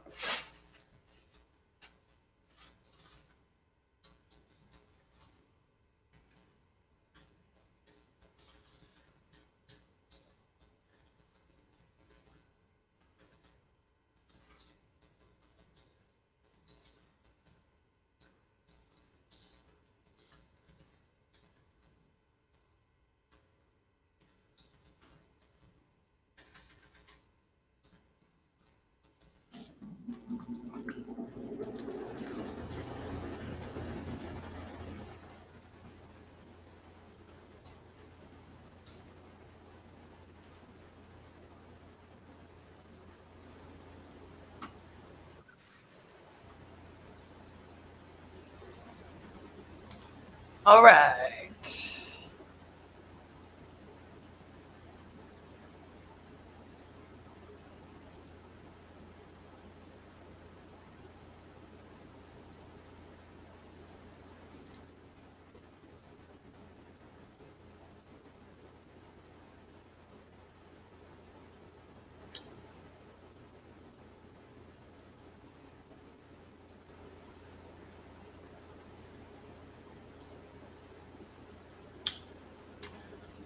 Let's call some more peeps.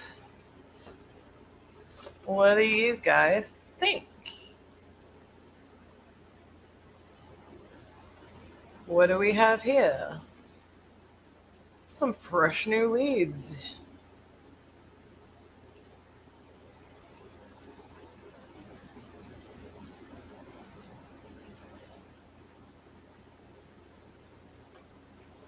We got a lot of really good land opportunities, not gonna lie.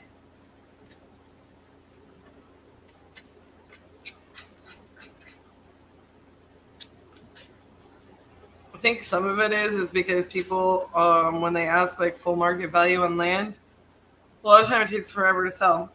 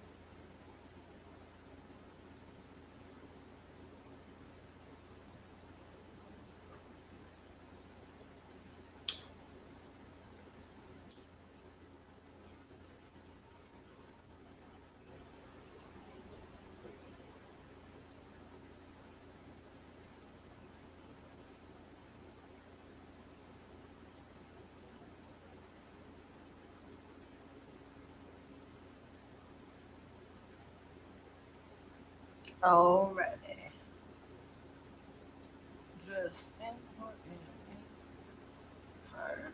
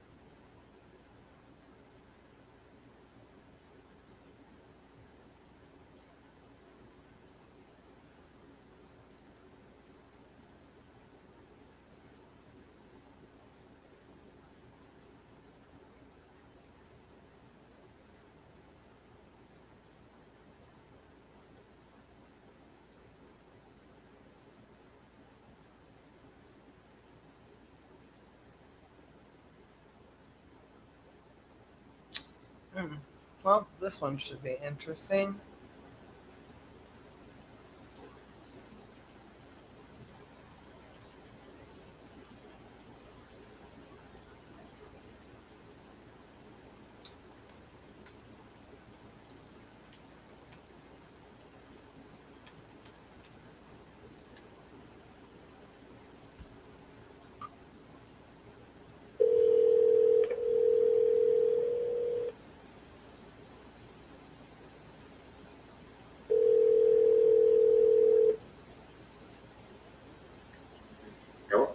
Hi, is this Kurt?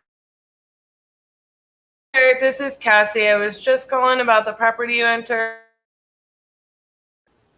Yep. Tell me a little bit about what you got going on there. I know it just says you're looking to sell as soon as possible without an agent. Well, actually, probably not as soon as possible. It'd probably actually be after August. Okay. So it's not bad. I'm getting married in August, so you're going to do it before then or after that. Probably just easier for that. Okay. And me and my fiance, we've only been here like a month, 2 months now. Looks like you closed on February 21st. Yeah, there you go. Yeah, and this place is just the way it's set up and all the stairs. It's just not working out for us. I've got MS, so we gotta find a different place. My aunt has that, and she definitely struggles sometimes with the stairs in that, like, she was diagnosed quite surprisingly late in life, you know. She's let me think, how old must she be? She's probably like 68 now. She's actually my great aunt, but she's very young for a great aunt. And she was just diagnosed a couple of years ago. Yeah. It's so crazy. I don't even know how she ignored the symptoms for so long, or if it's just kind of that rare thing, but usually people know earlier in life, I think, but yeah, she actually, so it's been kind of a developing thing over the past couple of years with the stairs situation where she's been able to handle it still, but she did fall off the front porch and hurt herself, and I'm like, that's like 2 stairs and you're going up and down these stairs, like, come on. So I definitely feel for you there.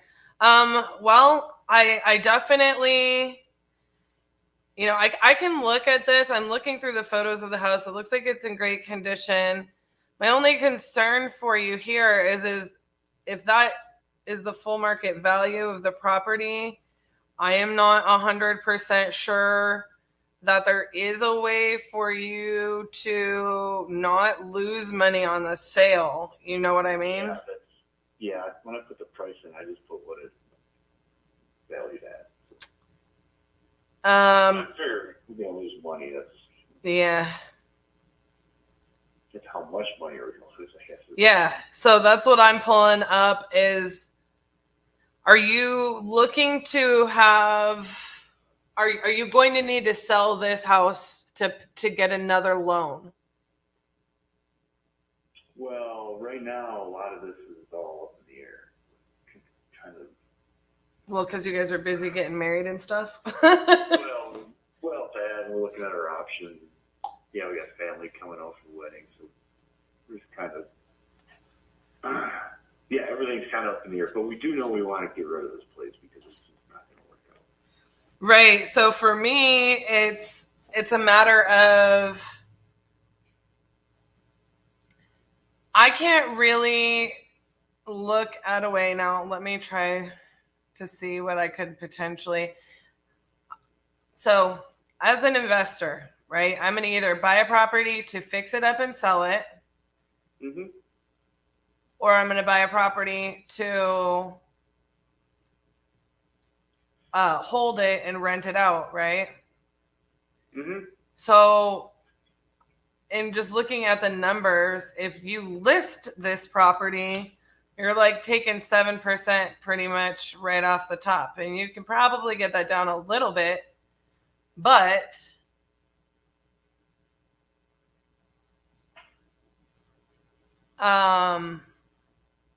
you'd have to be hoping to sell this at a much higher price than you sold it for, or you bought it for just a couple of months ago, right?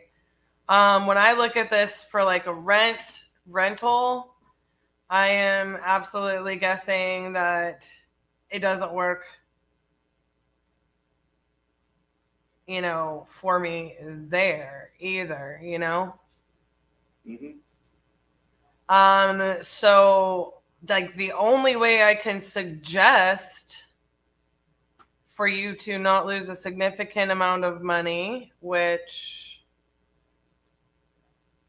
I would assume you said you bought this for $435,000. So that's like 30 grand right off the top,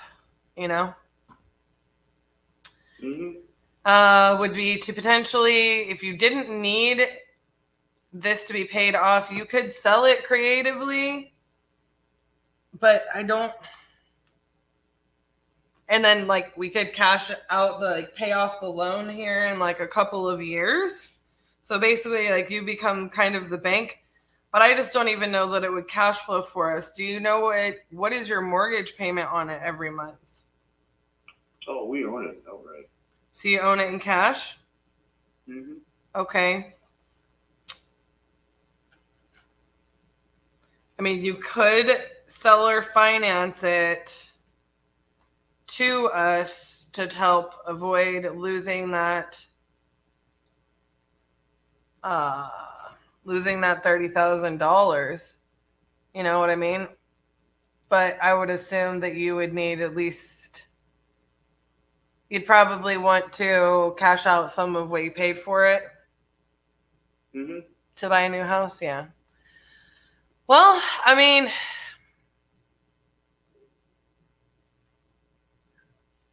Yeah, those would be probably your only two options there, you know. Now, I mean, obviously, like if you wanted to list it and sell it and lose the 30,000 right off the top, you know, that's an option, right?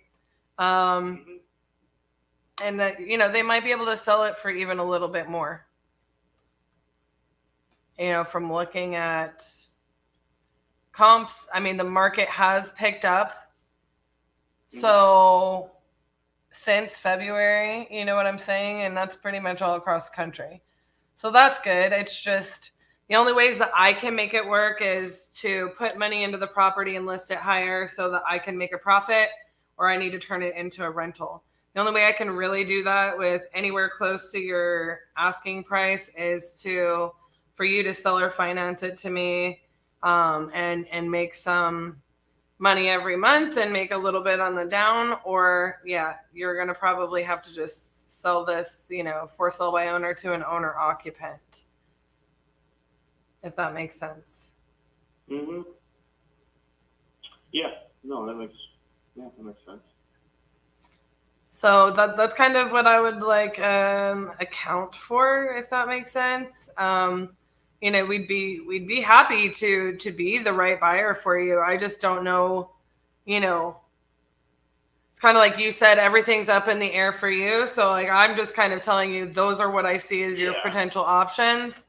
What I do most all day, every day of my life is put solutions in place for people with real estate needs. They're not always necessarily problems, but everybody's got real estate needs. And most people just barely understand what traditional retail real estate is, and what that looks like, and think that that's their only options. So there's a lot of options on the table, but those are probably the only ones that are going to make sense for you guys, you know, to get this house moved and into a different house that kind of better suits your needs.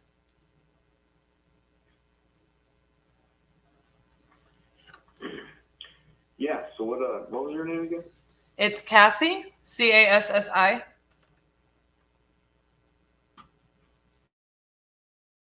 So what's your number? Ooh, excuse me. You can give me a call back on this phone number, or my direct line is 817-489-5680. Okay. And whenever you guys decide kind of what you want to do, you know, like I said, we're happy to be a solution. We're happy to explore, you know, other options. I just, you know, I want to make sure that you guys kind of get what you need out of the situation. You know, I just, it's a really cool home. I understand why you guys liked it. But yeah, getting you guys into one that works better for you, or however you want to do that. I am a licensed agent. I own a brokerage, just not there in Aurora. And like, for me, I do very much pride myself on, and our company on, like, you know, structuring a plan that works for our sellers. And it's kind of the same thing we do, you know, for our buyers and tenants as well, you know. So across the board, making a plan that works for everybody. So we're here for it. If we can be the best solution for you guys. Personally, for me, I think everybody should invest in real estate. And if you guys can turn this into an investment property, but still not ever have to mess with it, and that works for your situation, seller finance would definitely be the way to go. It turns you guys into the bank, so you're making money on your money. So whatever you and your soon-to-be wife, you know, want to discuss on that, you do definitely have options in that route. And it can be, you know, I mean, like I said, I do real estate all day, every day. I'm an investor, and I do all things real estate. So I definitely recommend it for everybody. And I don't know what you guys do for a living, or if you're in real estate at all, but seller finance would be a good option for you guys to not lose money, and it just depends on how much you need to get out of this house. Right. So you don't necessarily have to lose money on it, but let me know. Absolutely, let me know. I know you guys are kind of have things up in the air. Let me know what works for you guys as far as talking about it, and we can dig further into what your options are, or if you just decide that you don't want to mess with it, you want to sell it traditionally, lose what you're going to lose, then let us know that too, and feel free to call me if you guys have any questions in the meantime. Yeah. Sure. All righty. Well, it was good talking to you, and congratulations, and we hope to speak to you soon. Yeah, thanks. All right. Thanks, Kurt. Bye-bye. Yeah, bye.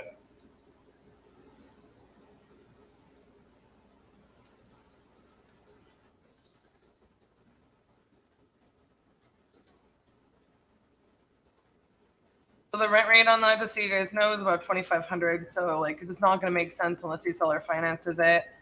You're just going to lose money listing it.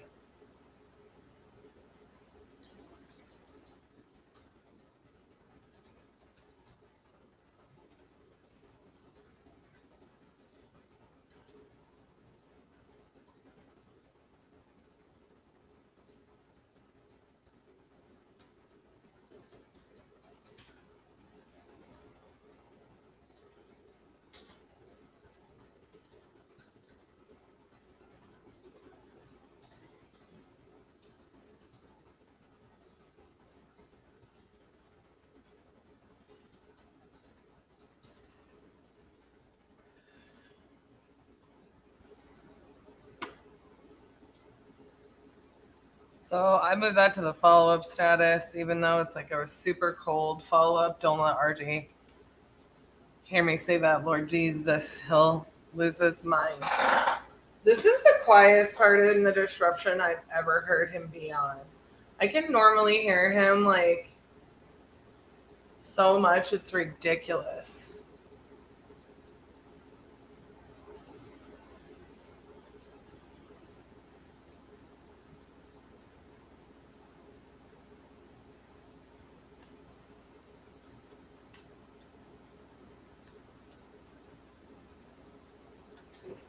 Oh, I almost misdialed.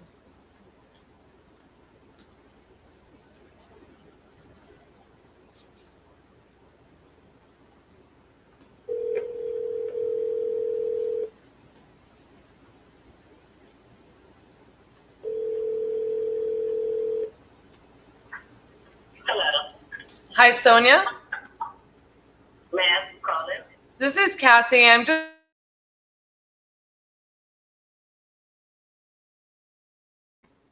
Yes, How are you doing today? I'm doing well. Good. So I see here just from the information you entered that you're looking to sell it here in a few months. What do you got going on has you looking to sell the property? I'm sorry, say that again? What do you have going on that has you looking at selling the property? I want a house. I thought I wanted a townhouse at first. I thought that would be a little bit more feasible, but I'm not liking it. I prefer just go ahead and just get a house. I gotcha. Okay, let me pull this information up on this. So is this in about the same condition as when you bought it there in 2020? Somewhat. When I bought it in 2020, they had wood floors, different styles. They had carpet on the steps. They had carpet in the bedroom. I have put wood tile all of the floors. Downstairs, all in the bedroom. The only thing that not the way that it was when I moved in is the steps.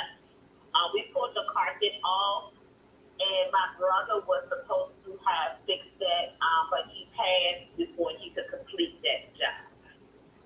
I gotcha. I'm sorry to hear that.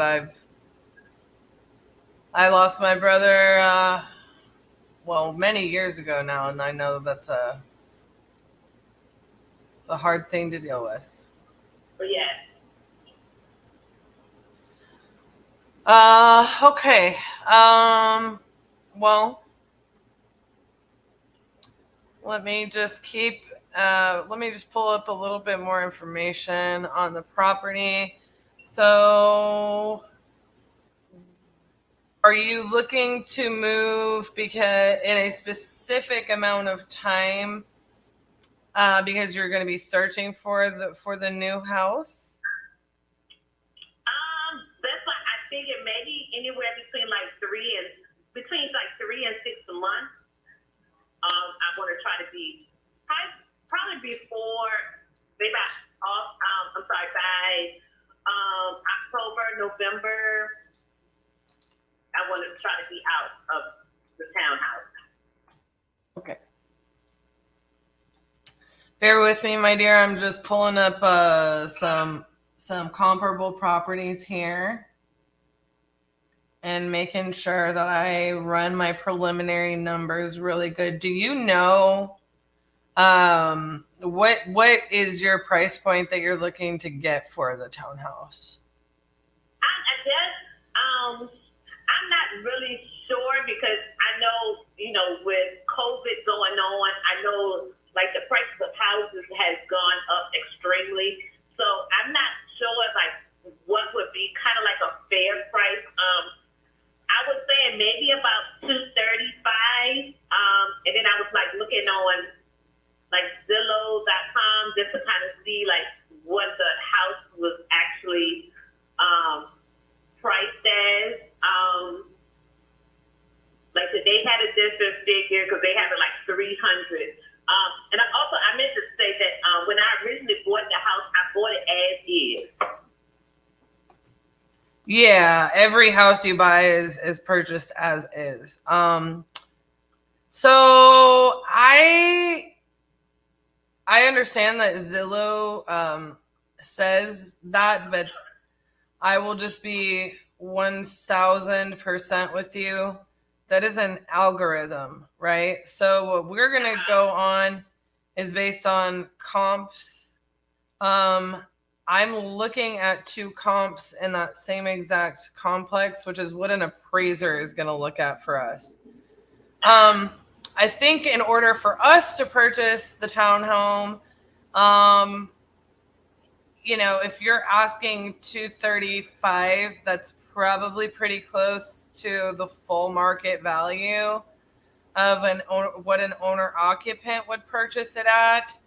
And the reason why is because anything is selling higher tends to have a couple hundred more square feet or is in a different kind of what you would consider or what most people would consider a different, subdivision, if you will.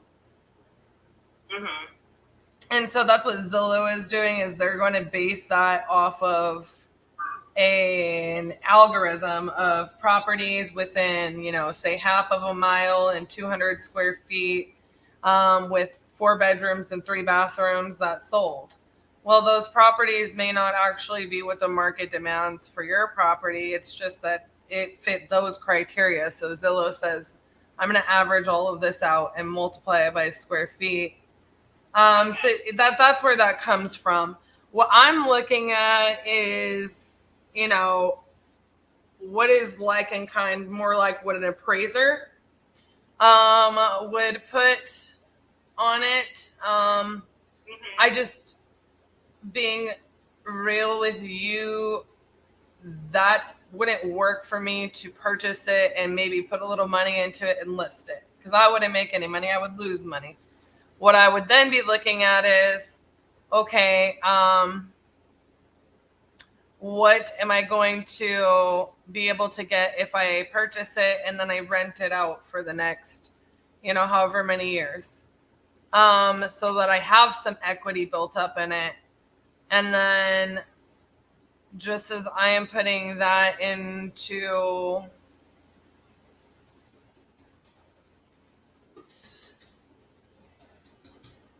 my numbers really quick and what that looks like for me, I would, let's just say I had to do the stairs. I would probably end up losing a couple $100 every month. So why that's problematic for me is, you know, you have a fantastic, you bought this in 2020. You probably got 3% loan, you know, interest, and like an $850 mortgage payment. You know what I mean? Me, No. huh? No, ma'am, I do not have an $850 mortgage payment. No, ma'am. Would you have taxes and insurance in there? Yes. That's why it's higher. And the HOA fee. Right. So that's why for me it's like, if just for the payment on your loan for the house, then you add taxes and insurance, and then you have the HOA in. Well, I can't get that kind of interest rate, right? I also have to pay taxes and insurance and HOA, right? So if I can rent this out at $1,600 a month, but I end up, my expenses are to pay, you know, I mean, I don't know what, let me look and see what the taxes and insurance and HOA are on this. I don't actually technically know.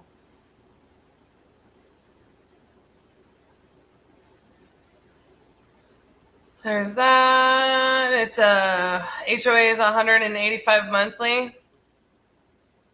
It goes up every year. Yeah. Okay, so if I'm sitting there and I actually plug all these numbers into a calculator, but I'm just trying to do quick math for you. My expenses are $1,800 and I can rent it out for $1,600. I lose $200 a month if I buy this from you and hold it. If I buy it at $235. Does that make sense? Okay. Yes, I understand. So I think probably what your best bet is that you're gonna want to get a really good agent. I will double check. I have a really good friend who does some kind of strange and creative deals. And realistically, you know, he's probably also going to refer you to an agent, but that might be an agent that will really be able to help you. Well, I already have an agent. I just didn't want to list it with the agent. Okay. Well, I mean, like I said, I for me, agency is a kind of funny thing. Not all agents are created equally. Why don't you want to list it with an agent? Like I said, because you know, I really didn't want to pay all the fees and whatnot as far as trying to sell the house. So I mean, I guess like, what are you looking at as far as like what the value of the house would be? It's cheaper for you to list it with an agent. I'm going to make money. Your agent's going to make money. Your agent's going to be cheaper. So if that's your motivation to get an offer from an investor is going to want to make money to fix the property and list it. They also have to pay closing costs and agents. So like, doesn't really make a lot of sense for you to get an investor offer if your motivation is to not pay an agent, because you're going to be paying in, you know, it's a cost that's going to be associated with me as well. Mm-hmm. And I'm going to account for that because I don't want to lose money on it either, you know? Okay. So I was just wondering, like, what would you be offering if you were interested in the home? I am interested in the home, but I'm not going to make an offer. It does not make sense for me to make an offer to you. You can make more money by just listing this with an agent. Okay. So why do you want an offer from me? No, I was just kind of, well, I mean, maybe I used the wrong word. I just wanted to see see like what would be the value of the home? It just, I mean, off of the cuff, it's the 235 mark. Mm-hmm. It's definitely like not what Zillow is saying. Right. Yeah, I know. Yeah, I know what Zillow is saying. Yeah. I know exactly what they're saying. If it was worth 300 something and you were telling me you could walk away for 235, I would be all over that. I probably still tell you the same thing. Well, if it's worth 300, why are you selling it to me? Most of the time, I usually deal with people who have situations that I'm coming in and solving. Doesn't sound to me like you have a situation that I'm solving. I'm going to tell you the best person to solve your problem where you get the most money in your pocket as the owner is to list with an agent. It's probably going to be about 235. And then you're going to be looking at costs associated with closing that are going to be to pay the agent's fees and the title fees. So the costs associated with that are like $16,000. Mm-hmm. So you could probably net at least $220,000. What do you owe left on the property? Like 180, 190? Okay, so then you kind of know a rough estimate of what you would be able to cash it out on your equity if you list it with an agent. Now, that agent's probably going to tell you, because I'm just going to be honest with you, I am looking at like 2 properties in your little division that are, the one that sold higher is bigger. So I don't want to tell you something and you be like, oh, I could sell mine for $250. And then your agent tells you, well, I can't sell that for $250.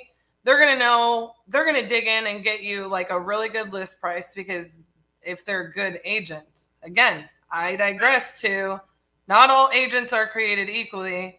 I definitely, I don't mean to say that. I am an agent. I have dealt with a lot of agents that don't know their head from the hole in the ground, or their lack of experience, or they just don't understand like how to tell you what your net is. I've dealt with people who also have had very good agents, and then they still just don't have like all these other dynamics. They don't train agents to know a lot of this stuff or deal a lot of this stuff with their clients, So yeah, if your agent can tell you what they think a really good list price for your property will be, they'll deep dive into it for you. And if it can sell for $250, then they'll tell you $250. I've got, townhomes all over this area selling all the way up to $290, $285. But they're larger, and I didn't look through the condition of them, and so I do have comps that indicate to me it's $235 for yours, but your agent should be able to tell you that, and you should, I would say, more than likely, get the stairs carpeted, and you'll probably be able to, cash out probably at least $30,000 out of your property there. Okay, I understand. Okay. Well, if anything goes different, my dear, just feel free to call us. We are happy to be your buyer. I just am not going to offer you, where you end up making $218 after your loan is paid off and all that stuff, because it just doesn't work for me numbers wise, But wish it did, and I'm happy. If you have any other needs in real estate in the future, if anything changes, feel free to give us a call, okay? Okay, all right, thank you. All right, thank you. Bye-bye.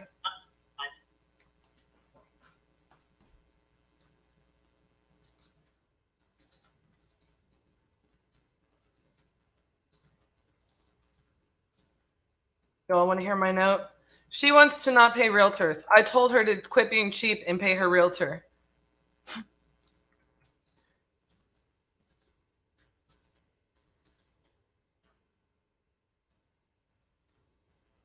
Now, I want you guys to understand something. Like on our lead sources, a lot of times they will say, like, sell without a realtor. Like, it's an option. Oh my God, y'all. I'm having a complete squirrel moment. But Titus, I just looked out the door. He is sitting next to Keaton, and he was just staring at me through the glass.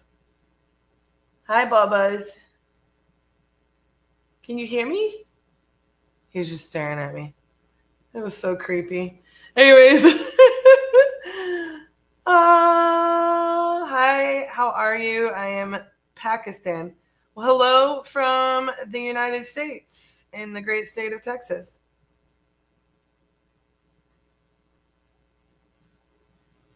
What? Wuhan coming back around. Yikes. I was kind of thrown when she said that too.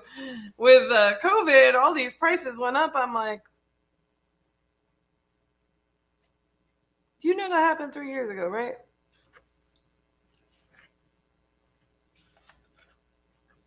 Look, it's okay. Sometimes people aren't stupid. They're just not informed.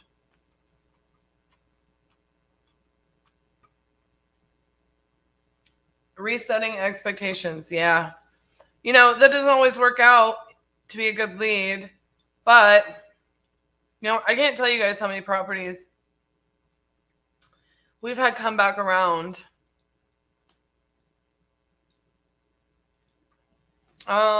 You know, sometimes people just don't disclose things, you know? So I was kind of, I don't know if you guys noticed, like there was a time period in there where I was like, meh. You know, I kept going with the conversation and reinforcing certain things because she kept saying, well, what would you offer? What would you offer?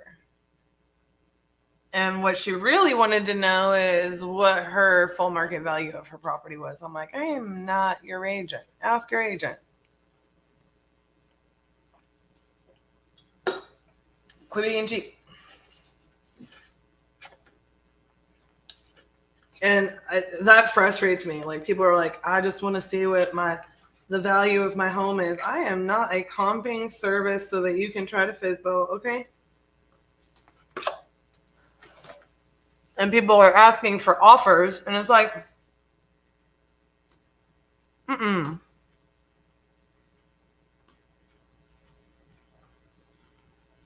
My offer is not going to be the same as an owner occupant, and I'm not just.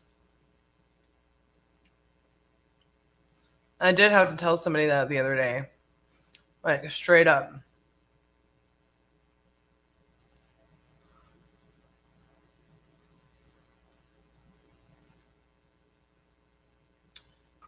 Angel says you have great karma because you are so honest with these sellers. A lot of wholesalers out there are not honest. That's absolutely true. And like, what's also sad is like a lot of them that aren't.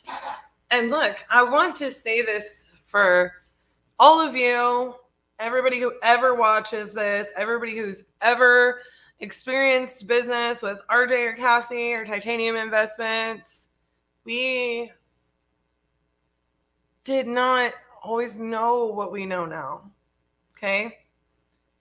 There are a lot of these people, they're ignorantly out there. Ignorant in not like a mean way. They just don't know what they don't know. And at one point in time, I want you guys to understand, and anybody, Angel, you know, we say it all the time. At one point, like we were not born knowing this, you know, like we learned a lot of things the hard way. We paid a lot of money for an education that taught us to do many, many things the wrong way that we now cringe at. You know what I mean?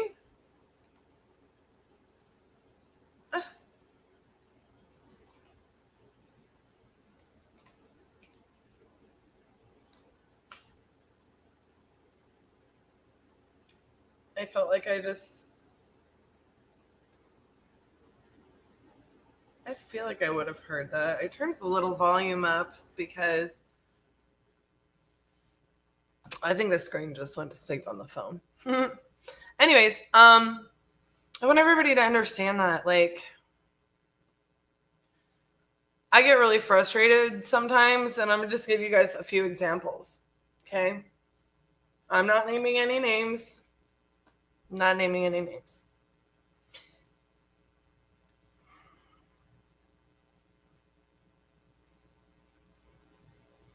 We had a JV submitted. By submitted, I mean somebody sent us their Constant Contact or MailChimp marketing.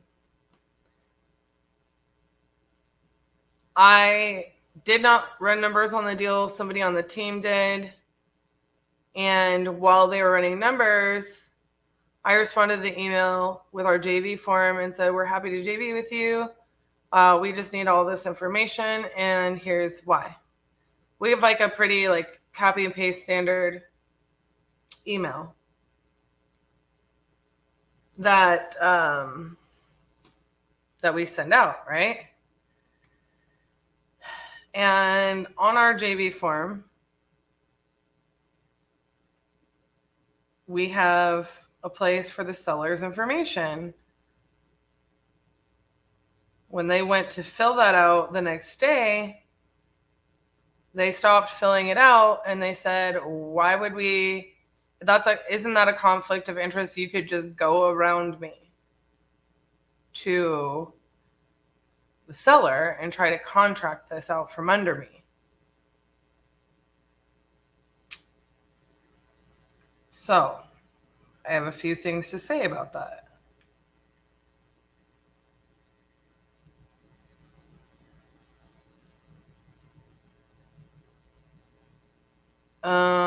If you give me just 1 minute, I need to make sure.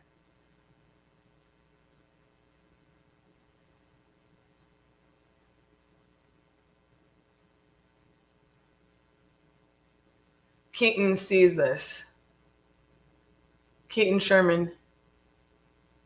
Can you hear me? Somebody, anybody?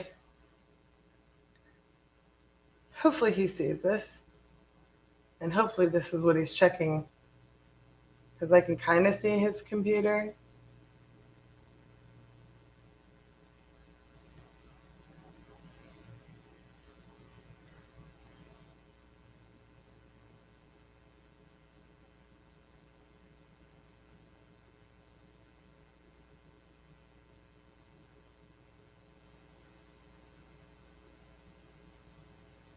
Okay, sorry. I needed to make sure that was like we get this contract signed. Okay. So as I was saying, they asked if it's a conflict of interest, and I said, look, you know, it's not a conflict of interest. If I really wanted to get the seller's information and try to go around you, I would do it without telling you or trying to JV it with you. Hi. You know? So second of all, a lot of times people like have this experience of JVs that's just not like what we do. A joint venture agreement is like we're partners on that one project. We might not be partners in an LLC or entity, but we're partners on that deal. If we're partners on that deal, we need full communication, full transparency. We need to know what's going on. I'm kind of summarizing this. And then I said, most of the time when people don't want to show us the contract and they don't want to give us the seller's information and they ask these kind of questions is because they don't want us to know something like that there's 12 companies marketing this at all different prices, which I already had told them like, hey, whatever. Or maybe they just don't want us contacting the seller because, you know, well, for whatever reason, like we're not going to contact the seller unless we have to for title or like a walkthrough or closing. But also, look, I want everybody to understand, if you get a property under contract, whether it's through joint venture or any other type of agreement, like legally speaking, you need to have like proper records. Otherwise, one, you could get in trouble if something goes wrong down the line. Two, Like, we're putting our name on the line for this property. We're going to have full information on it. Like, 3, we want to abide by the laws to assign and wholesale a contract. I need to see that contract. Like, so sometimes people want to redact a contract, and it's like, I'm sorry, I don't think this is a good fit. Like, if we're not going to be partners on this, or you have a bunch of people marketing this out, like, it's not worth it to us. It's not worth it to us for you to just have a bunch of people, a bunch of different companies doing dispositions for you. And then we end up getting a great offer in, but you say, oh, well, actually, my dispo guy got this, and we're going to make more money this way. So sorry, I'm not putting my people to work for that. Like, they work hard for it. They don't just blast it out and see what happens. Like, I'm not even looking at your deal. Like, I'm sorry, but our time is worth money over here.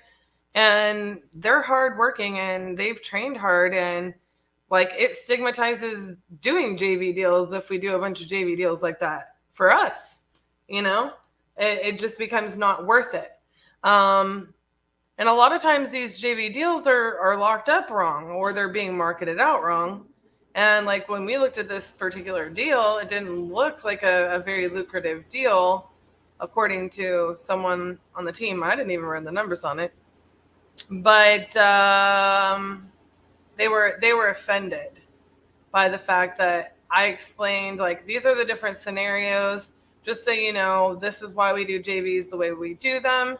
If you're not comfortable being fully in communication and transparent with us, or if you have a bunch of people marketing this and we're not a good fit, completely understand. And, they didn't appreciate that I accused them, and they wish I gave them the benefit of the doubt. And I just explained to them, I'm not accusing you of anything. I'm just telling you this is how we do JVs, and this is why, right? So at the end of the day, for me, look, you guys, you have to be aware of what you are doing for buyers, for sellers. You need to keep your little duckies in a row. You need to use your time wisely. Do you have any idea how much blood, sweat, tears, and everything that I have has been poured into training this team to be as good as they are?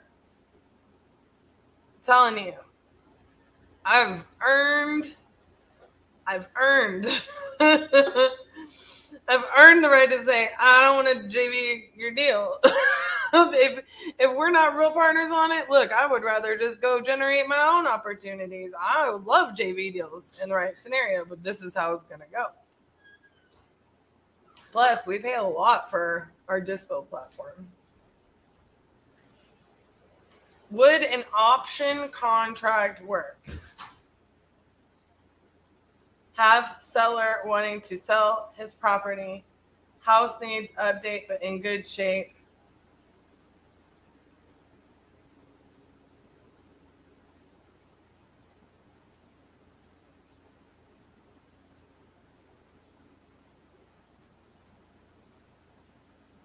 Young boss? I don't even know what you're talking about.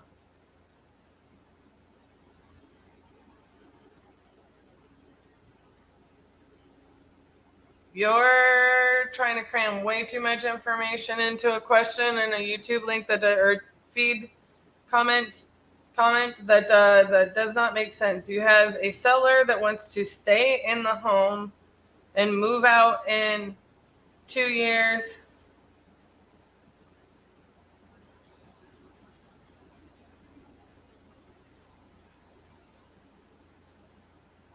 Are you saying a lease option? That doesn't make sense because he's not wanting to have the option to purchase it. He's trying to sell it. I don't even know. I don't even know.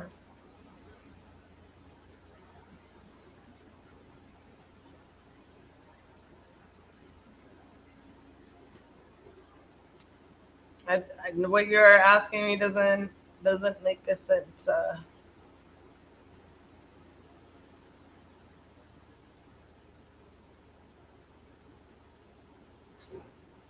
Of course, you could be calling it an option and meaning something other than a lease option.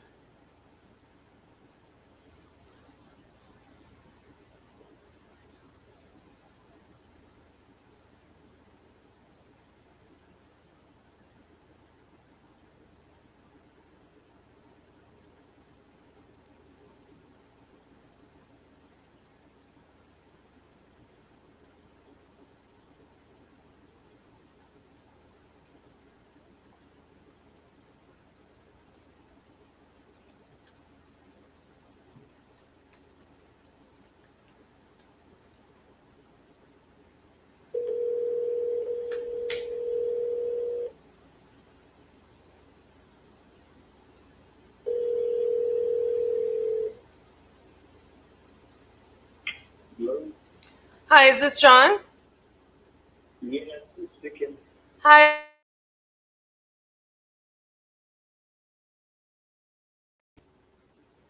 Yeah, How are you doing? I'm good, thanks. You got a few minutes to talk to me about the property? Yeah. Perfect. Uh, Perfect. Well, it's a beautiful home. What do you have going on here that you're looking to sell here in a couple months? Yes, I want to know. I just first want to know what the offer would be, because I was thinking to sell it or to rent it out. Sell it to rent it out? Yeah, I already have like applications for rental, but really selling is what I want to do.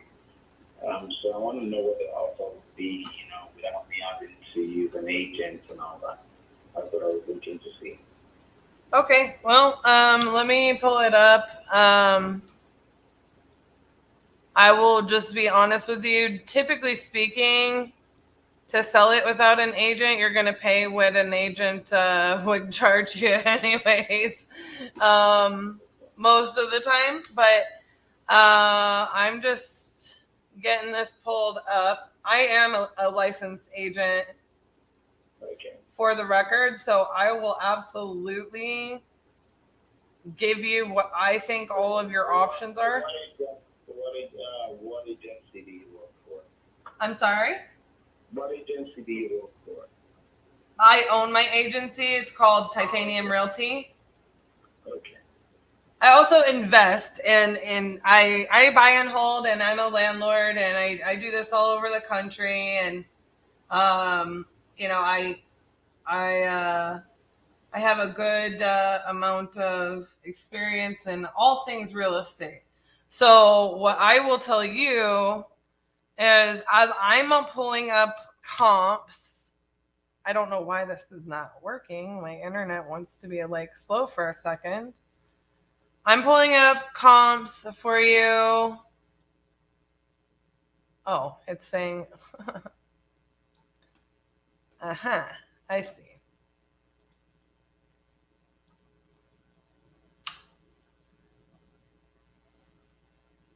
Let's just try this. Have you already moved out of the home, or were you occupying it? No, I live in there practically, and I have other houses, so I need someone else also. Gotcha. I was meant to go back there today, but I just so lazy because I'm in Miami at my apartment. Gotcha. What do you do for a living? I'm pilot. Oh, fun. Thank you. I think my dad always wanted to be a pilot, but he'd gotten cancer in his 20s. I'm sorry to hear that. No, I thank you, but he's been in remission since his 20s too, thank God. So but I don't think he could ever be a pilot just because of what his body went through. And but I've been, he was a rocket scientist instead, and to this day, he still builds like remote control airplanes and flies them and does flight simulators. And he's all into airplanes and things like that. So wow, he's a real big scientist. Yeah, he is, and he loves that stuff. So I can't say that I've been around it my whole life, but I've been around it to a degree my whole life. Maybe not that he was a pilot, but certainly he's a pilot at heart. It's amazing how you didn't fall in love with the plane. Oh yeah, it's crazy. It really is. But I will just never forget. Like every time I even like fly his remote control airplanes with him, he's like, I forget how good you are at this, and I'm like, I think I come by it naturally, like, or you ingrained it into me. But anyways, so just looking fairly quickly over the numbers, I feel like, this is a little bit more difficult to run comps on very quickly, but I do feel I do feel like you're very easily in the $920,000 range just off of pulling very, very quick comps. And not really looking at necessarily what every one of those entails. So what I'll tell you, and I'll tell you why this is. For me, you have properties, all very similar square footages, etc., selling anywhere from $650 all the way to, you know, like $975, $1.2 million, da da da da. So I would have to end up looking at like things like, okay, what is their access? Like, what is their lot size? You know, stuff like that. Yeah, it's okay. You can always get back to me anytime. Yeah. Open. So what I will also say is that I'm just double checking a couple of other things. So as far as renting it out, I don't know what you owe on this property. What are you getting for like rent rates, or for what are tenants wanting to pay for this? 5,000, 6,000. Yeah. So for you, that might work. I don't know what you owe on the property, or if you have a mortgage or whatever. I do. I only pay like 4,000, just about 4,000. So for me, like, I'm just gonna be real with you. You just all this news about there's gonna be a bubble in the housing market, everything's gonna crash. I was reading Elon Musk and all those people just 2 days ago. I'm like, you know what? If it's gonna crash, you better just sell it and just buy it back when it crashes and buy something else. Yeah. So this is what I was gonna tell you. I think this is what I would do. And again, I can double check. I don't know what you owe on it, but I think you could sell it and cash out a really good amount of equity. And if you want to cash flow on this house, I'm just going to tell you right now, John, I would never in a million years keep this house to be cash flowing it $1,000 a month. Say again. You can buy multiple properties and cash flow more for probably what you can cash out on this. That's a hefty, value you have there. If you're not utilizing the home, I don't really want to rent out a luxury home to maybe, because here's the reason. You have, you know this. When you have like... I have a question. Can you equate your gain from real estate into the capital market, like stocks and options? Because I made losses of over $1 million in the stock exchange market. Yeah. So when I filed my taxes last year, because I filed it through this, what's the name, TurboTax. Mm-hmm. But then the lady on TurboTax told me that if I make a gain, they're gonna take that. They'll keep taking it out from my losses.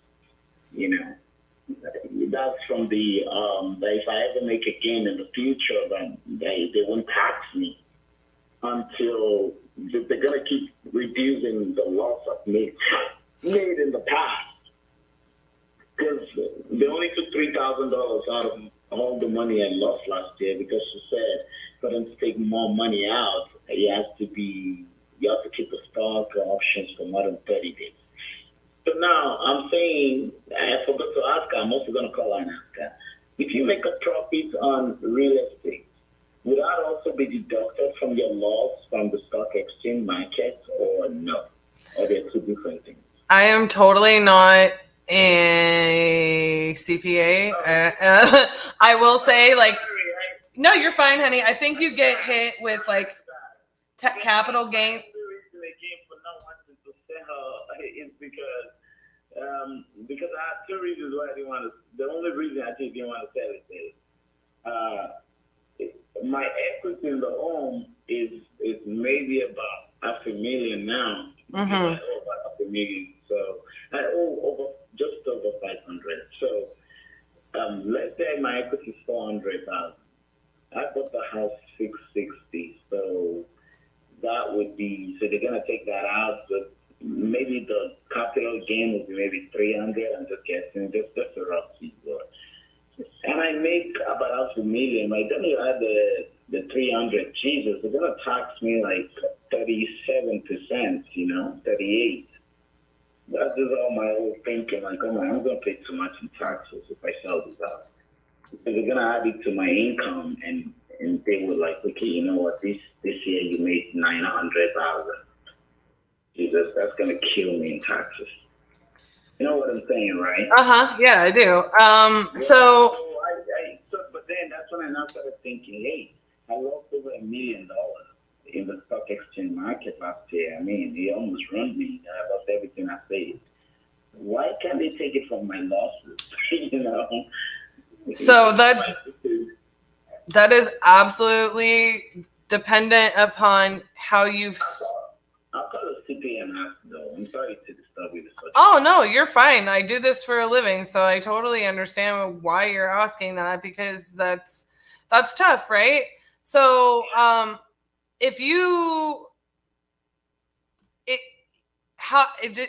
different things apply depending on how long you've owned the home.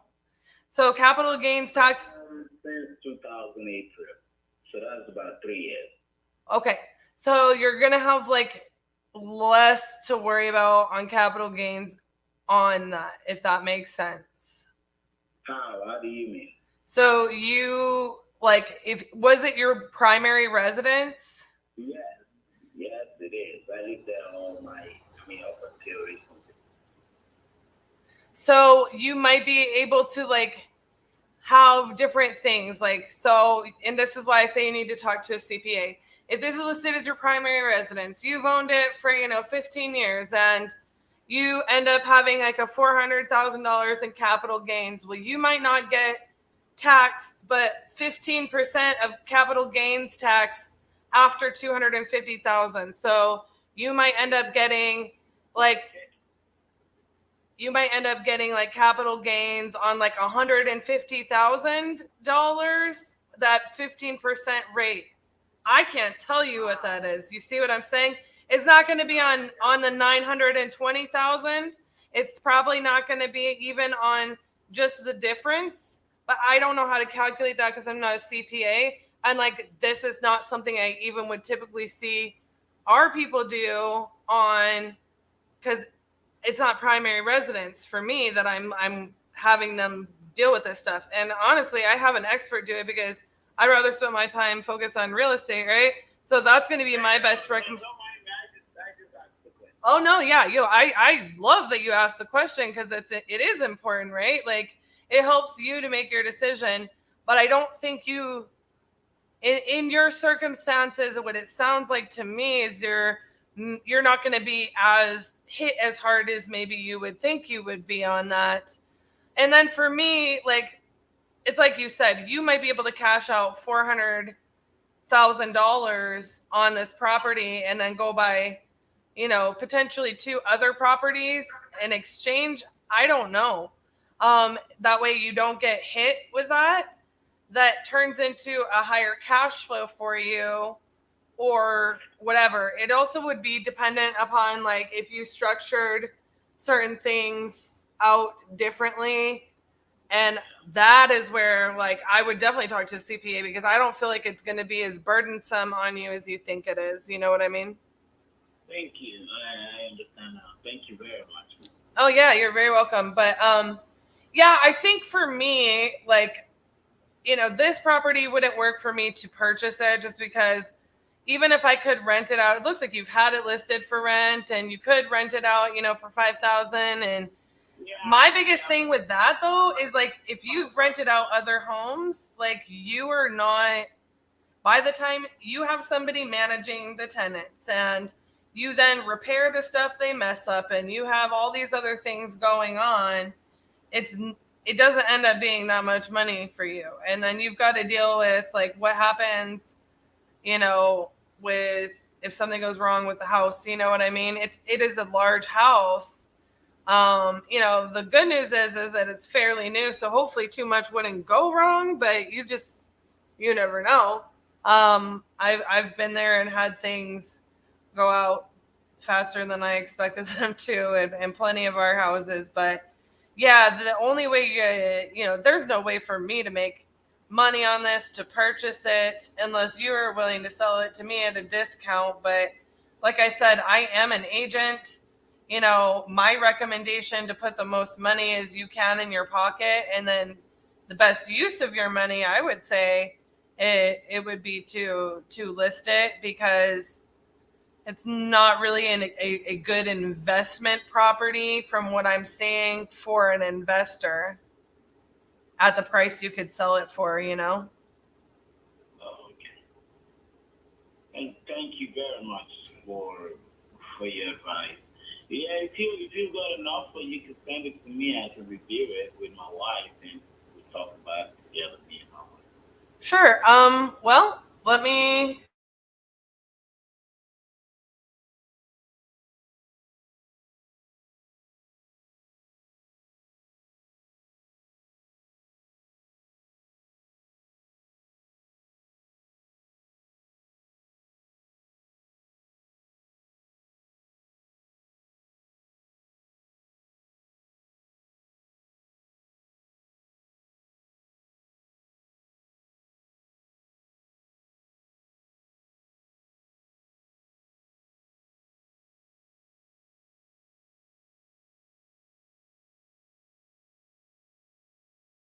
Well, that's perfect. I have your email address, and yeah, I can take a further look into it, and I can shoot you an email, and it would come from Cassi, Cassi, at titanium.investments. So we can shoot you a message, and I appreciate your time, John, and we'll shoot that over to you.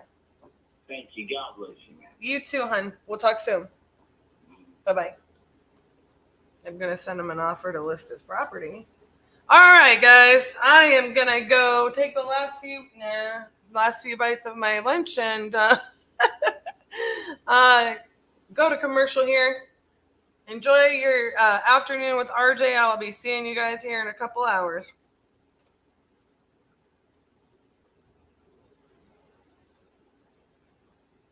We are going to give you everything that we have to succeed. Use the tools that we've given you. Utilize the knowledge that we've instilled in you over these past couple days. Skip tracing, cold calling, and SMS, and how they create a process that's very simple but very, very, very effective. I feel like it's going to transition our business from here all the way up. As an example, these two gentlemen are really doing something special with Batch Driven, on average getting how many deals a month? 5 deals a month from Batch Driven. That's our first year in business, and we just did 560,000 gross revenue. Woo! We're learning so much from RJ, Cassie, and Elijah. I'm an active duty military guy, so it's so cool to come here and just see the integrity and the purpose and things that RJ and his guys are driving into the students here. We don't want you to just go out there and be successful. We want you to do what you're going to do the right way, the most applicable way. Be that Army. That's what it means to be a Titan. You work with great people. They're going to give you greatness in return, because now it's a friendship. And who do you always want to work with? Your friends. As a full-time house flipper, I wanted to do something a lot more virtual. I got introduced to RJ through my friend here, John, and didn't even know what I was coming to see, but after leaving, we've learned a ton we're going to implement into our business, and I think it's going to change the way we do business moving forward.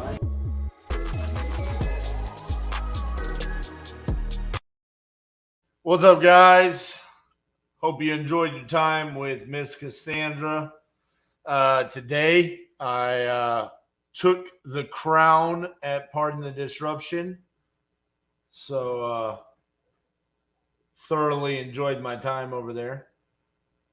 So we've got quite a bit of work that we need to take care of to finish up the day. Yes, we do.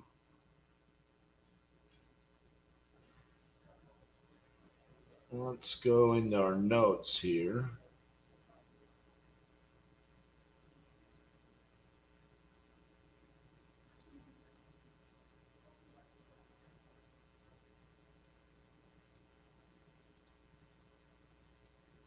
Signed.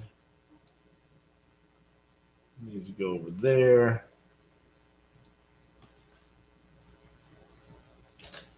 See if we can get some of these contracts to sign.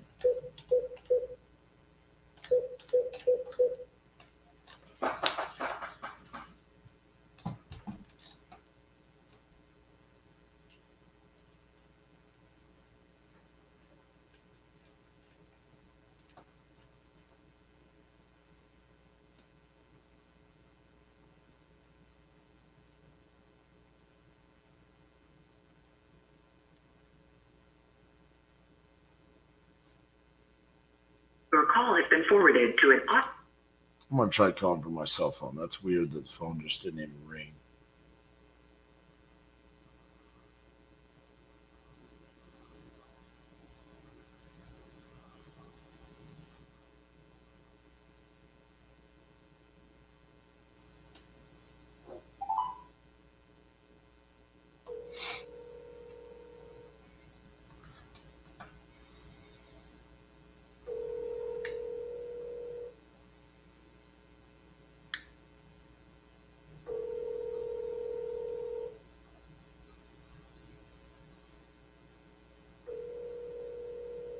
forwarded to an automatic voice message system. 2692755 is not available. At the tone, please record your message. When you have finished recording, you may hang up or press 1 for more options. Hello, this is RJ Bates calling about your property there on East Avenue where I sent you the contract. I have not seen that come back as signed, so just wanted to get an update from you on where we were. I'm going to shoot you a text message. Let me know. Thank you.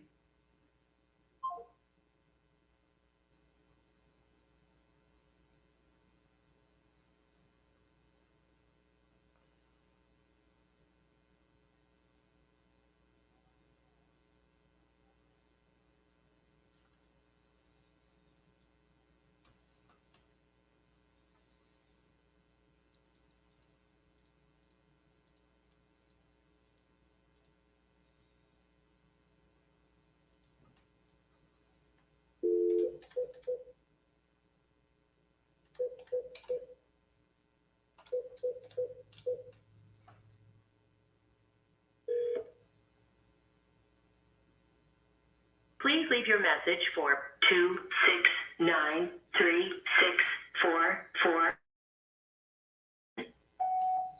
Hey, Belinda, this is RJ Bates calling about your property there on Douglas Avenue.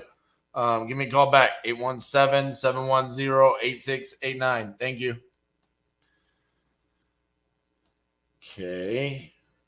Second one where my desk phone just immediately went to voicemail.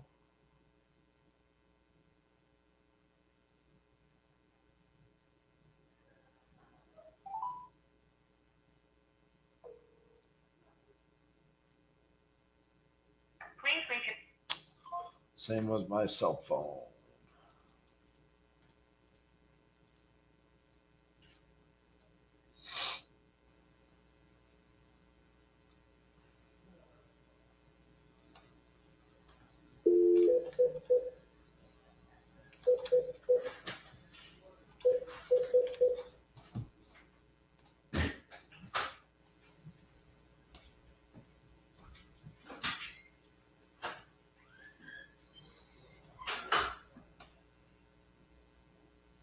Your call has been forwarded to an automatic voice message system. All of these are just going straight to voicemail. It feels odd.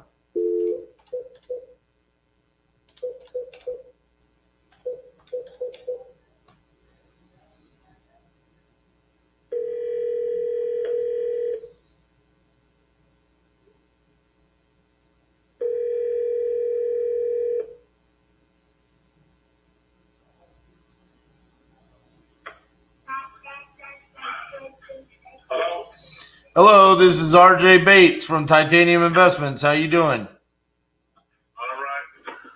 Just wanted to follow up about your properties there in Pontiac. See if you got a chance to review the contract I sent you. Yeah, matter of fact, I'm just not going to walk into the Secretary of State. I looked at it, and I got an appointment in about 2 minutes. I can call you as soon as I come back out of the Secretary of State.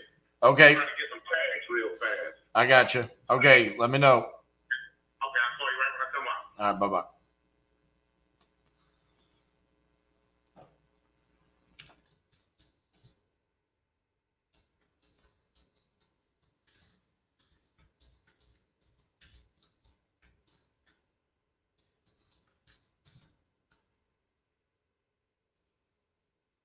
Okay.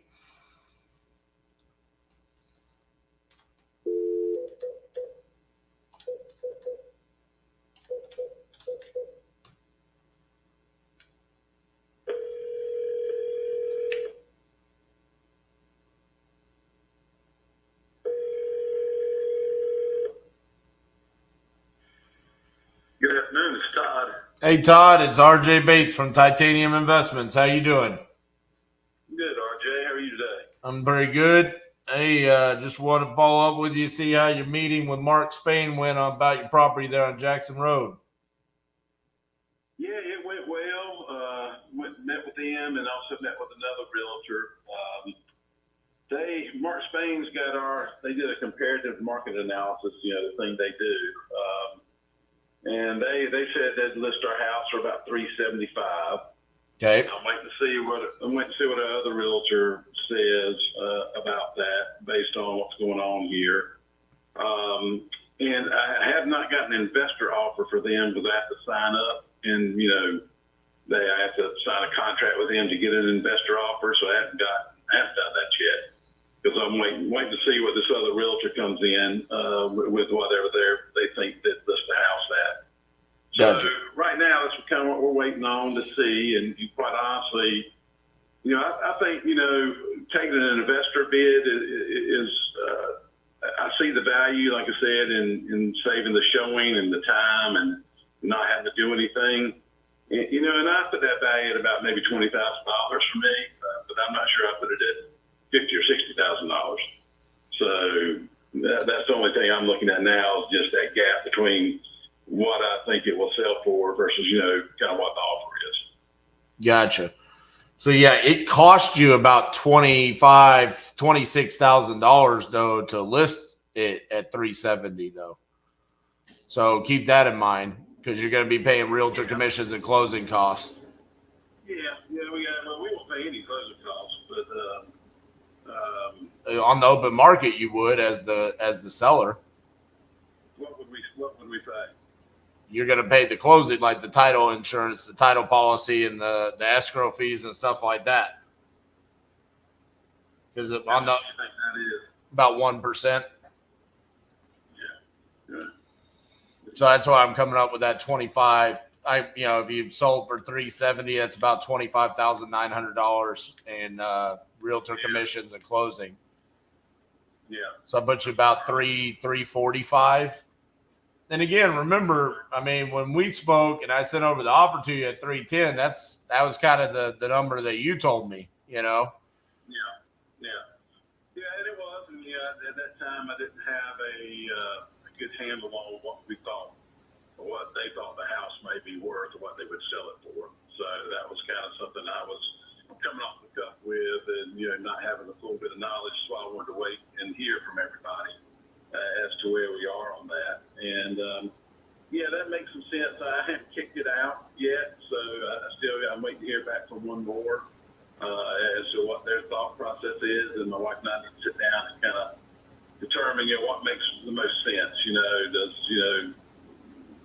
selling it and going make sense, or doing the showing make sense? We got to sit down and talk about that a little bit. So I haven't ruled it out yet, but I just got to get all the information to make sure we make a good decision. Okay, but you did receive my email that I sent you. Yeah, I sent you back an email and said, hey, I got it.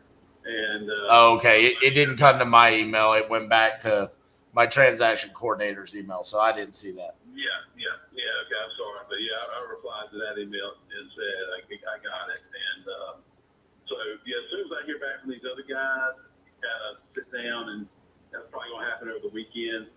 Sit down and kind of talk through what we've seen. Then we'll probably All right, Todd. Sounds good. Appreciate your time. Hey, RJ, appreciate it. Thank you. Bye-bye.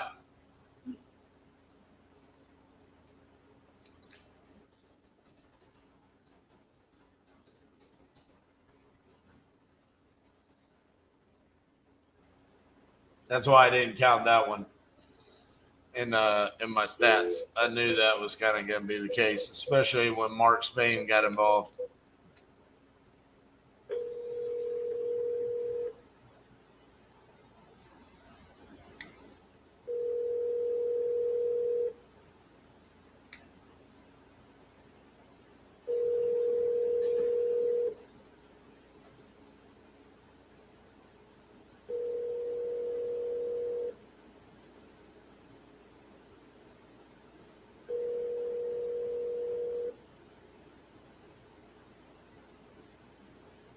Hi, you've reached Amanda. I can't take your call right now. Please leave a message and I'll get back to you as soon as possible. Thanks.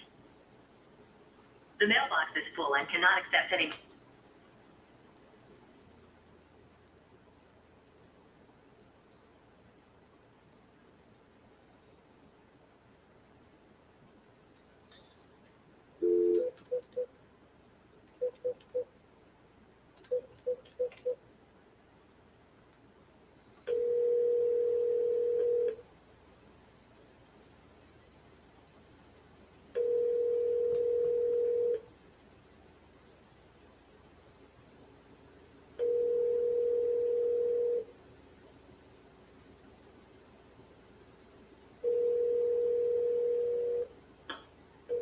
Your call has been forwarded to an automatic voice message system.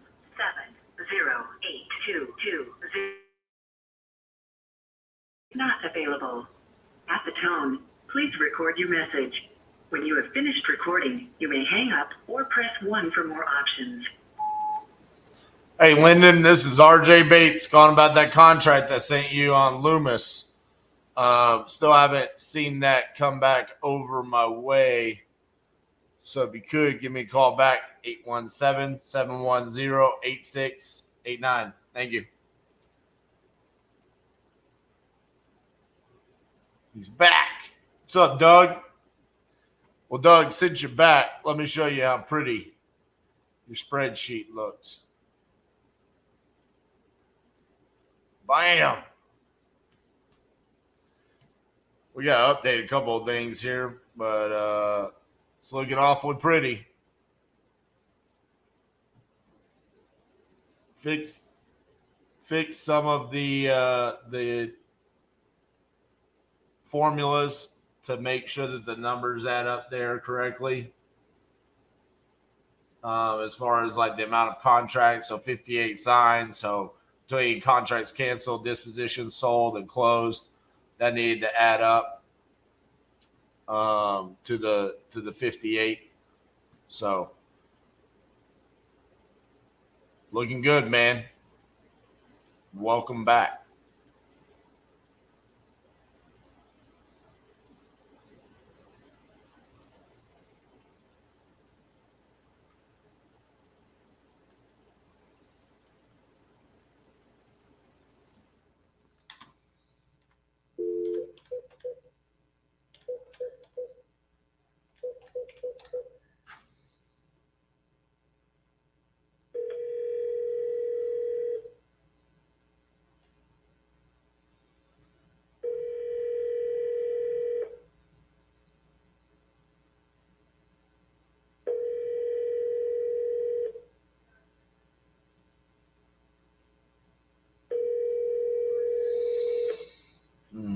I'm sorry, but the person you called has a voicemail box that has not been set up yet.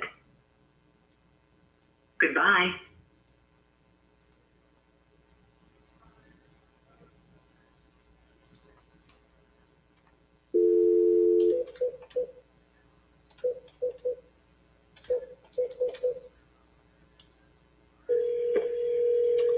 Feel like I might have gotten realtored on that one.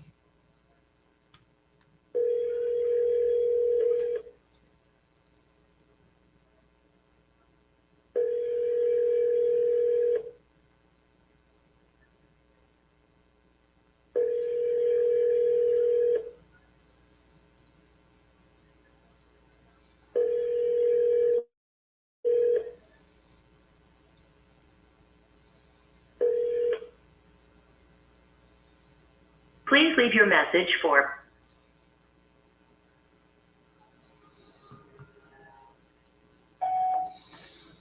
Hello, this is RJ Bates calling back to property on Blacksmith. Call me back. Definitely got Utah'd on that one. I don't think I'm ever going to hear from that person again.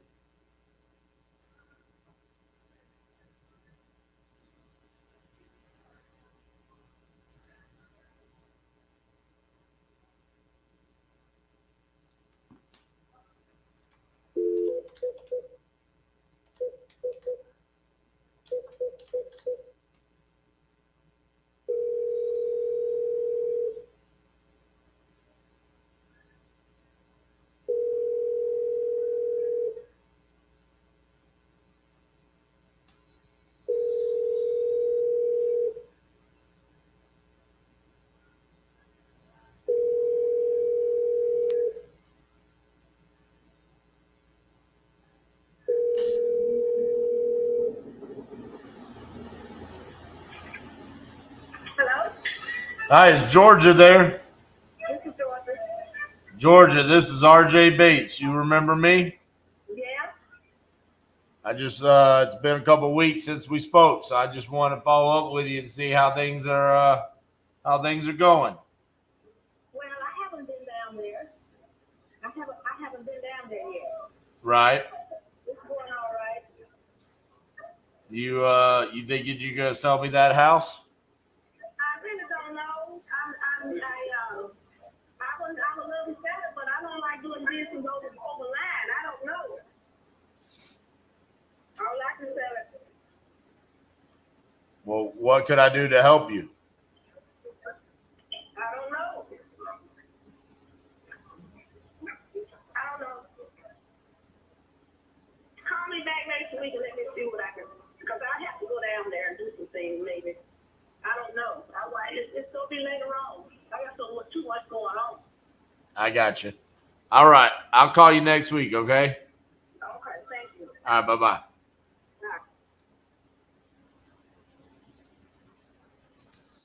She must have listened to that guy yesterday. I don't know.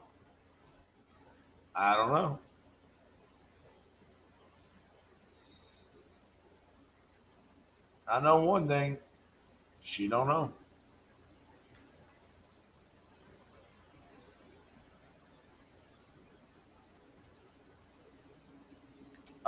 Jeremy, they're definitely virtual about Jordan. I can tell you that. He's in Utah.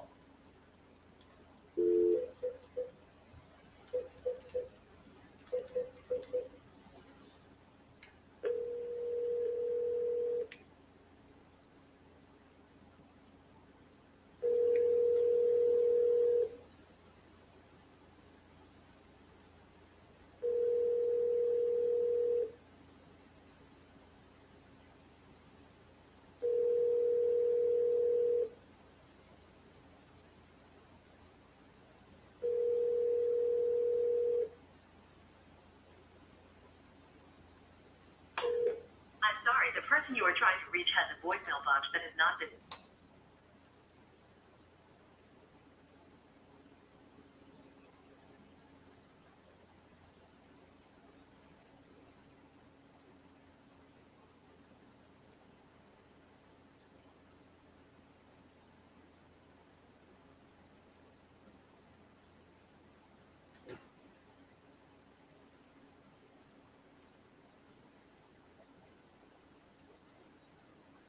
All righty. I need to talk to Sharon. No, I called Sharon. She didn't answer.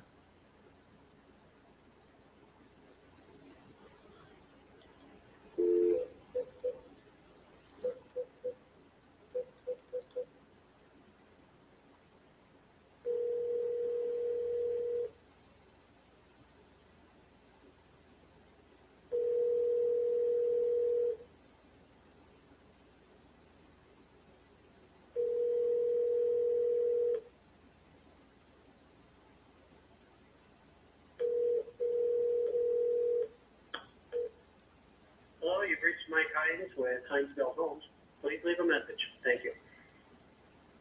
At the tone, please record your message. When you have finished recording, you may hang up or press 1 for more options.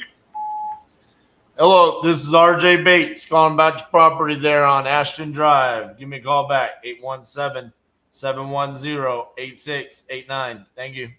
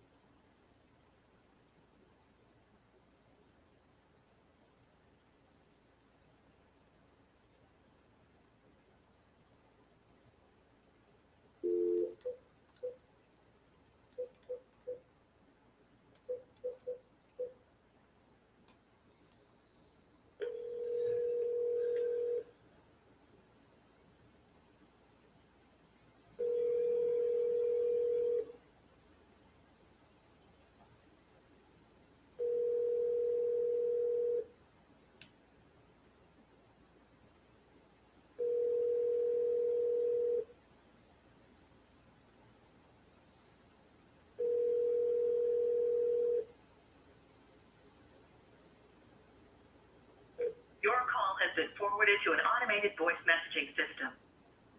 3308.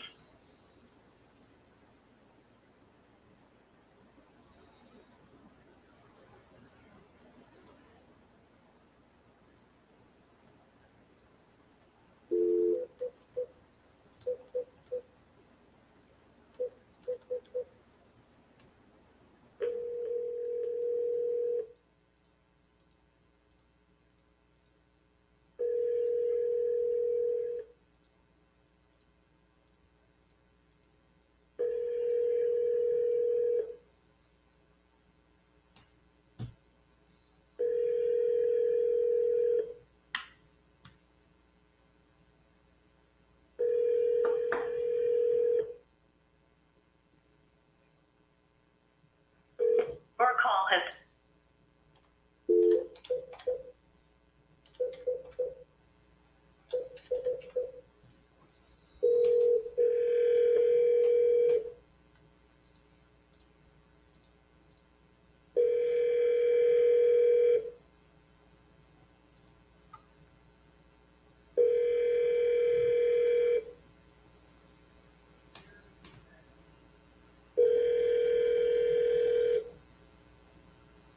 Leave a message after the beep.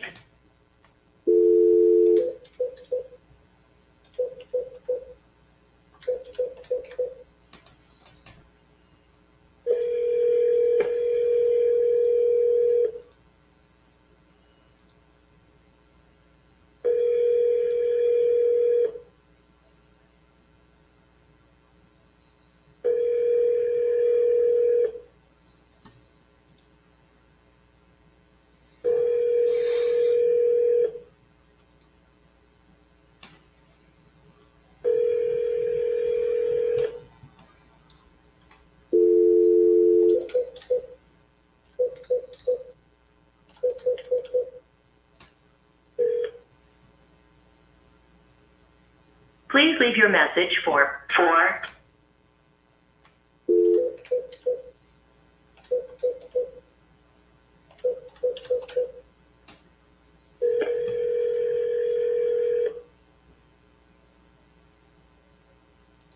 Please leave your message for 10.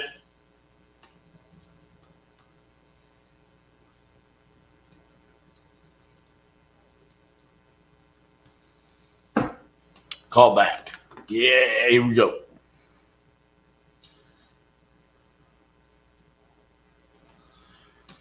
Hello, this is RJ. Hey, how you doing, Charles? How you doing, man?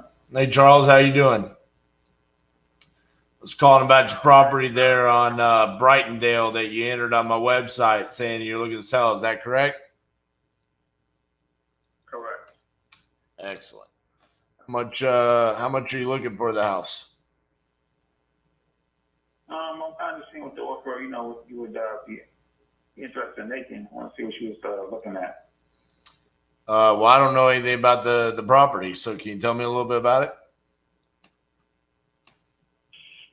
Yeah, it's just 5 bedrooms, and 3 baths. So, upstairs, downstairs, 3,200 square feet. You just bought it about a year and a half ago? Correct. Gotcha.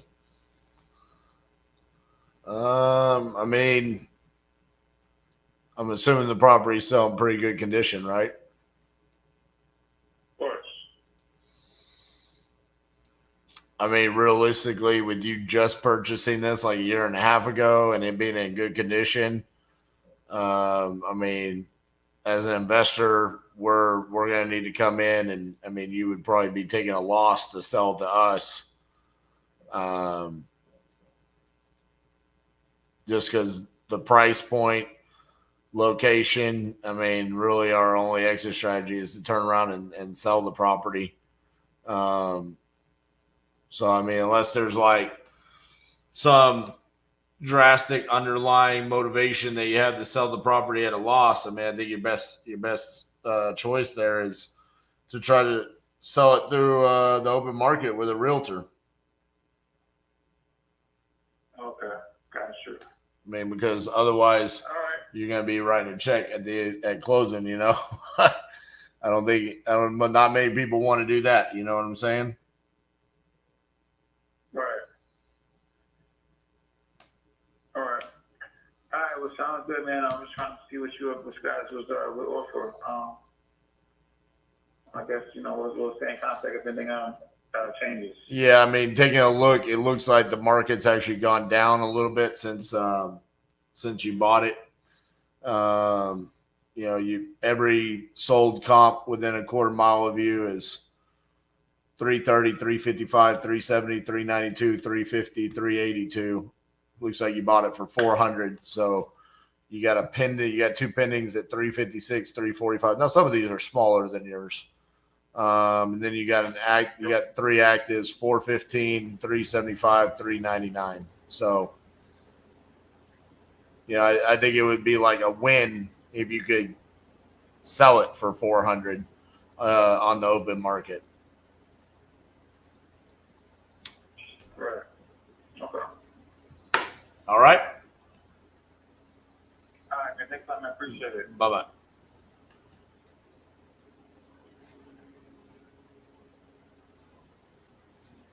Well, that wasn't the guy I wanted to call back.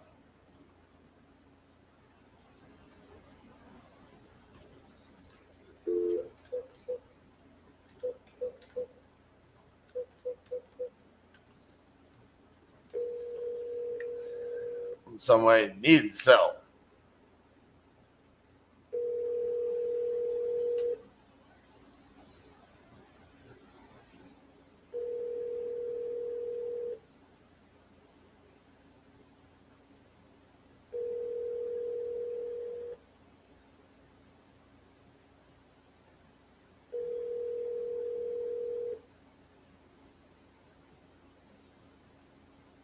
Your call has been forwarded to an automated voice messaging system. 313.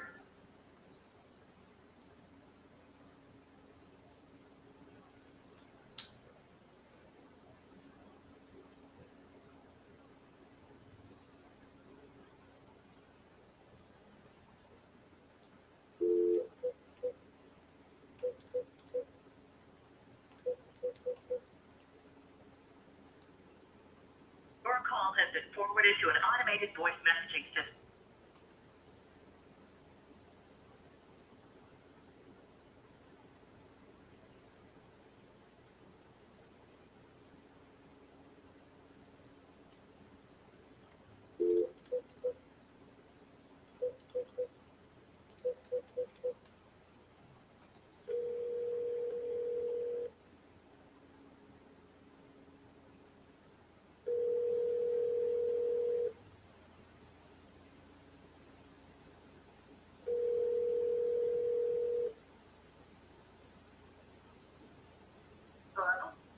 Hey, is Heather there? Hey, Heather, this is RJ Bates calling about your property there on New Jerusalem Road. How are you doing? Oh, yes, I saw this is from the inquiry. I saw that online. Yep. Okay. Your phone number is coming up as titanium, and I didn't know what that was. And then I got your voicemail the other day, so I didn't answer it before. I got you. My company's called Titanium Investments. Oh, okay. All right. Yeah, so I guess, so basically, what do you need to know?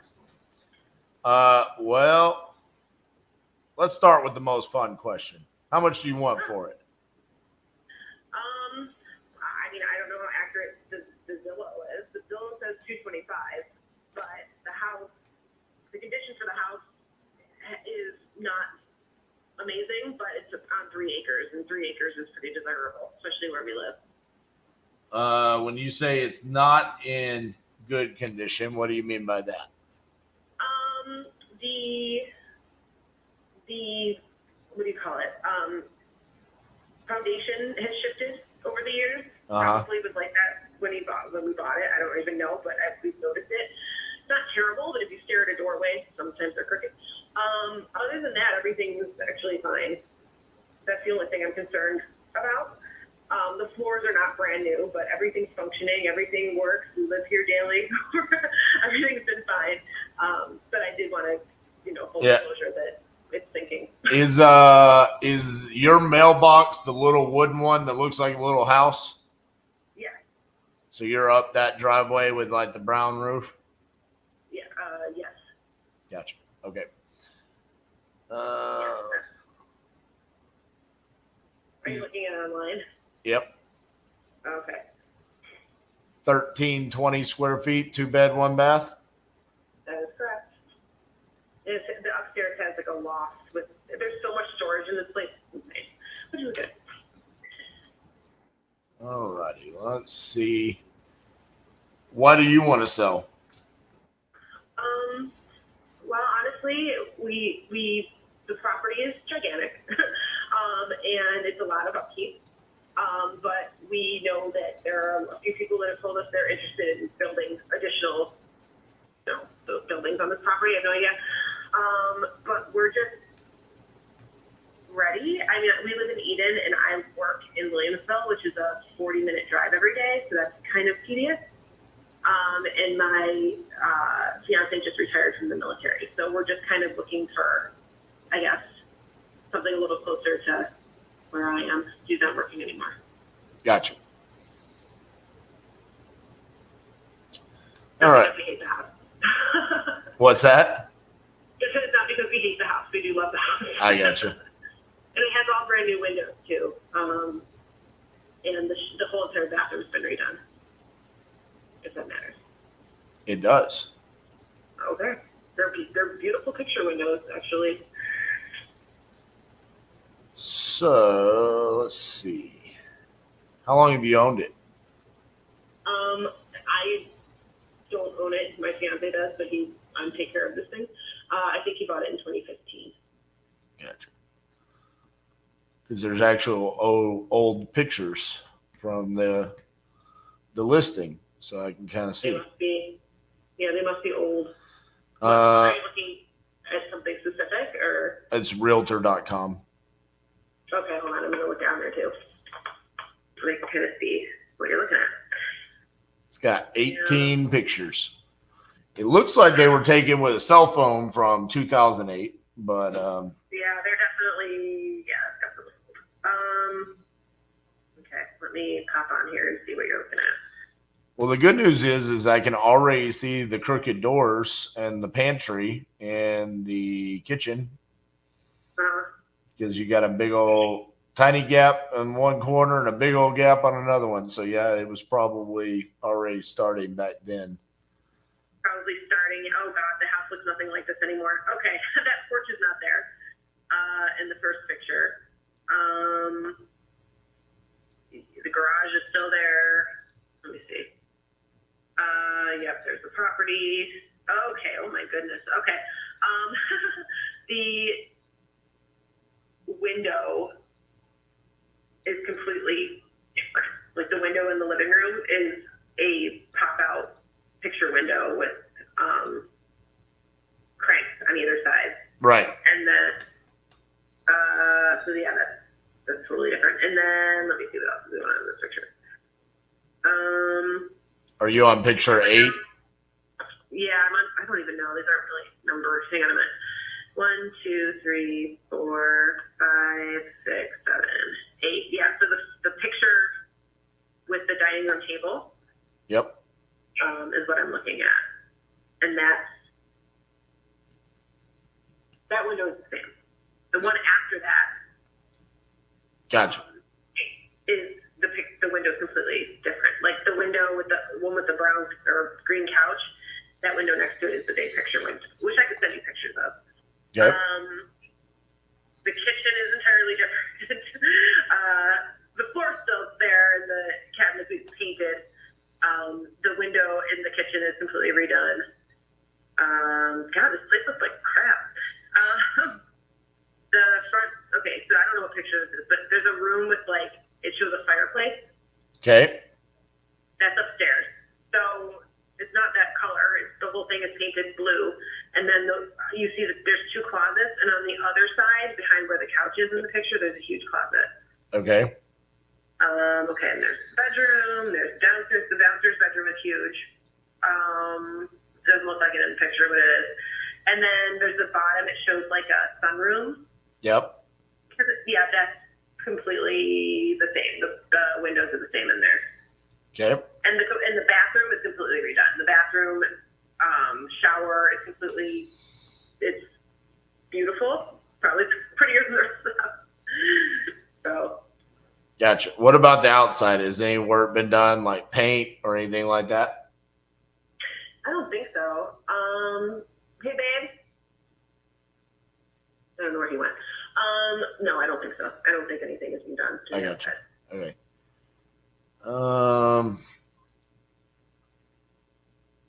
The garage is fully intact. However, we had really bad hail over the winter, and it dented whatever those things are. Like the roof? Like not the roof, but like the metal where it touches the water. I gotcha. Sorry, I can't think of the word. The gutters. Yeah, the gutter. Thank you, gutter. I couldn't think of that word. Yeah.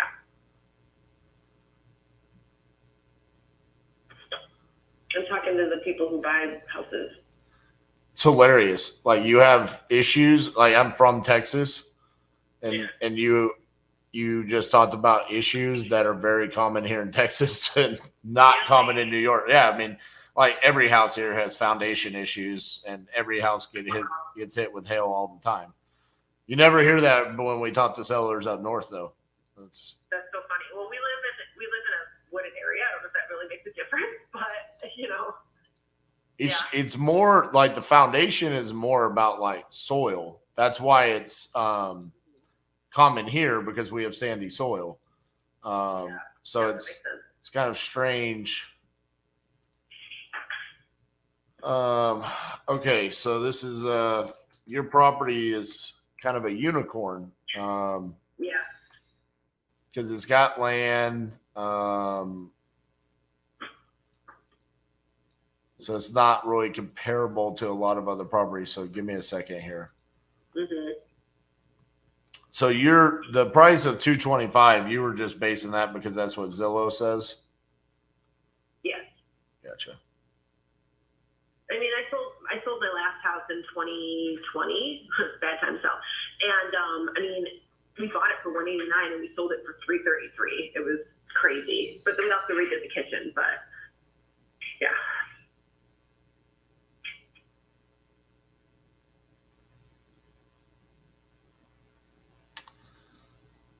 All right, give me a second. I got some comps pulled up here so I can.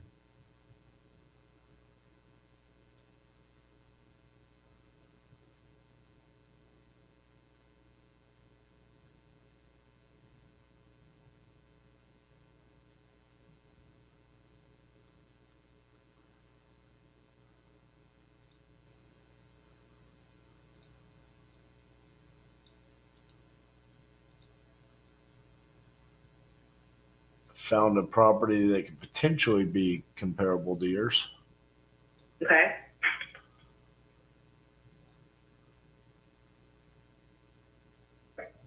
cow. The pictures they put on this property is like, I don't even know if this is part of the property or if they just pulled this from like Google Images. It's like a cheesy winter picture that you would see at like Kirkland's or something. It's like it's got like a freaking barn with a old 1920s looking bicycle leaning across it with snow all over the trees, and then a cardinal sitting on the tree branch, like right in the perfect center of it. Like, how is it? It's like, how is this a listing photo? Like, come on, what? That's really funny. Yeah, no houses around here have cardinals sitting on little branches. Yeah, I mean, it's like, and then the next picture is literally a picture of 3 deer eating. It's like, are you selling your house? I mean, what is happening right now? Like, I don't even believe this is real. What's the house number? It's 9881. Oh, that's way far It's from us. Okay. Gowanda State Road. Go on the state road. Oh, okay. Yeah. But I mean, we drive down that every day. But can you go look at the picture with the cardinal, please? Yeah, hold on. Just so you can realize, like, oh my, how cheesy this is. It's really funny. All right, let me backtrack on realtor.com. Okay, what was the address again? I'm looking on Zillow right now, but it's 9881 Gowanda State.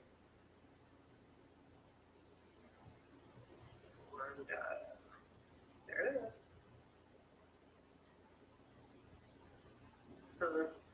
There's like 47 pictures. Uh-huh. Wow, these are stock photos. Thank you. Oh my god, I see it. It looks like a painting. That's what I'm saying. You would buy that at Kirkland's for $19.99. Yeah. Wow. There's no way that's actually real. No. Well, hold on. No, you do see. No. Then later on, you see the house and you see the barn. You're kidding. It might actually be real. Oh my god. That's the real barn. I mean, maybe it was real. Oh, there's the barn. Yeah. I mean, that's Well, they must have staged it then or something. right. I mean, so that one is.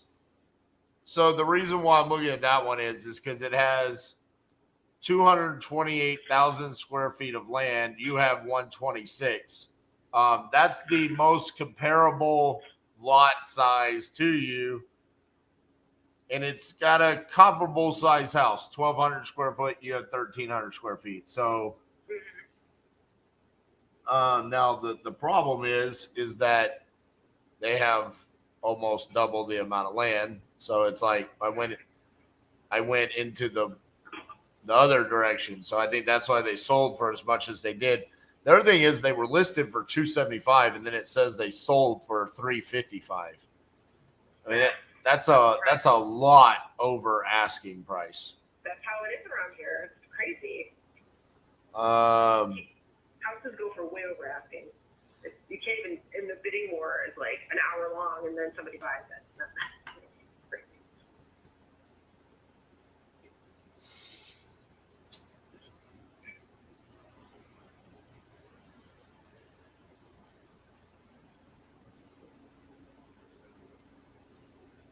You guys have a mortgage on it, right? Say it again. I'm sorry. You have a mortgage on it right now? Yeah.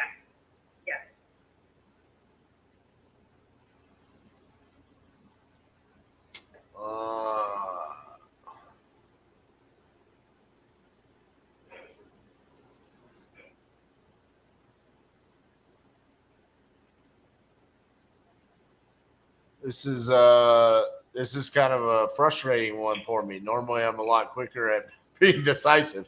14 minutes, and I still don't have the answer. So, a couple different options, and maybe I'll start throwing them out there, and you tell me, hey, if this is something that sounds remotely enticing. One of the ways that we can potentially give you more money is by buying the property subject to the existing mortgage. So what that would be is we take over the mortgage that you currently have in place and we give you cash for the difference. You take over the mortgage. Okay, got it. So that's one way that an investor can essentially pay more for the property because we're not having to come in and pay for our loan and things like that, right? So it's kind of leveraging the mortgage they have in place. Now, that being said, the next question I'd have is when you move, are you going to want to be buying a new property? Not right away. Okay, so that makes it easier for us to do sub 2. Because then you're not, it doesn't necessarily matter that you have that mortgage still in place. The other option is a cash offer.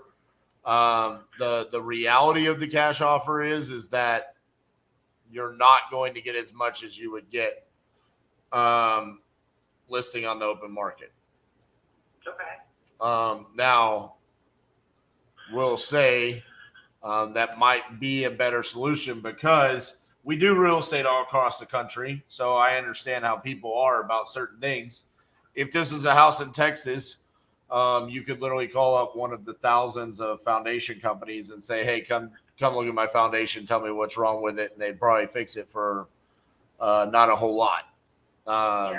Whereas up north and other places, foundation companies are few and far between. It's not as common, and it's a lot scarier to buyers. So that's where, if that is really, I mean, the house, like you said, you've improved the house, but there still are some things cosmetically that can be updated. And then on top of that, the foundation. So it's like, I'm looking at the Zillow for your property right now. It says 219. Oh, okay. And then when I have comps pulled up, just to give you an idea of what I'm looking at here. These are just similar square foot house, not lot size, right? Okay. Okay. So I've got 190, 237, 229, 187, 224, 225, 185, 203. So this is like, and then you've got obviously that one for 355 with the large amount of land. So they're kind of all over the place. Yeah, it's like ranging from 187 to 237. I think is what you said.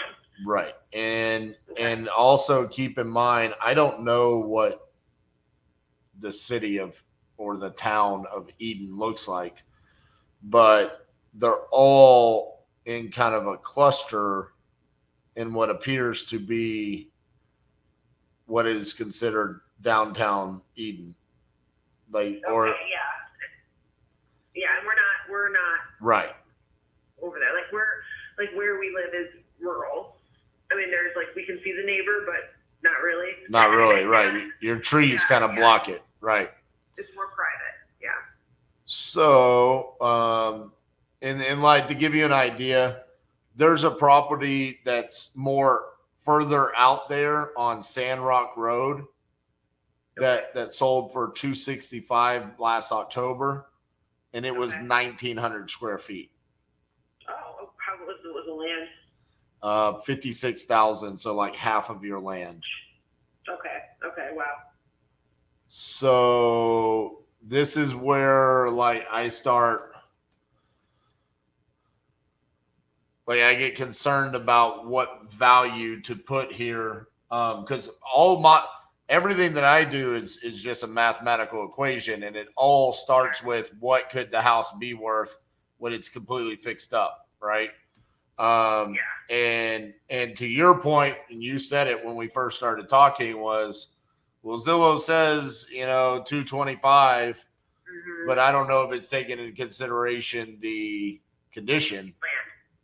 And well, it's taken into consideration the land because it knows the land, but it doesn't know the condition of the property, right? It just, that all that Zestimate is an algorithm. You know, I mean, it's saying here's what properties are selling for here. So, you know, we estimate that that's what your house could be worth. And because like I literally I have a system, it's called batch leads that I use. Well, I have multiple systems, Privy, PropStream, batch leads. Those are the systems I use to comp properties. Like I would assume if I come in here to batch, they have like their own little algorithm. We'll see what it gives you. It gives you a value of 215,855. Okay. Right. So here's my thing. That is, I think your house can be worth a little bit more fixed up, but not a lot. And so then I start coming back down from there. So, but the question that I have for you is one, how motivated are you guys to sell? Is there a specific cash in hand dollar amount that you need, or is it just like we want the most that we can possibly get? So tell me the difference. Like, if, in other words, like if we had cash in hand, literally, versus taking over the mortgage and paying the difference. Like, what's the difference? Well, the difference there is like if I buy the house cash, that's where you get the lowest amount. So we're talking about like if I sit here and I say, this is just rough numbers, okay? If I say the house completely fixed up could be worth $250,000, and I say, I don't know, I want to put 35,000 into it. Mm-hmm. You feel like that seems like a high number? No, I mean, I think that makes sense. Like, that makes sense. So if I say 35,000, so that's me coming in and I'm going to fix the foundation. I'm going to paint the outside. I'm going to probably tear out those cabinets in the kitchen, put new cabinets, put new countertops, say thank you for the bathroom, but I'm going to tear out the wallpaper and all the other stuff, fix the doors, right? New light fixtures, all that. Then cash offer is going to be like 140. Okay. Right. And so from that perspective, it's like you have some money, but you might be able to get more. Because I'm assuming you owe somewhere in the range of like 105,000. Does that sound right? I think it's 100. Yeah, 105, 112. I think it's something. Gotcha. So let's just call it 110. So in that case, you walk away with like $30,000. Now, if we say sub 2, and in that case, because we already have a long-term loan in place, there's an opportunity where we could turn this into, instead of it being like a fix and flip, it could be more of like we're going to hold it for cash flow. Do you think there's a market out there where people would want to live there as a rental unit? Possibly. I mean, I think most of these are single-family homes. We're not near a university or anything. Right. So I would say that it would be somebody would purchase it. Gotcha. So, but there's also opportunities for us to do several different exit strategies there. We could sell it finance. There's different things that we could do. So, on the sub 2 route, you walk in with 30,000 on the cash. If you said, hey, I want more money than $30,000, that's where we could potentially look at doing that. The other thing that you could do is potentially, no, you need the cash. Yeah. No, those are pretty much the two options. So it's like, and that's if I think I can build a bridge to saying I could get 250 if I fix it all the way up, which is one of my concerns. Is like, I need something that shows me that proof. PropStream's giving me the best numbers here. Because the other problem is you got a 1929 build. So we got a couple of other 1920 builds.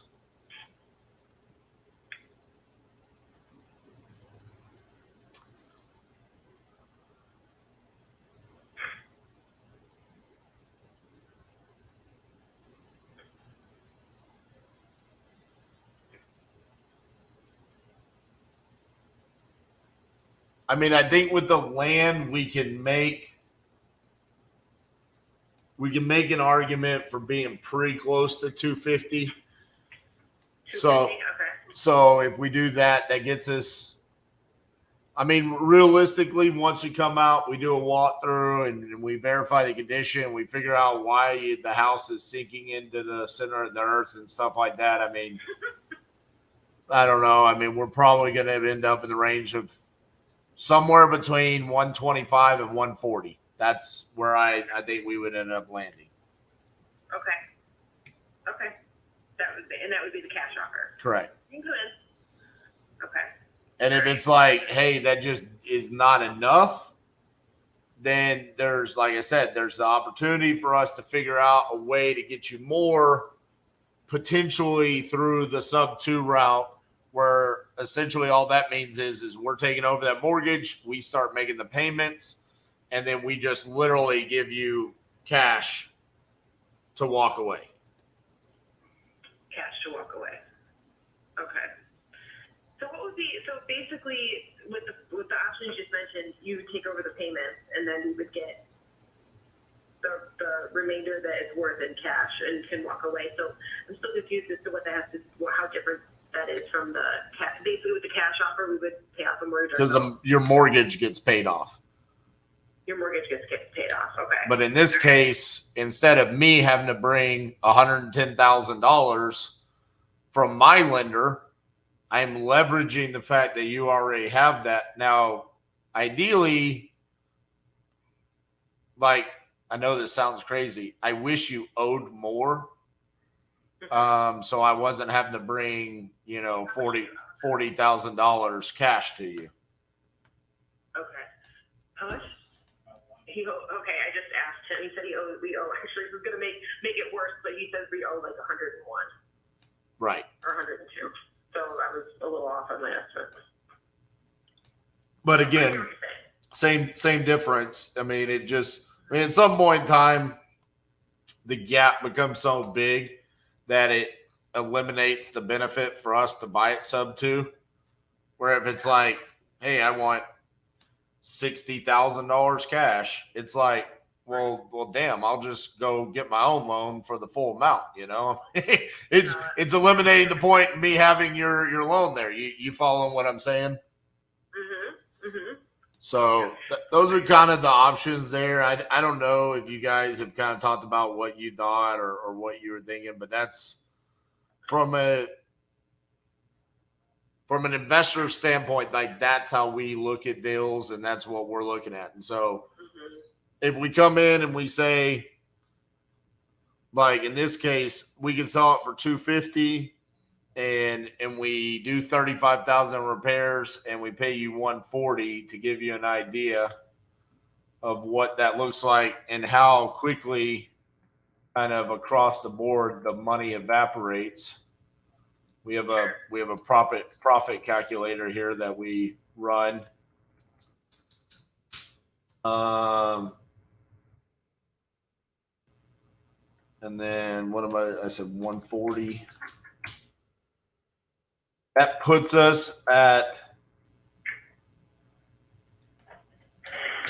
about $40,000 profit, which puts us at about a 16% profit percentage.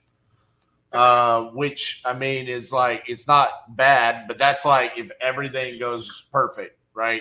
35,000 in repairs and it closes at 250 and we don't have anything else. So, real quickly that can start evaporating, getting us further down. Now, what is the reason why? Let me think about this. Because to move, if you're going to go rent, you don't need a ton of cash to make the move immediately, right? Right. So there is another option. But the foundation would probably have to get fixed. So what we would do there is, and this would probably net you the most amount of money. So I should have thought about this earlier. But my buddy Oscar just reminded me of it. sitting over here looking at me going, yo, bro, hey, what about Novation? So Novation is where essentially you sound cool, so I use the term. We kind of partner up on it.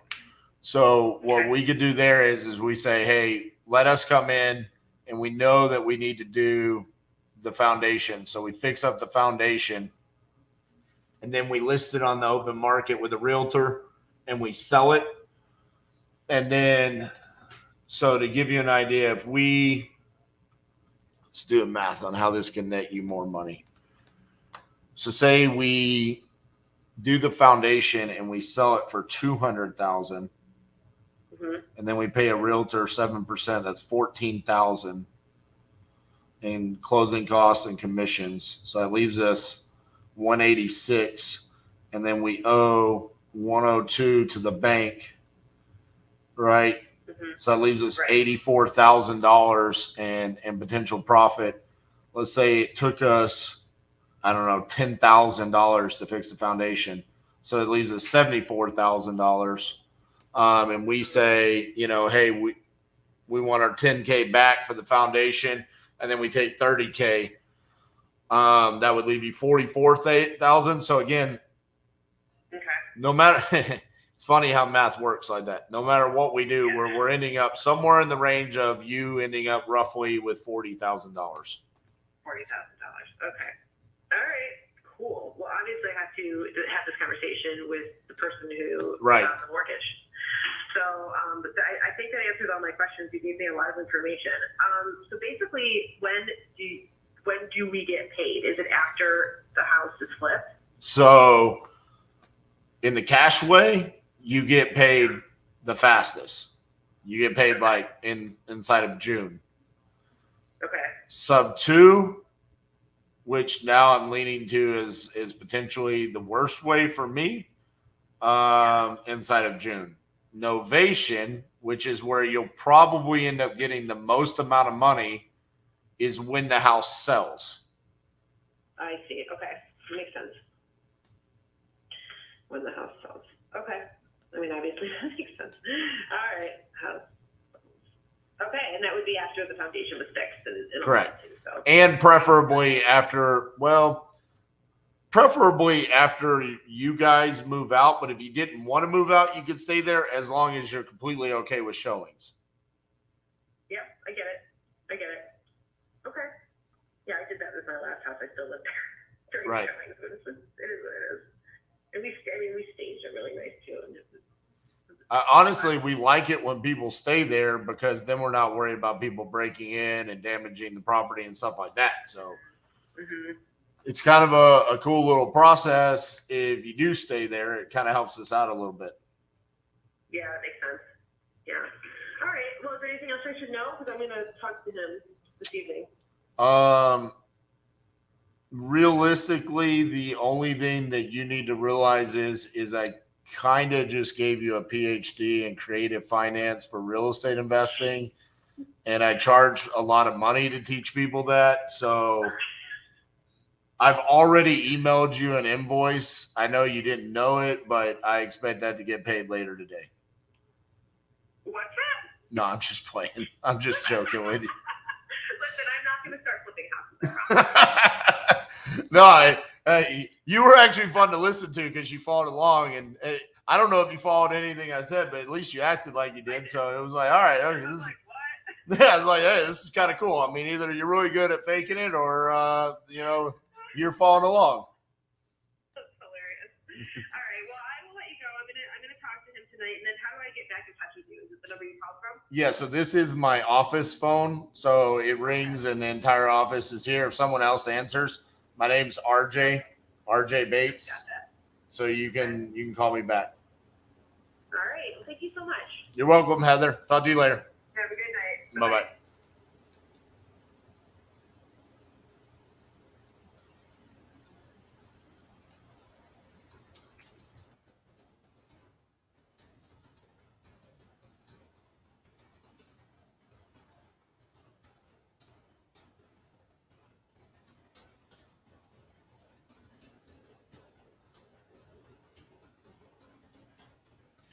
Good looking out, Oscar.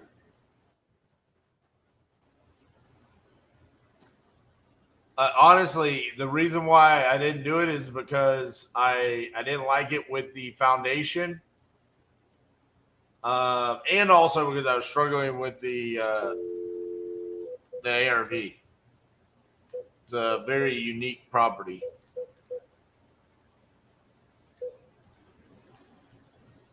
But good looking out reminded me.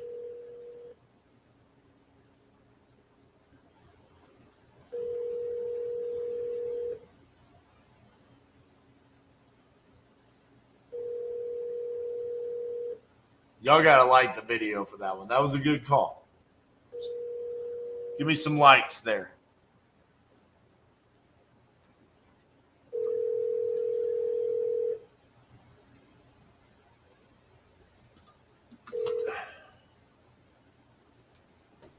Please leave.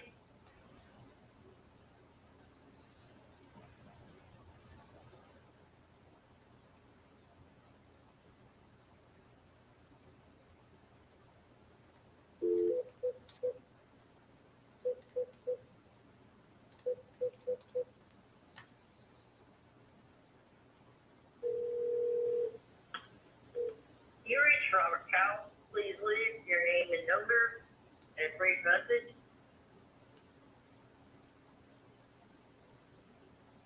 Just wrote down "love you later." Did I say that? I know I've said it before, and I am a creature of habit.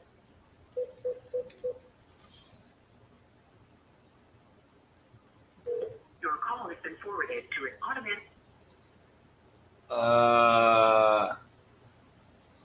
Jesus. Exactly what I just did, man. Just you keep on comping until you find something. I'm sorry, the person you are trying to reach has a voicemail box. I said love you later.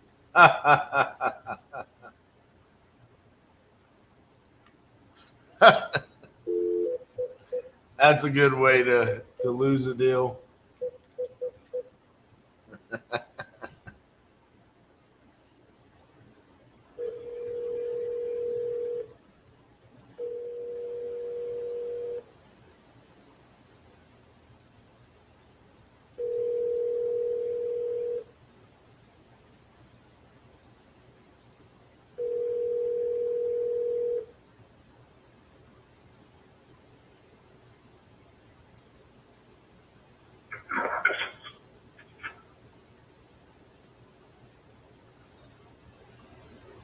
Okay.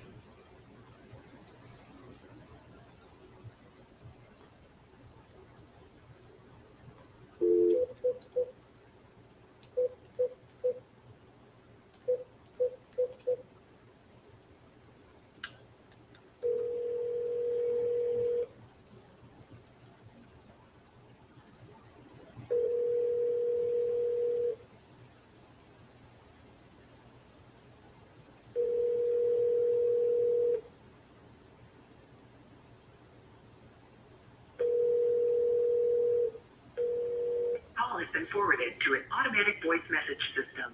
704.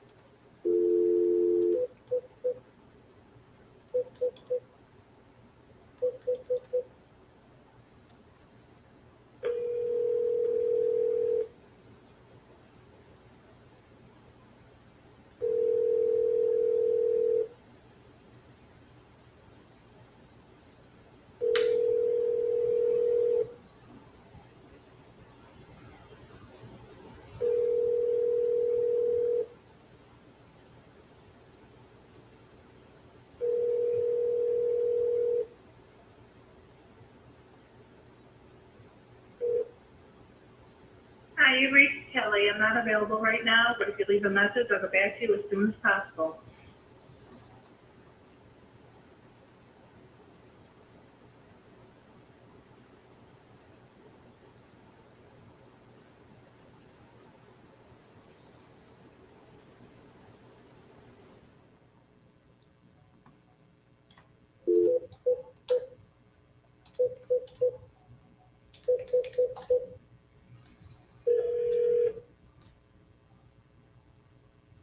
Please leave your message for 7.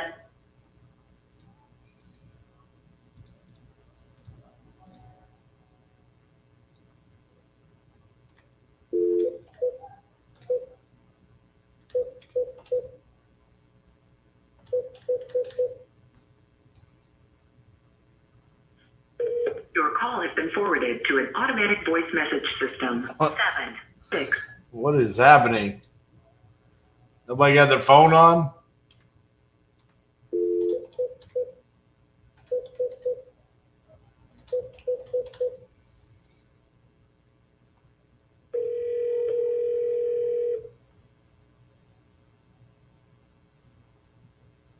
Your call has been forwarded to an automatic.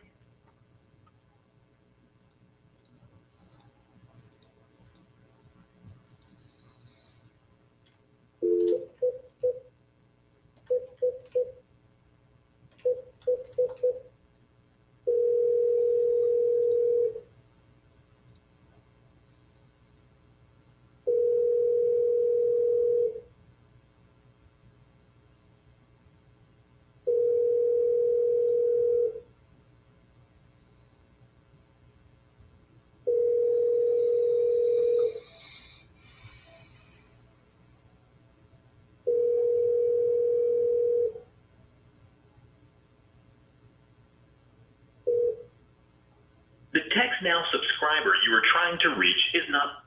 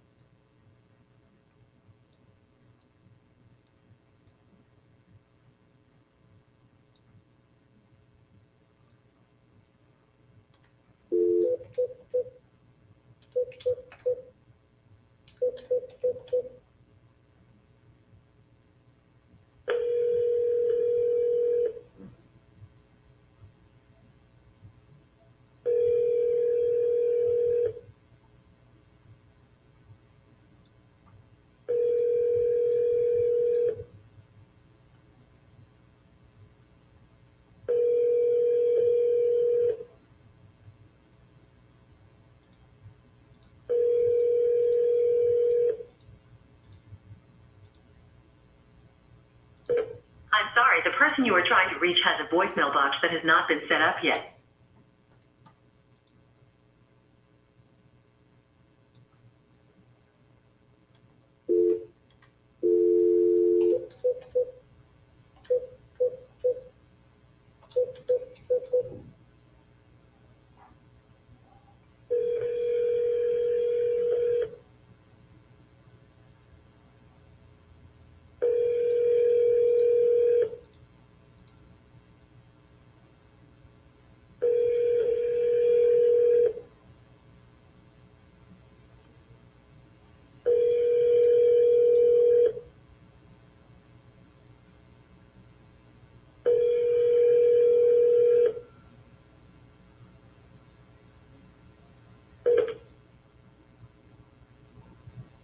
Please leave your message for.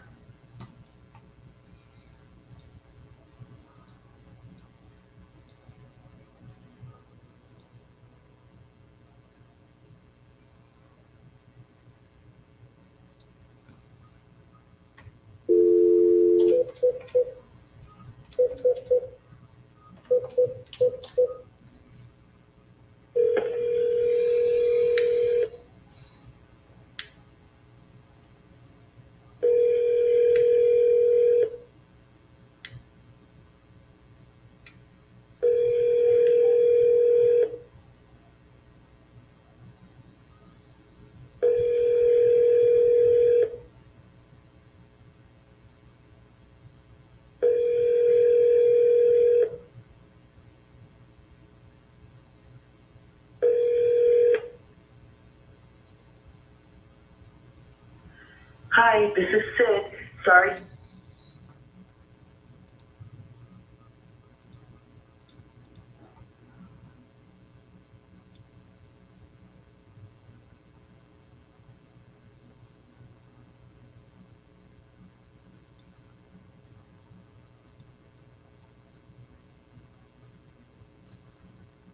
Yeah, you get somebody to answer the damn phone.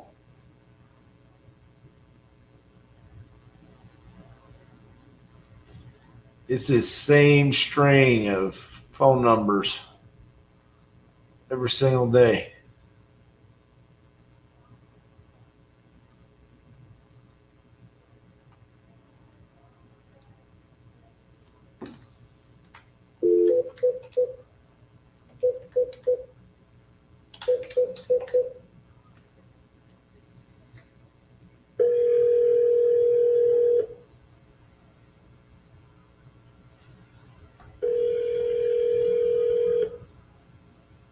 Your call has been forwarded to an automatic voice message.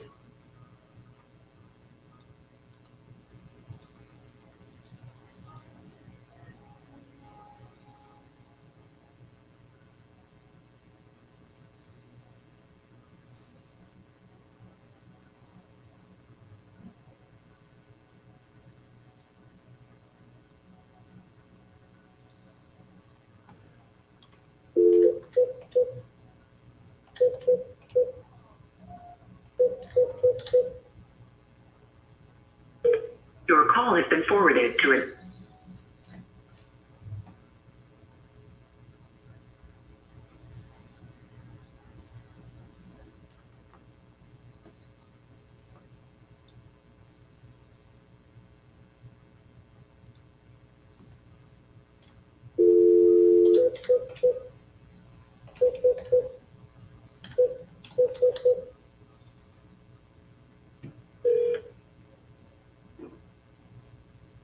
Please leave your message for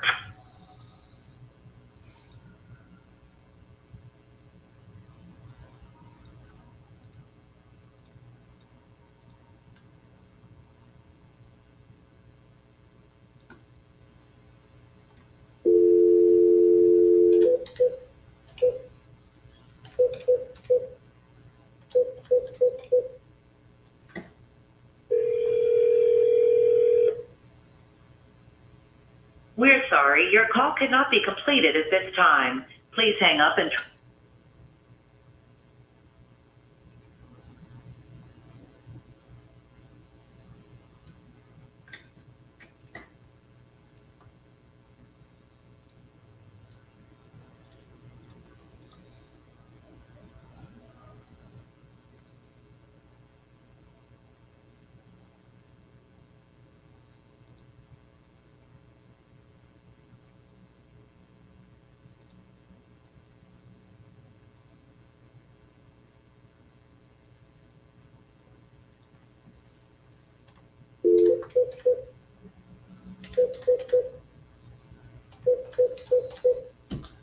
Zach, did you see me lock up one of your deals yesterday?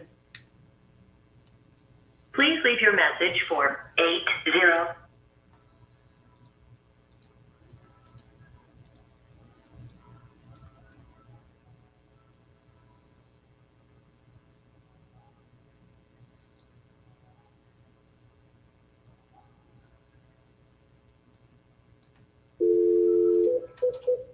Yep.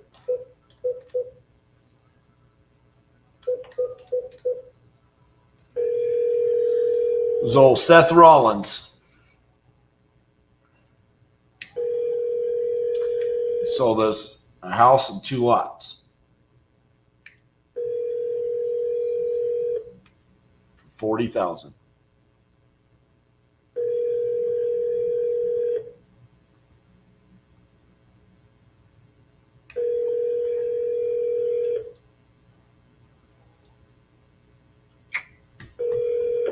We're sorry, your call cannot be completed at this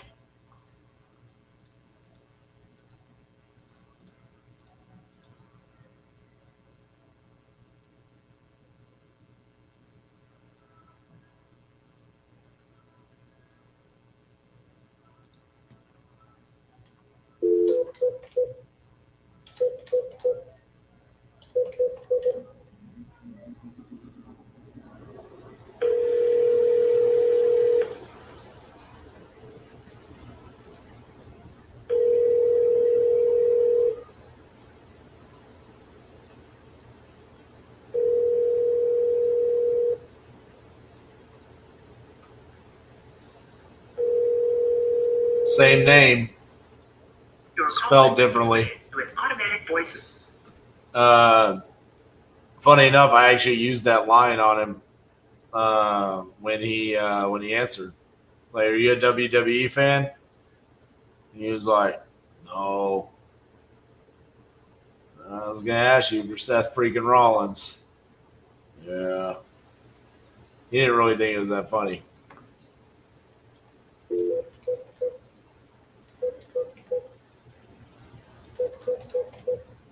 But the rapport got better as the call went on.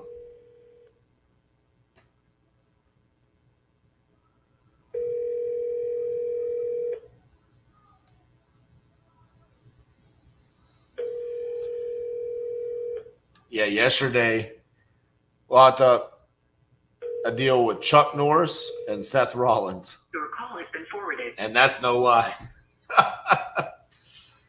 What are the chances that on the same day famous names would be the trend?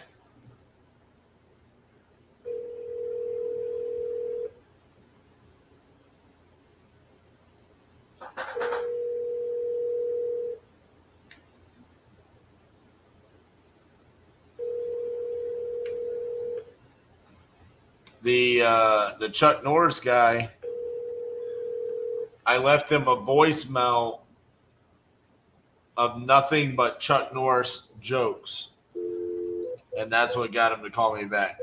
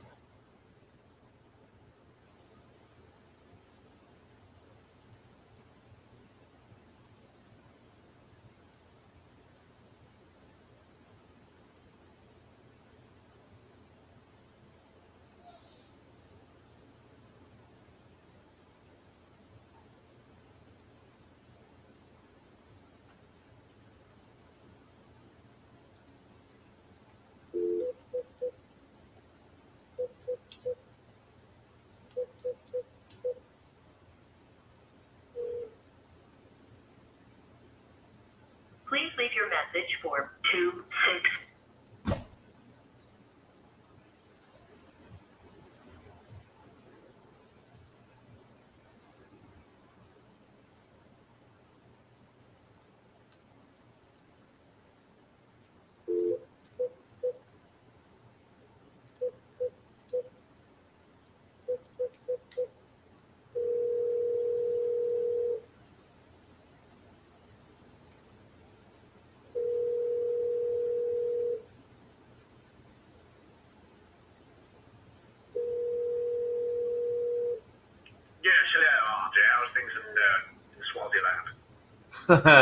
Doing just fine. How are you doing, Benjamin? Good. I wanted to call you about your lot there on Brown Street. See if you were still interested in selling that to us. I think my wife is going to hold on to it for a little bit yet because we still want to see how much it's going to cost to put a, what do you call it? I can't think of the word. Pad. I think you put a trailer down on. I gotcha. Yeah. But here, let me grab your number because you'll be first on the list if we decide not to. Hold on a second. Give me a second to find a pen. Holy cow, your voice completely changed. Go back. Well, I thought you were a telemarketer. Go. So I always mess with telemarketers. Go back to the accent, though. I liked it better. I'm like, I'm not sure who this is. So the telemarketers are always disguising their numbers. Yeah. So that's all. Okay. Okay. All right. What's your number? 817 817 710 710 8689. 8689. Okay, property. You got anything else you want to sell me? I don't really have anything else. That's the only piece we got. I got you. So what? So if you put a pad there, is it because you're gonna like rent it out, or what are you gonna do with it? Yeah, some friends of ours are looking for a place, and Gotcha. we're trying to see if we throw a pad on there, they can have a place to stay. I mean, it's not gonna cost you too much. I mean, I'd probably assume, 5 digits, but in the low range. I mean. So, yeah, depending on how much they pay you, I mean, you recoup your cash and then you're cash flowing, Yeah, so it might work out for us. We'll see. Right. But, we got to get an estimate first. So. I got you. Well, yeah, this is my phone number. Just let me know if you guys get interested in selling, okay? All righty, thank you. All right, bye-bye. All right, bye.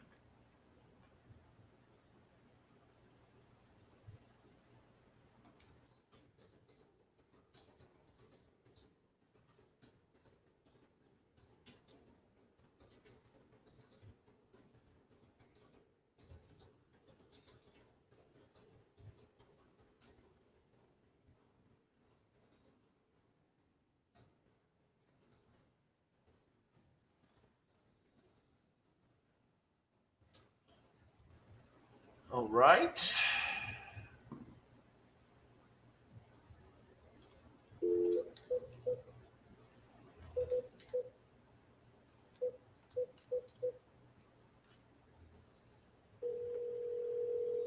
Voice change was legit.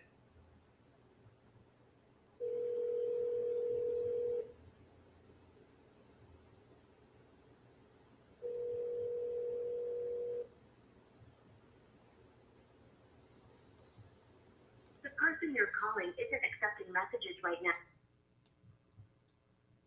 Last hour of the week. We got to make something good go down here. What can we make happen?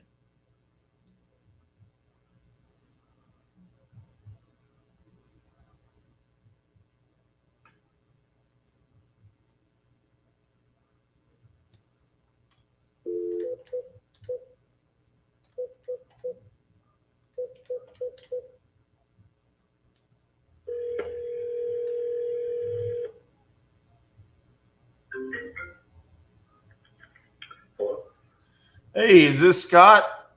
It is. Hey, Scott, this is RJ Bates from Titanium Investments. How are you doing? I'm doing good, sir. How are you? I'm doing good. I think you were working with Garrett on your property there on Monroe Avenue. I was, yeah, and things kind of fell off. Nothing with him. We had a family emergency come up, and then my son's graduation. And I got you. Well, that's good. He's a good kid, so I didn't want to have to yell at him. No. He's done at least from my view, has done everything right. We just kind of got caught up in our day-to-day. I got you. Life stuff and just kind of fell by the wayside. Well, are you guys still, busy and it's not a good time, or you want to revive this thing?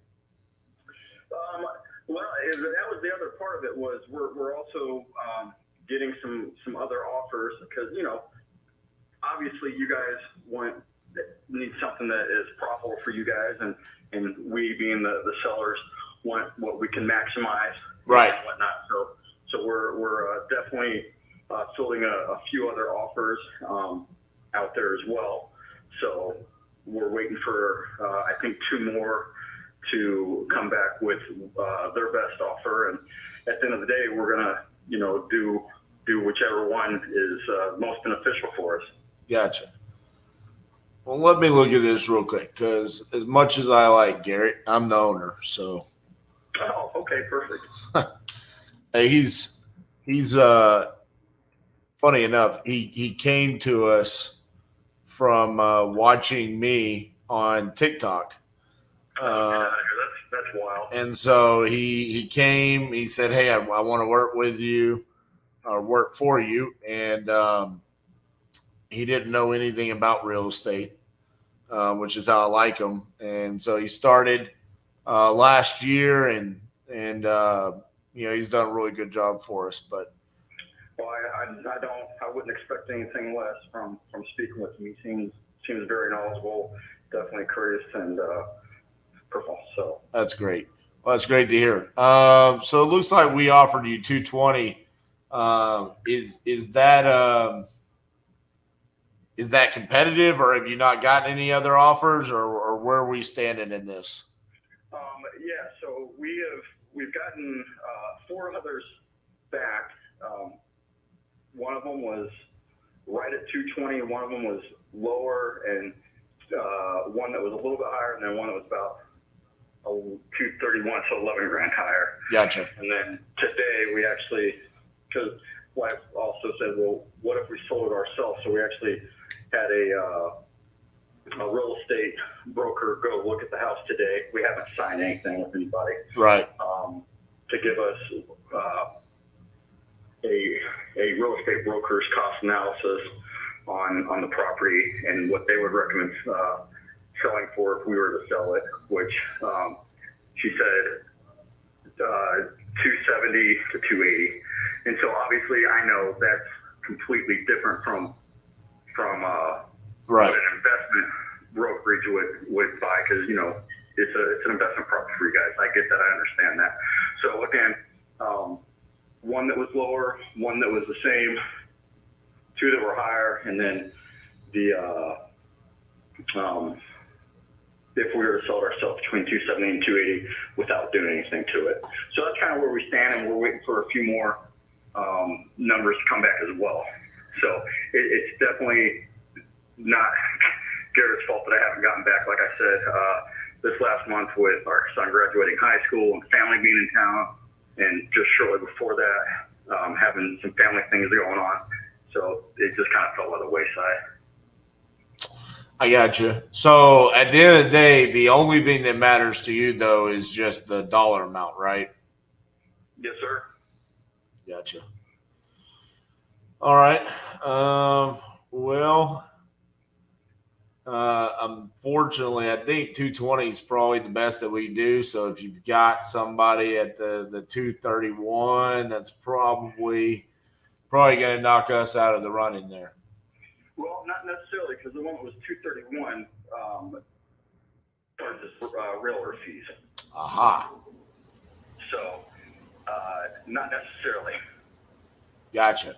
Okay. And by my math, those realtor fees are going to be about $14,000. So, with that being said, it actually puts it under that 220. I see. Makes sense. And then the one that was just a little bit above you guys, we would have to pay closing costs. So, so again, everybody comes around the same number. so right, one way or the other, they're kind of all coming out to about that same area. Yeah, it's funny. I just talked to a young lady in New York about one of her properties, and I was coming up with all these super creative ways that we could buy the house, right? It was like, okay, here's cash. We could buy it subject to your existing mortgage. We could do a novation, which I know you might not know what these things mean, but they're all different ways that we can buy the house, right? And at the end of the day, after me giving her this long-winded 3 different ways of us buying her house, she always ended up with $40,000 in her pocket no matter what. Right.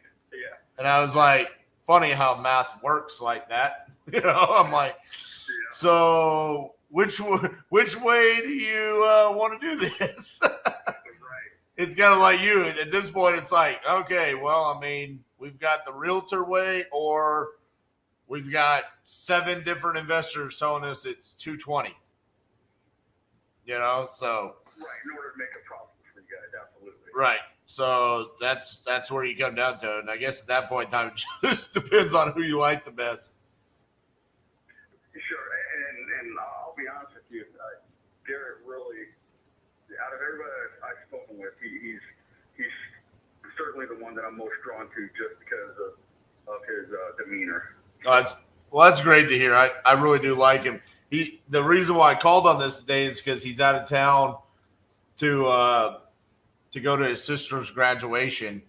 from Culver Academy up in Indiana. And so I was like, all right, well, I know that we sent this contract out, and I was looking, and I was like reading all of his notes, and I'm like, this kind of feels like this just fell off for some reason.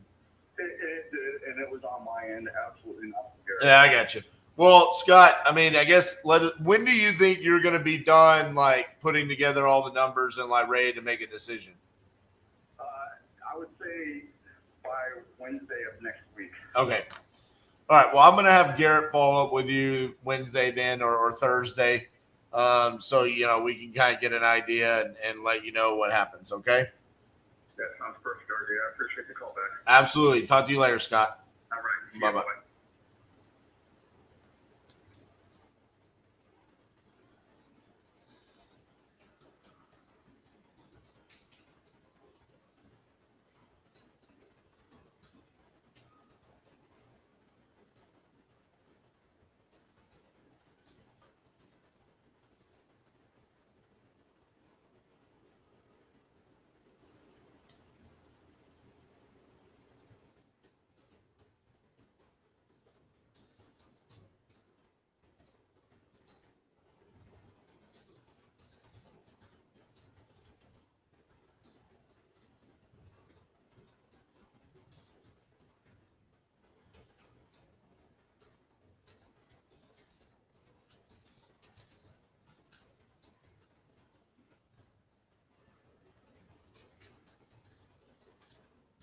Alrighty.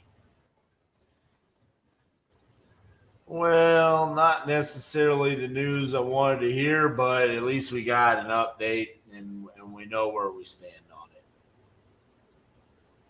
That's been a deal that Garrett's been working for a while. I was hoping I'd get an opportunity to come in and kind of close it out there.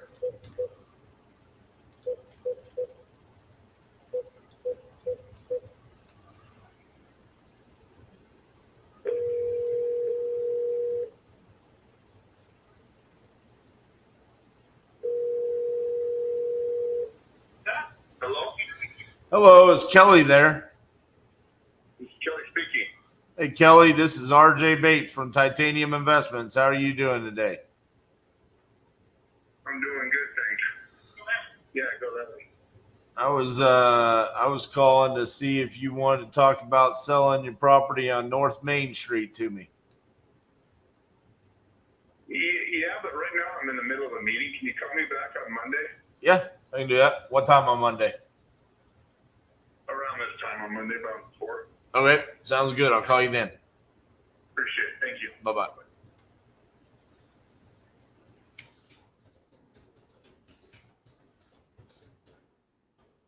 That would be cool. That's a Montana property, and Monday is our day in Montana.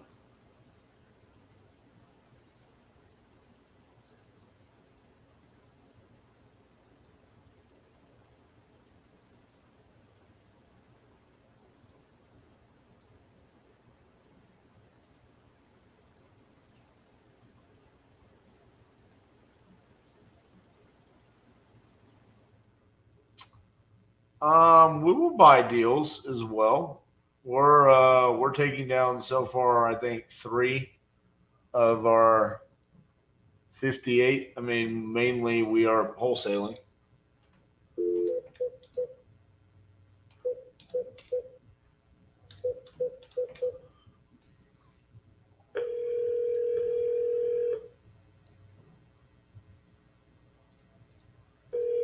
Your call has been forwarded to an automated voice.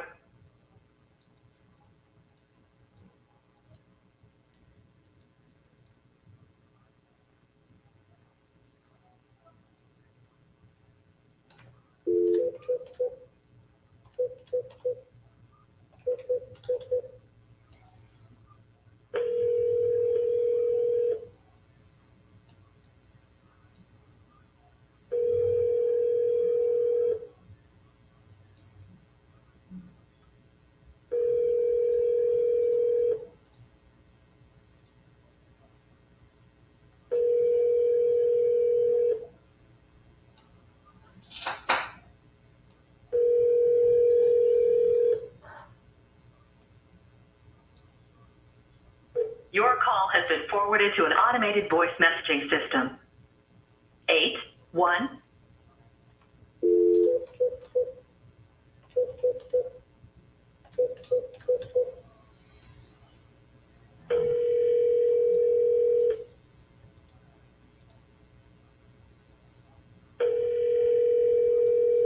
No quota.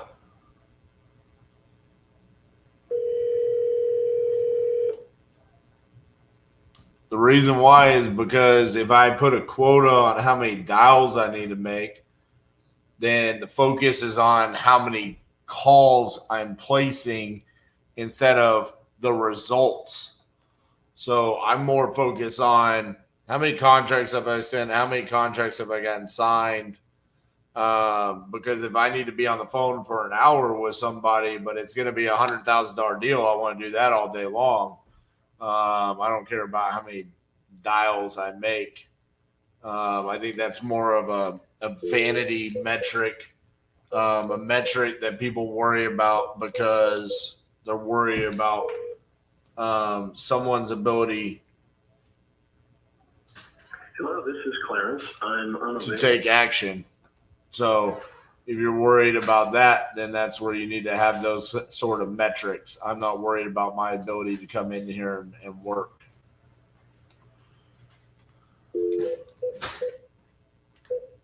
And I'm not worried about it with my guys either because we're here with them. That's why we don't take virtual employees. I can see, I can hear them. If we're sluggish, get them going again.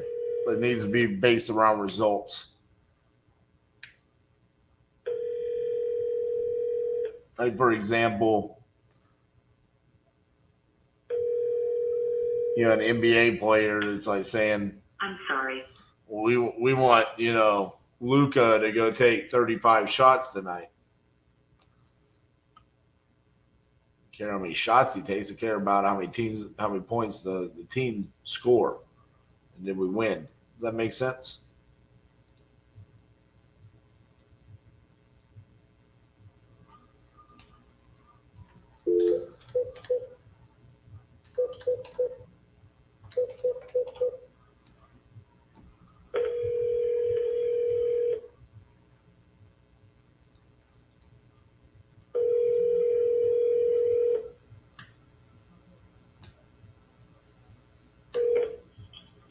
Shalom.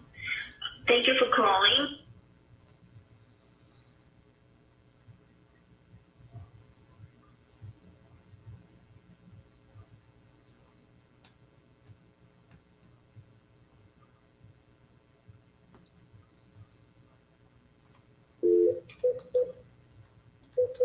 I think the benchmark you need to set for yourself is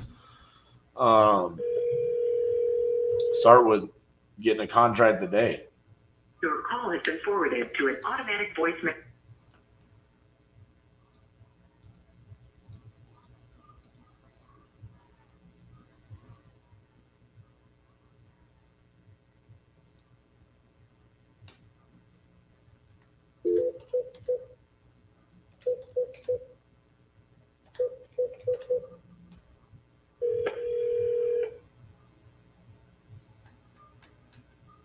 This is Leonard. Leave a message.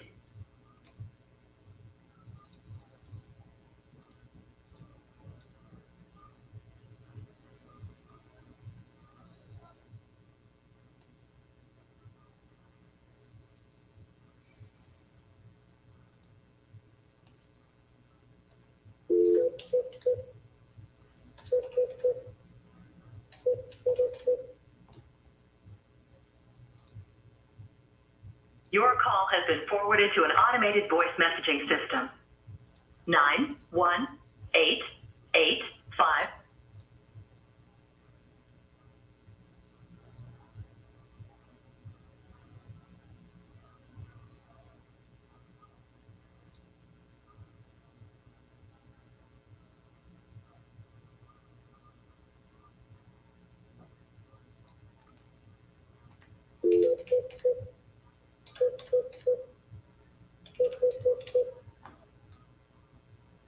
Hi, name, number where you can be reached, and I will get back to you next.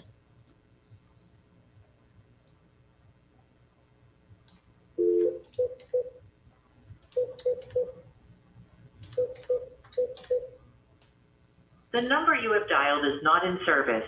Please check the number and try your call again. Thank you.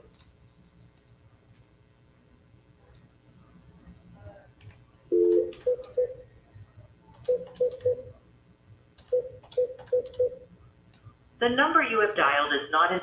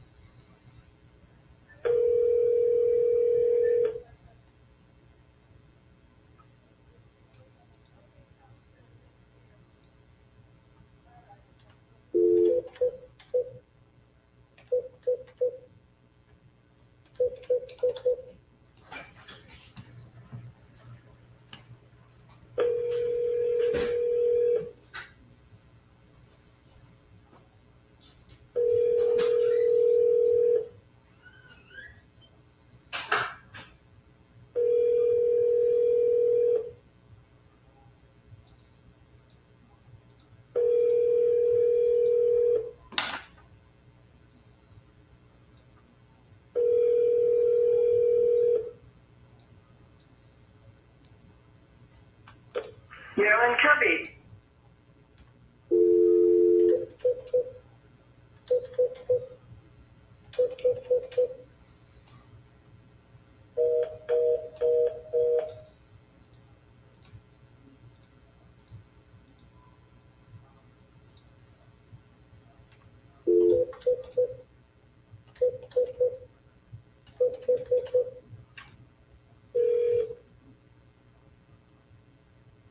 Please leave your message for 40765.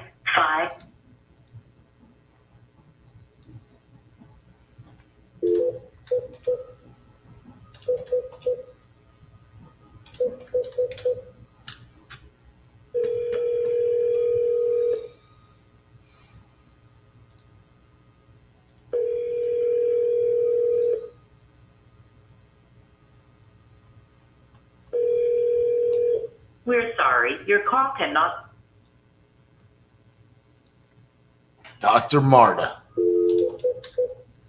See if she finally answers.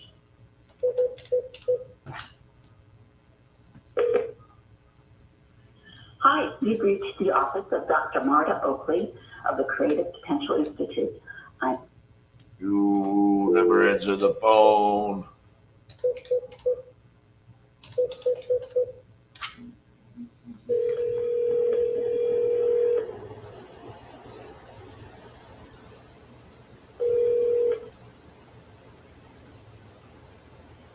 Please leave your message.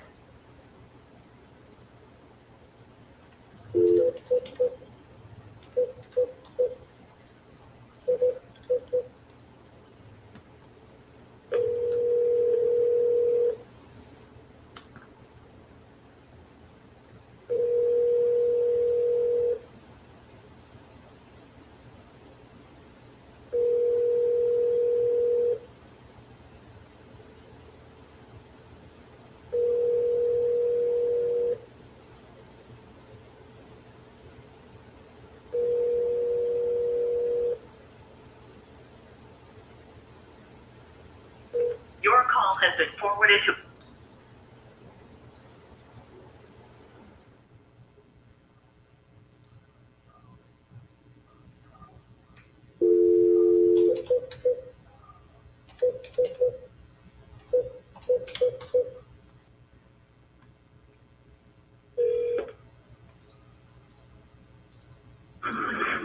You reach Walt Miller. I can you come to the phone line now?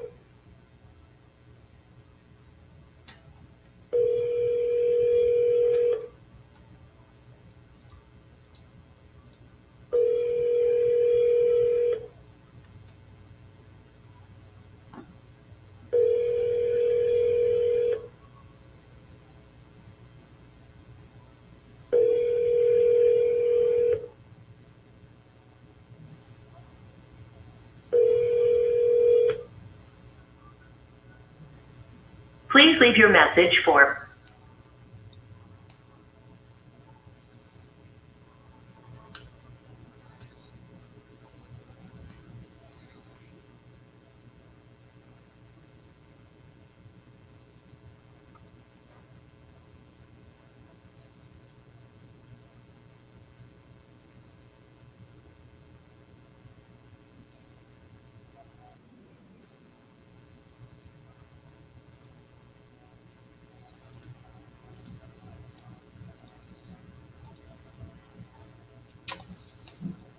Oh man, who can we call that we're not going to get yelled at?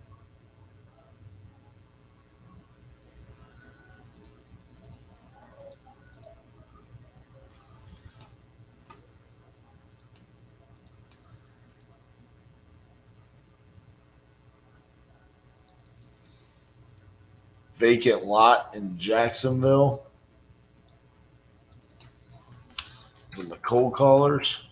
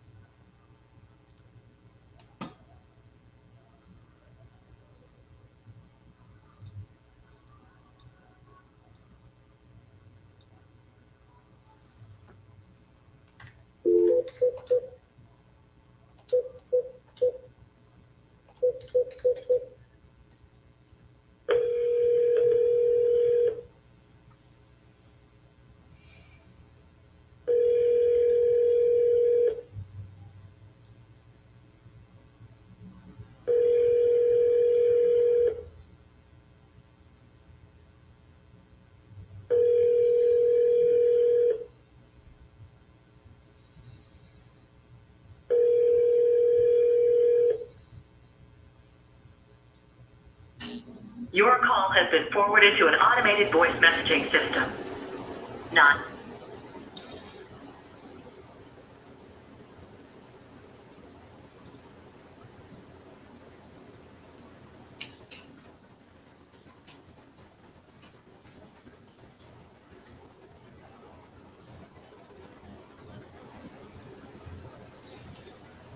All right.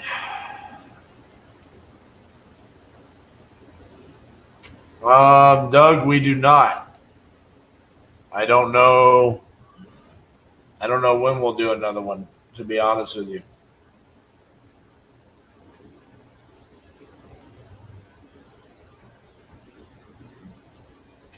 If we do another one this year, it'll probably be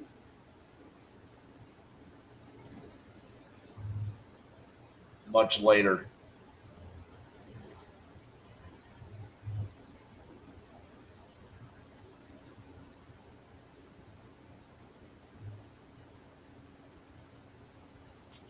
I don't know. We'll do September.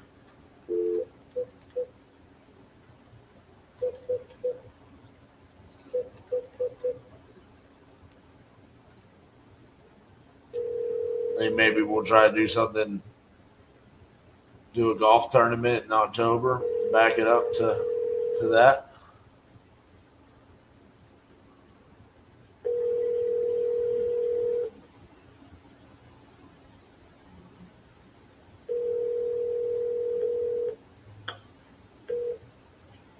Hi, you've reached Jim's voicemail. Please leave a message.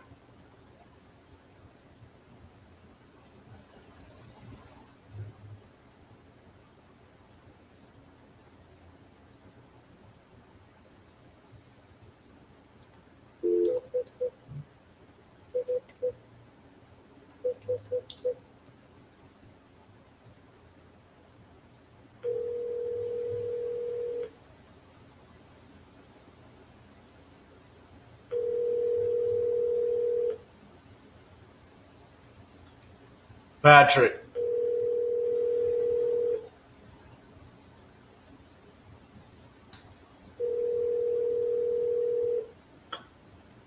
Mailbox belonging to 77. I am being asked about our property on Doyle. If we are willing to put down earnest money for an extension, Who's asking? our JV partner. No. Who, Josh? Yes. All right. He's texting me. He only has to put that. Yes, he has And- to put 4,000 to 400,000. And he wanted to know if we would cover that. And The then answer is no. and then he also said there's a realtor now involved. Yes, I've already talked about it. The realtor is just there to manage the showings because the seller is pitching a fit about that. So that is handled, and I will talk to him about the extent. I just got. Okay. I got this handled. But no, we're not fitting that.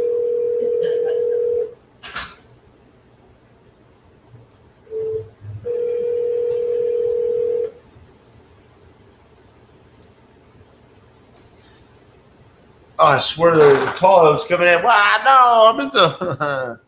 I want the call. What happened?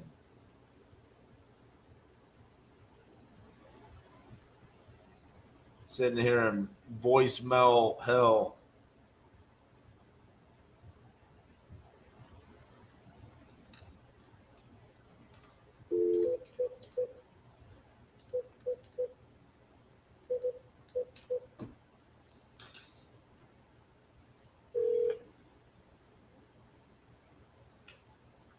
Hi. You Do some people just never turn their phone on? That's what I want to know.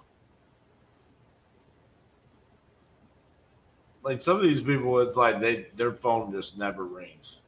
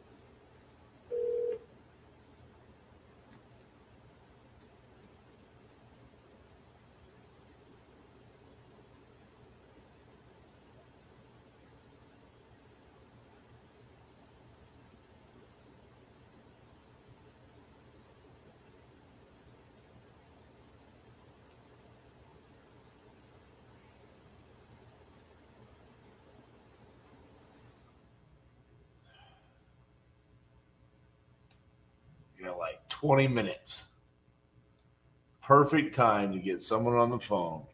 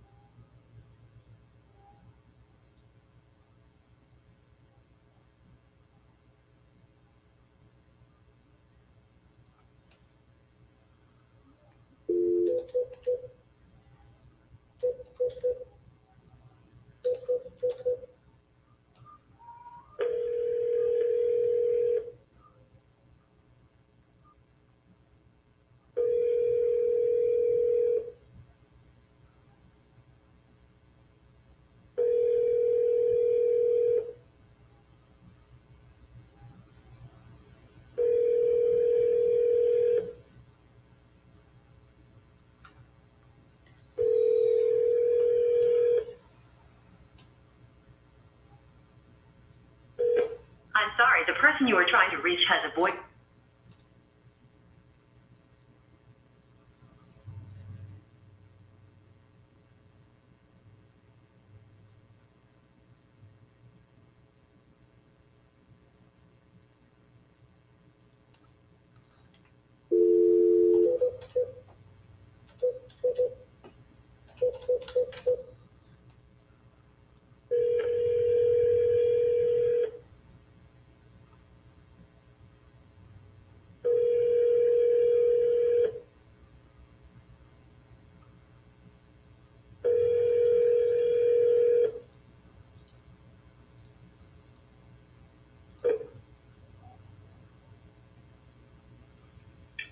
Hi, you've reached Ty at 775-433.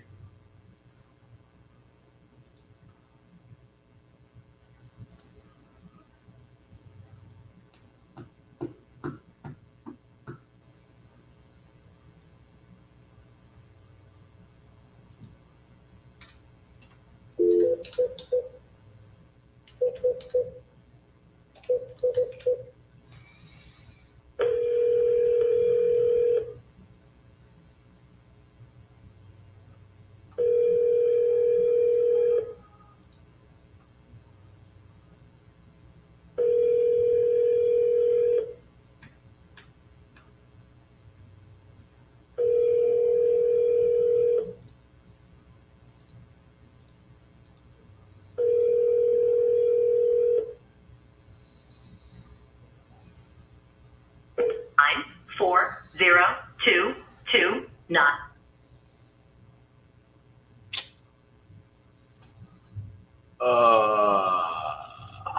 Miss Cassandra, I have beaten this up today.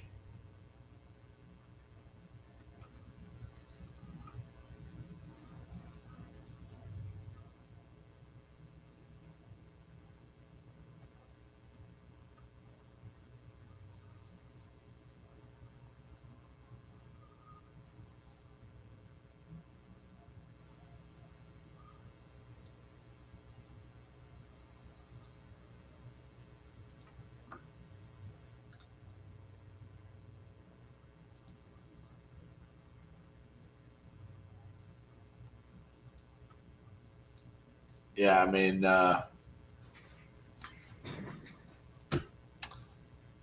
of a crappy way to end a good week. I mean, we just all of a sudden we went into the voicemail hell.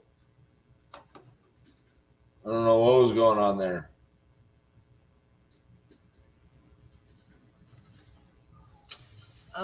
Yeah, I guess I didn't really recognize that it was the end of like the week on the 50-50-50, you know? Yeah. But I mean, still a really great week. I wanted to get something in there, at least like a conversation. I feel like I've just been sitting here for like 30 minutes. There's somebody calling in right now. Can we get it? Let me go get it. I can get there in time. Are other people's legs broken?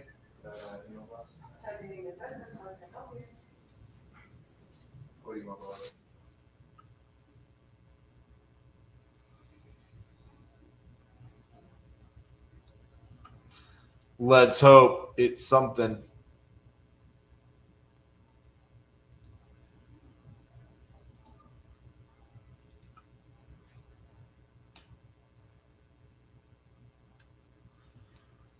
Hello, this is RJ. All right, I'm transferring now.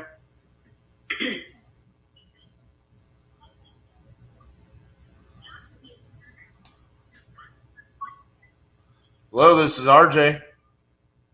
Hi, RJ. This is Leah Dimick. I believe I missed a call from you. Yeah, hey Leah. I was calling you because you had filled out a form on my website saying you had a property you were looking to sell. Is that correct?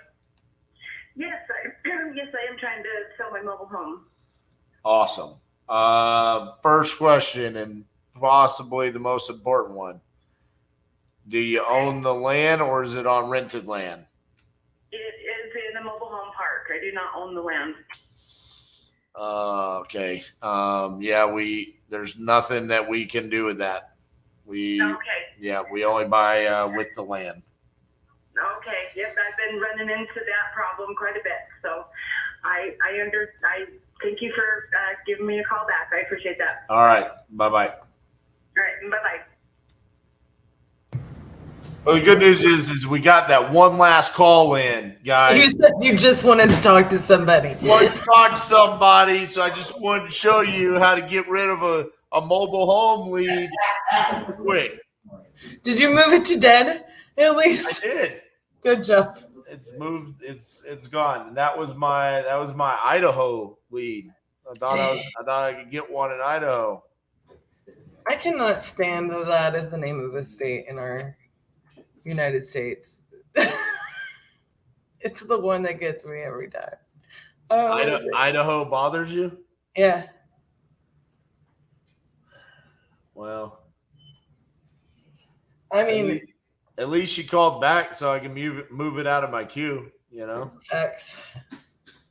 I mean, I think we started with 248 and no answer. We moved it down to 236, including 13 new leads throughout the day. So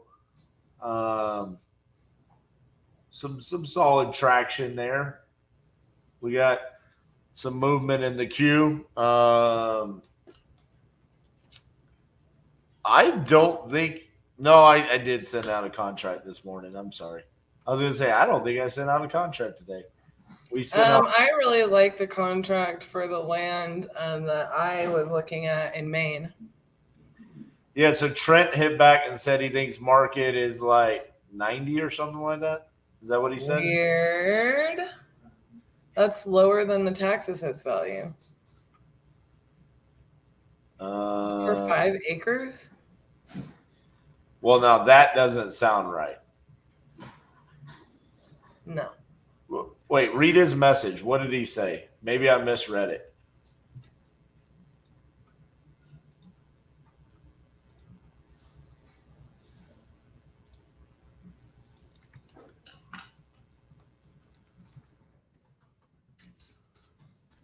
Yeah.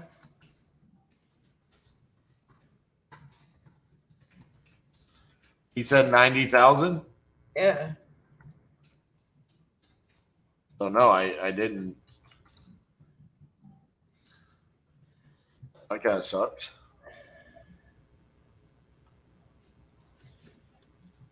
Because, yeah, I saw your note that you were pretty excited about that one. Yeah.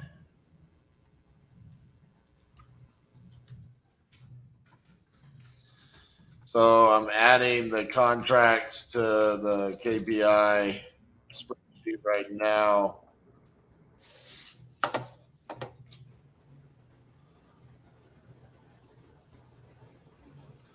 That we sent.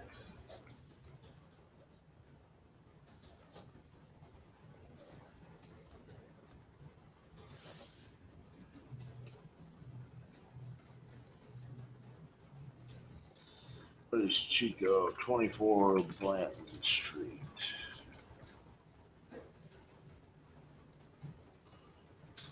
Okay. So this is where we are going to end this week. 92 sent, 60 signed, 6 cancels, 33 in disposition, 16 sold, 5 closed. That's where we are right now. It's pretty crazy thinking that we will end up being at like 100 contracts sent at the halfway point. It is super nuts. I mean, we're gonna be pretty close to that number because you gotta think stuff rolls in through the weekend, And then Monday is always a big day for fresh leads. So our numbers are usually pretty big at the beginning of the week. It's another reason why Thursdays are normally like a slow day. Part of it's part of the disruption. The other part of it is that just the leads are trickling in slower. Whereas Monday mornings, it's like I always have this huge queue from the weekend to start off with. So there's so much fresh leads. Right. So the start of the week is always insane. I mean, look at Memorial Day. We sent out 8 contracts on Memorial Day. Bananas. So here's the other more detailed stats. Contract signed percent of batch dialer 40%, lead Zolo up to just south of 60%, 87.5 on speed lead, and then 100 of course on JV, and then our website, and then brand building we're up to 87.5%. So really good numbers from speed lead on down, and I'm not disappointed with lead Zolo and batch dialer. I'm a little bit disappointed. We need to get better there. I feel like we've got get more strategic. Like earlier, like I was actually counting. I'm like, I feel like we've only gotten like 50 something leads from speed to lead for this entire challenge so far. Yeah, we have not gotten any speed Like leads. we need to. I feel like we need to inject some stuff in there. Yeah, and I mean, especially when you look at like 7 out of 8, we already have 5 sold out of the 7. 1 got canceled, and the one that got canceled was again just a seller that lied about the rehab. You know, I got that one confused. it was Port Arthur. Yeah. So yeah, I mean, just that's not really good to show, but state-wise. So I haven't looked at this in a while. 12 in Texas. Holy cow. Maybe we do love our home state. What else? 6 in Georgia. Of course, the 3 new ones that we just got help Georgia. 4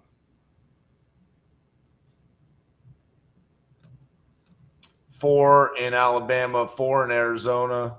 That's good. 4 in New Mexico. So, yeah, I mean, realistically, as much as we talk about being virtual and with all these leads coming in across the board, the great state of Texas stands tall. And it's funny because a lot of those deals are nowhere close to us. Only one deal is in DFW. So Sure. Chico is only an hour from here. Oh, I just forgot. Yeah, those 2 new ones that we just got, Dallas and Chico.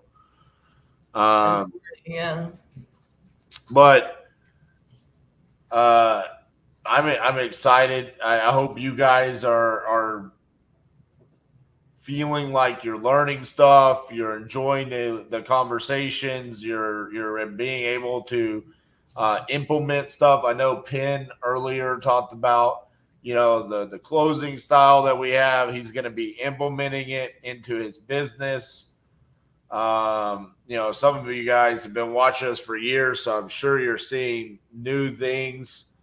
I think a couple of really standout moments for me being on the phone all day, every day is the power of Privy and its comps.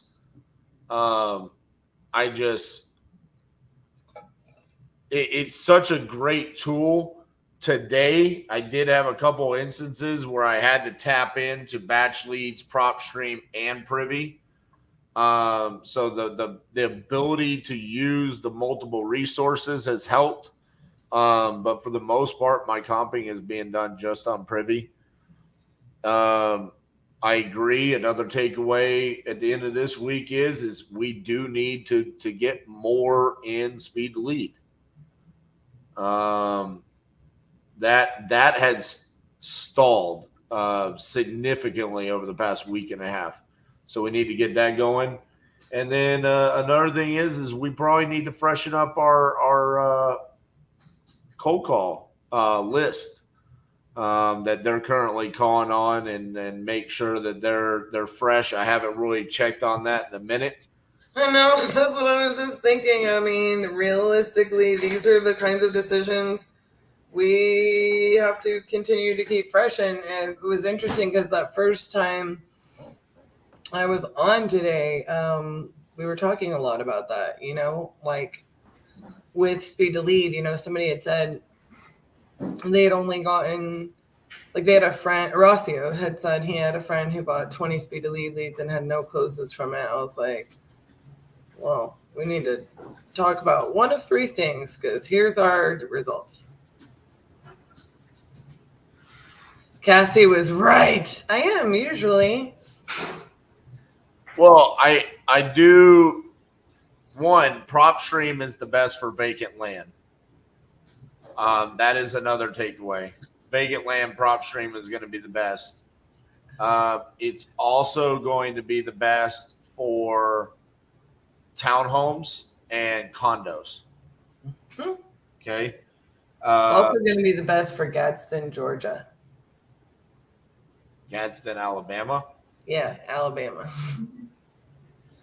So, I mean, there's going to be the random locations that it definitely helps to have those other resources. But again, I'm so confident in Privy that it's always the first one that I'm going to.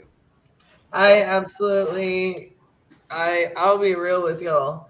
Like, Privy is, we always think about it like in terms of like where we educate people. We are also completely nationwide. And this is what I was telling Jeremy yesterday, in that, like, depending on what markets you're in, like, all you may need is Privy. You know what I mean? Yeah, I mean, what's best for Kansas City? I mean, I've been using Privy.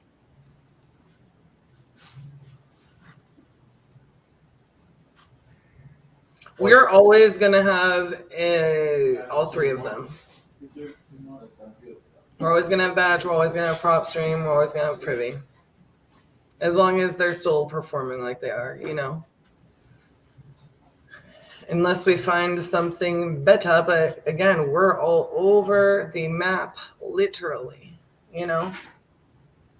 Yeah. What's the way? I don't even know really how to use Privy. Do you want me to show you? Outside of just comping. I was trying to go back. Well, you're supposed to learn and do that. If you just click on the Privy icon. I got it pulled up. All we can see is the spreadsheet, bro. There we go. So you have to zoom in, yeah. Blue is where they have MLS access. So Kansas City has MLS access.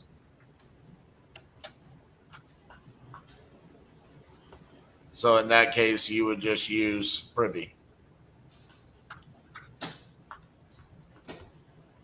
So, and to be honest with you, it's not like if they don't have MLS, it doesn't work. I mean, it's no different than Batch and PropStream at that point. Right. It is, except for it is. In my opinion, I just feel like here's my other thing. And I am, if nothing, super transparent.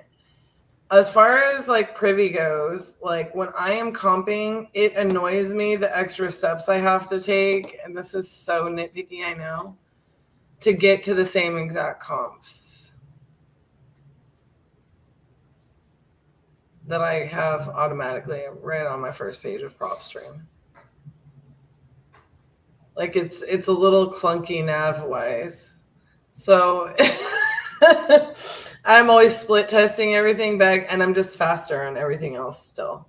Now, I said that at one point about every one of these comp systems. So You're clunky on Privy? oh yeah. Oh, no way. That is super easy. It by far.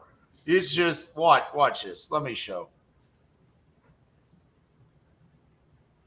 Boom. All right, let's like you come in here and you take a property that we have under contract. Let me find one.